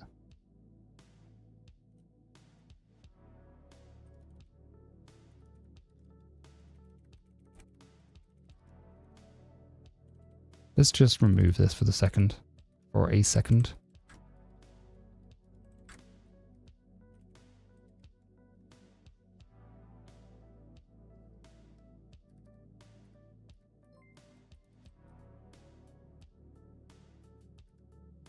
So Oh My Posh and Oh My Z Shell are slightly different. Although, I don't know why I've got it enabled here. Oh, I have it enabled here because... yeah, I remember why. For some reason, I can't get aliases to work, or the plugins to work, without it being enabled. But it doesn't have any theming or anything. However, I don't know why this is as it is. I know why.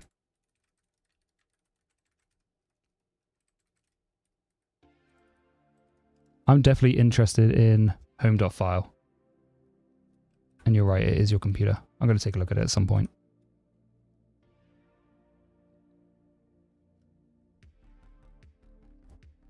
Access to absolute path is forbidden in pure eval mode. Okay. So what's the right way to do this? I need a Nix expert. Or at least a home manager expert.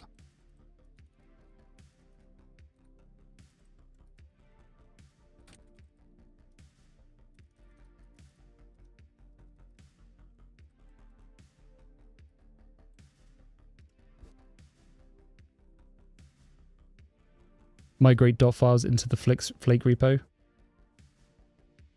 How come you aren't on Oh My Posh already? I have made a video on it. I'm not on it on my NixOS system. I'm on it on my Arch system, basically.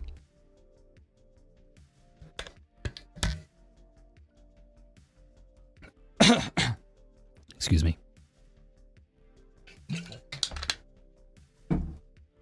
I'm getting dry throat. Okay, needs to be defined relative to the flake. Okay.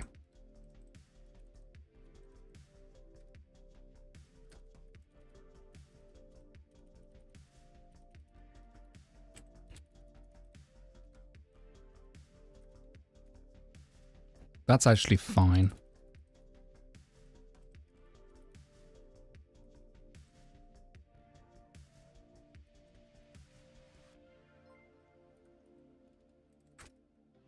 Thank you for the follow, Mr. Duck Sheep.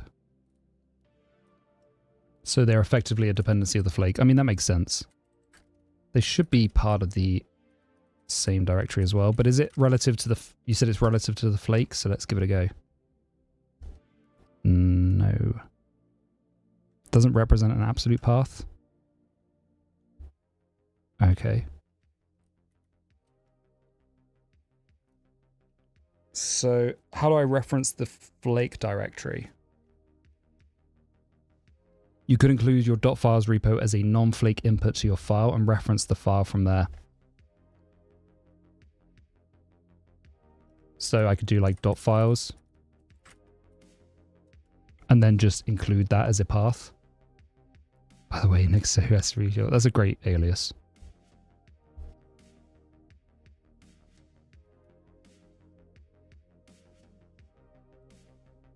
Still has P10K there. There should still be the P10K configuration, but it should be using it in my posh, unless I haven't pushed it up.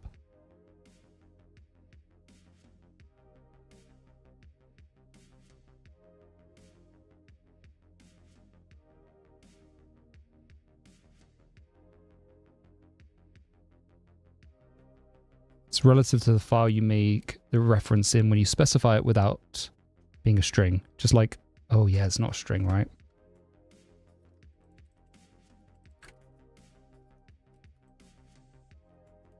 Oh yeah, I need to get rid of this.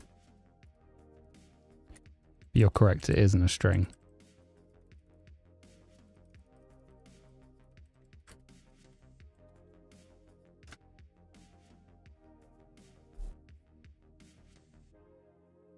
Unexpected.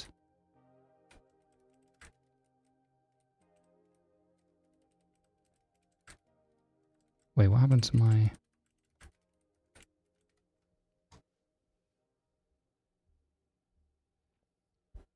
No such file or directory in .config. So that's not going to be relative to... That's going to be relative to the store, right? Which I guess isn't going to work. Well...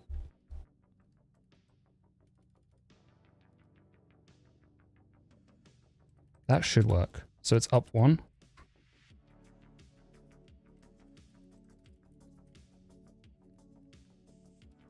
Let's try that.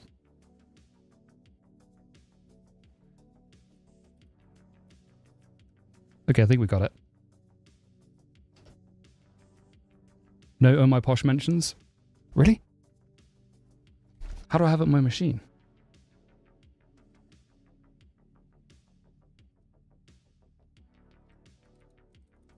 Let me take a look.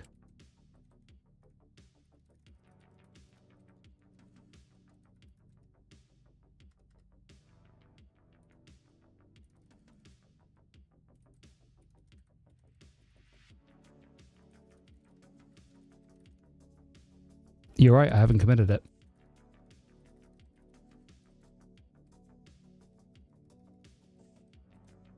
You are very correct. Let me go ahead and add that in. So this is a machine I use most of the time for like recording and YouTube.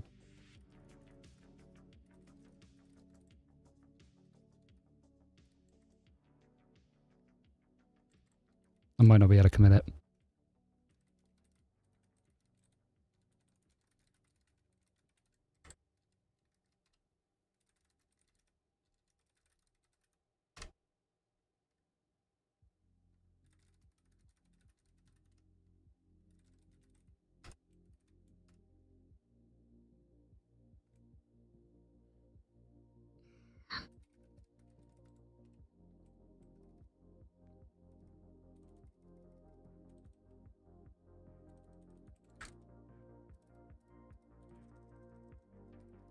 I need to specify go path for that. I'll do that in a minute. I'll do that later.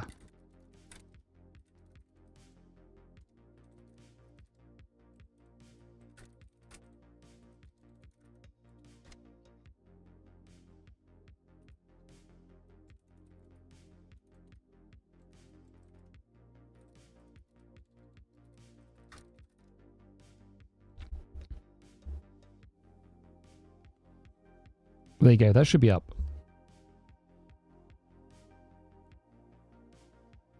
Yeah, you're welcome. Well, I mean, I do use the Mac as well, so I have to also have the homebrew.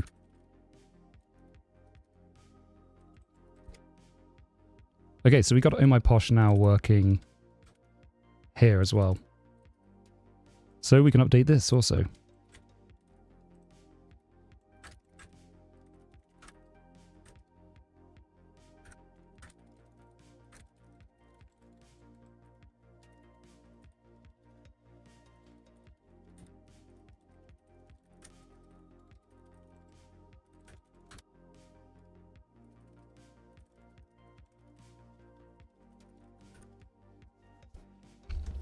How beginner friendly is NixOS for someone new to Linux? Not very.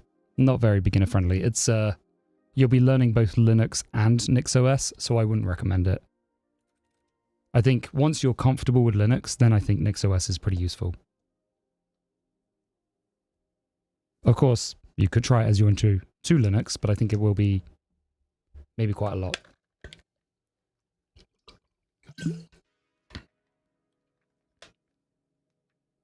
Yeah, you definitely can start with NixOS, but I think you're gonna struggle maybe, but I don't know actually, because some people struggle when they learn a functional programming language coming from an imperative one.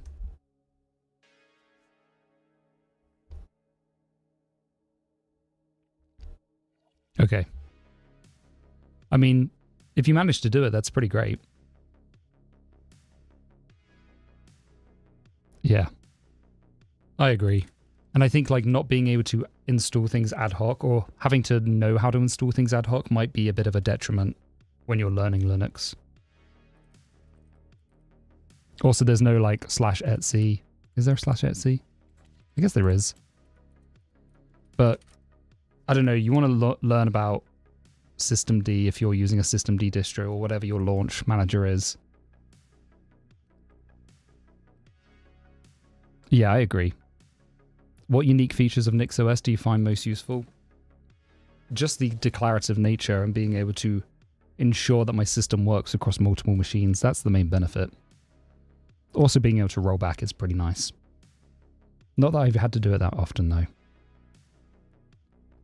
Is it easy on Linux to test multiple distros but have a shared home directory on all of them, so I can auto keep all my doc files instead of cloning them on each one? Alex Tabitha 27. Let me introduce you to this video.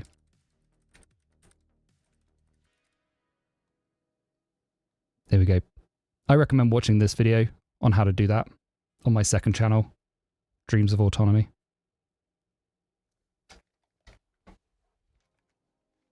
But yeah, that's how you would have multiple distros have a shared home directory on each of them.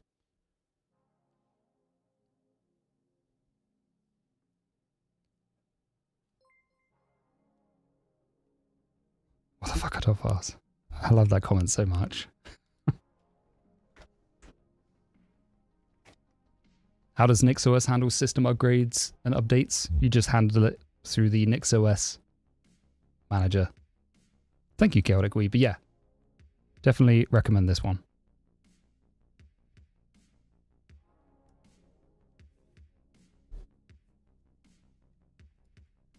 There are other .file managers, which I actually want to take a look at. There's Yadam and Chez Moi. Both of these look interesting, but for me, .files is very simple. Stow is very simple, sorry. I have not tried Ansible. It feels like a very heavy... Feels like a heavy solution, but I'd love to give it a go. Oh look, this looks great.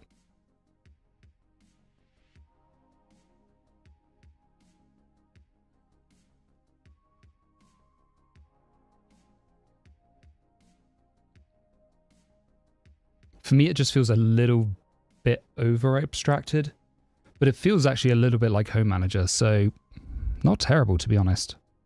I'll definitely give this a go.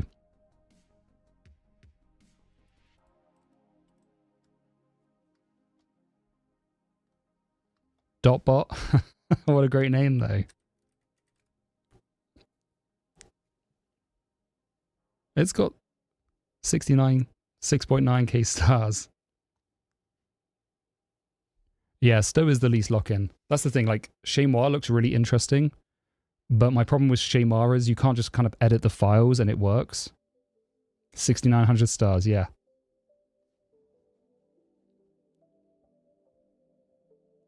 Maybe I'll do like a comparison, a tier list or something.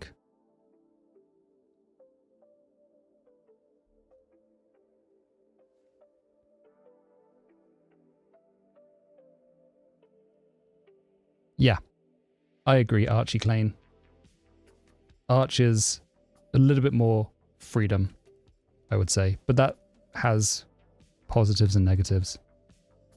Oh, Chez Moi got one as well. Chez Moi.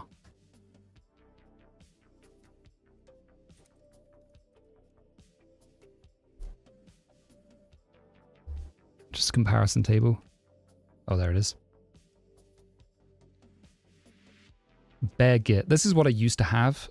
And it sucked so much. I hated having a bare Git repo. Oh, you can't see that. This one is what I used to have. See, they don't even put Stow on here because they know Stow is one of the best solutions. I think Yadam is also going to be pretty good, but who knows?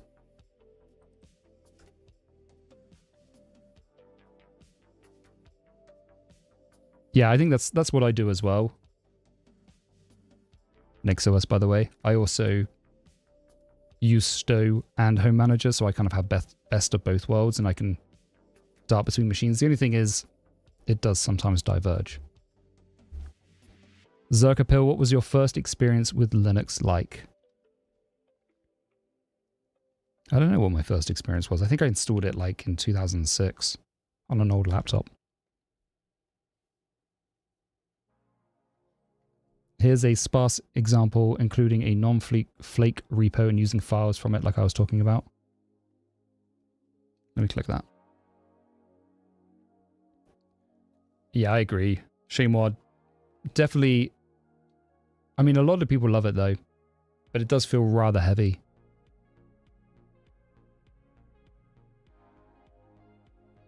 Oh, interesting. I'm going to bookmark this as well. I've got it on a different... Let me open it up in this window for everybody.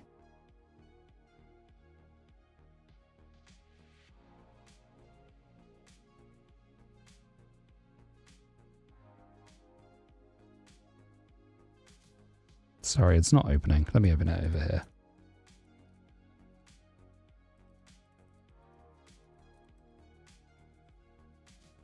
So, Nix package URL, .files, flake false, and then you just load it this way. That's pretty cool.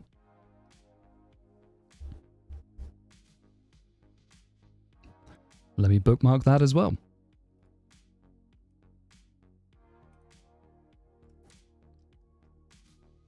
Home Manager to symlink the files.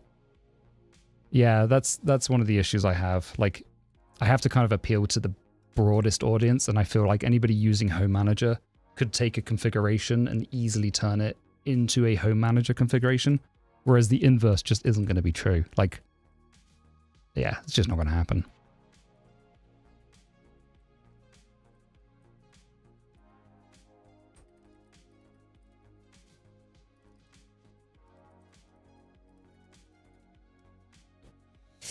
We got 7 minutes left. Time really flies when I stream with you guys. Alex Tabitha, how am I enjoying the framework? Quite a lot, actually. It's really fun. Really, really fun.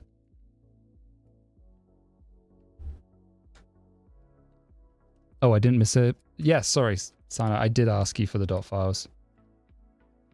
Let me take a look.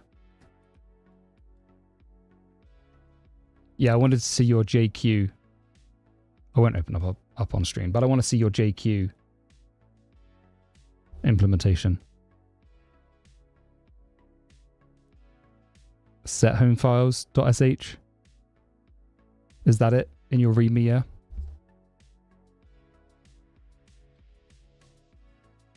Awesome. I'm going to check that out later. Thank you for sharing. All right, we got 6 minutes left on this stream. Let's go and find somebody to raid, shall we? The Pi Live, yeah, it's getting late. That's awesome to hear, Mojo Jojo. All right, let's have a look. Who are we going to raid? Who is actually right now running under the creative stream?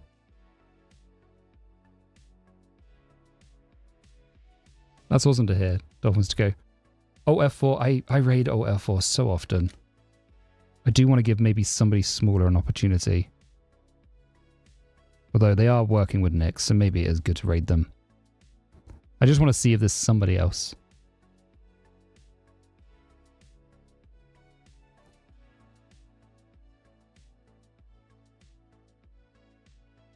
Keybind?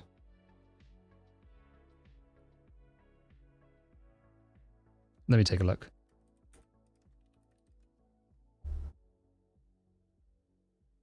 Five followers. Are they actually running? Wait. Can't rate them though.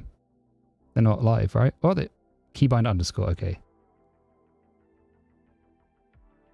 VPN, go for church. 1 monthly trial. Neovim. These seem pretty awesome. Okay, we're going to raid these guys.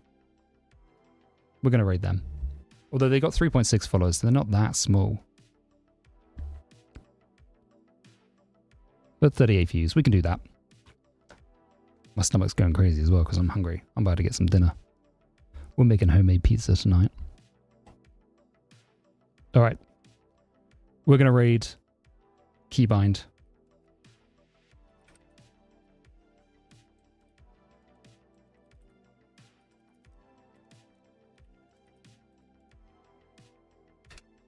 Beans on toast. Is that a homemade pizza in the UK? All right, everybody, we're going to raid Keybind. Thank you so much for the stream today, everyone. It was real fun. Next week, we're going to do a bit more Kubernetes stuff because I'm interested in doing that. But otherwise, thank you for watching. I'll see you next week. Everyone on YouTube, thank you for watching as well. Hope you had a good time.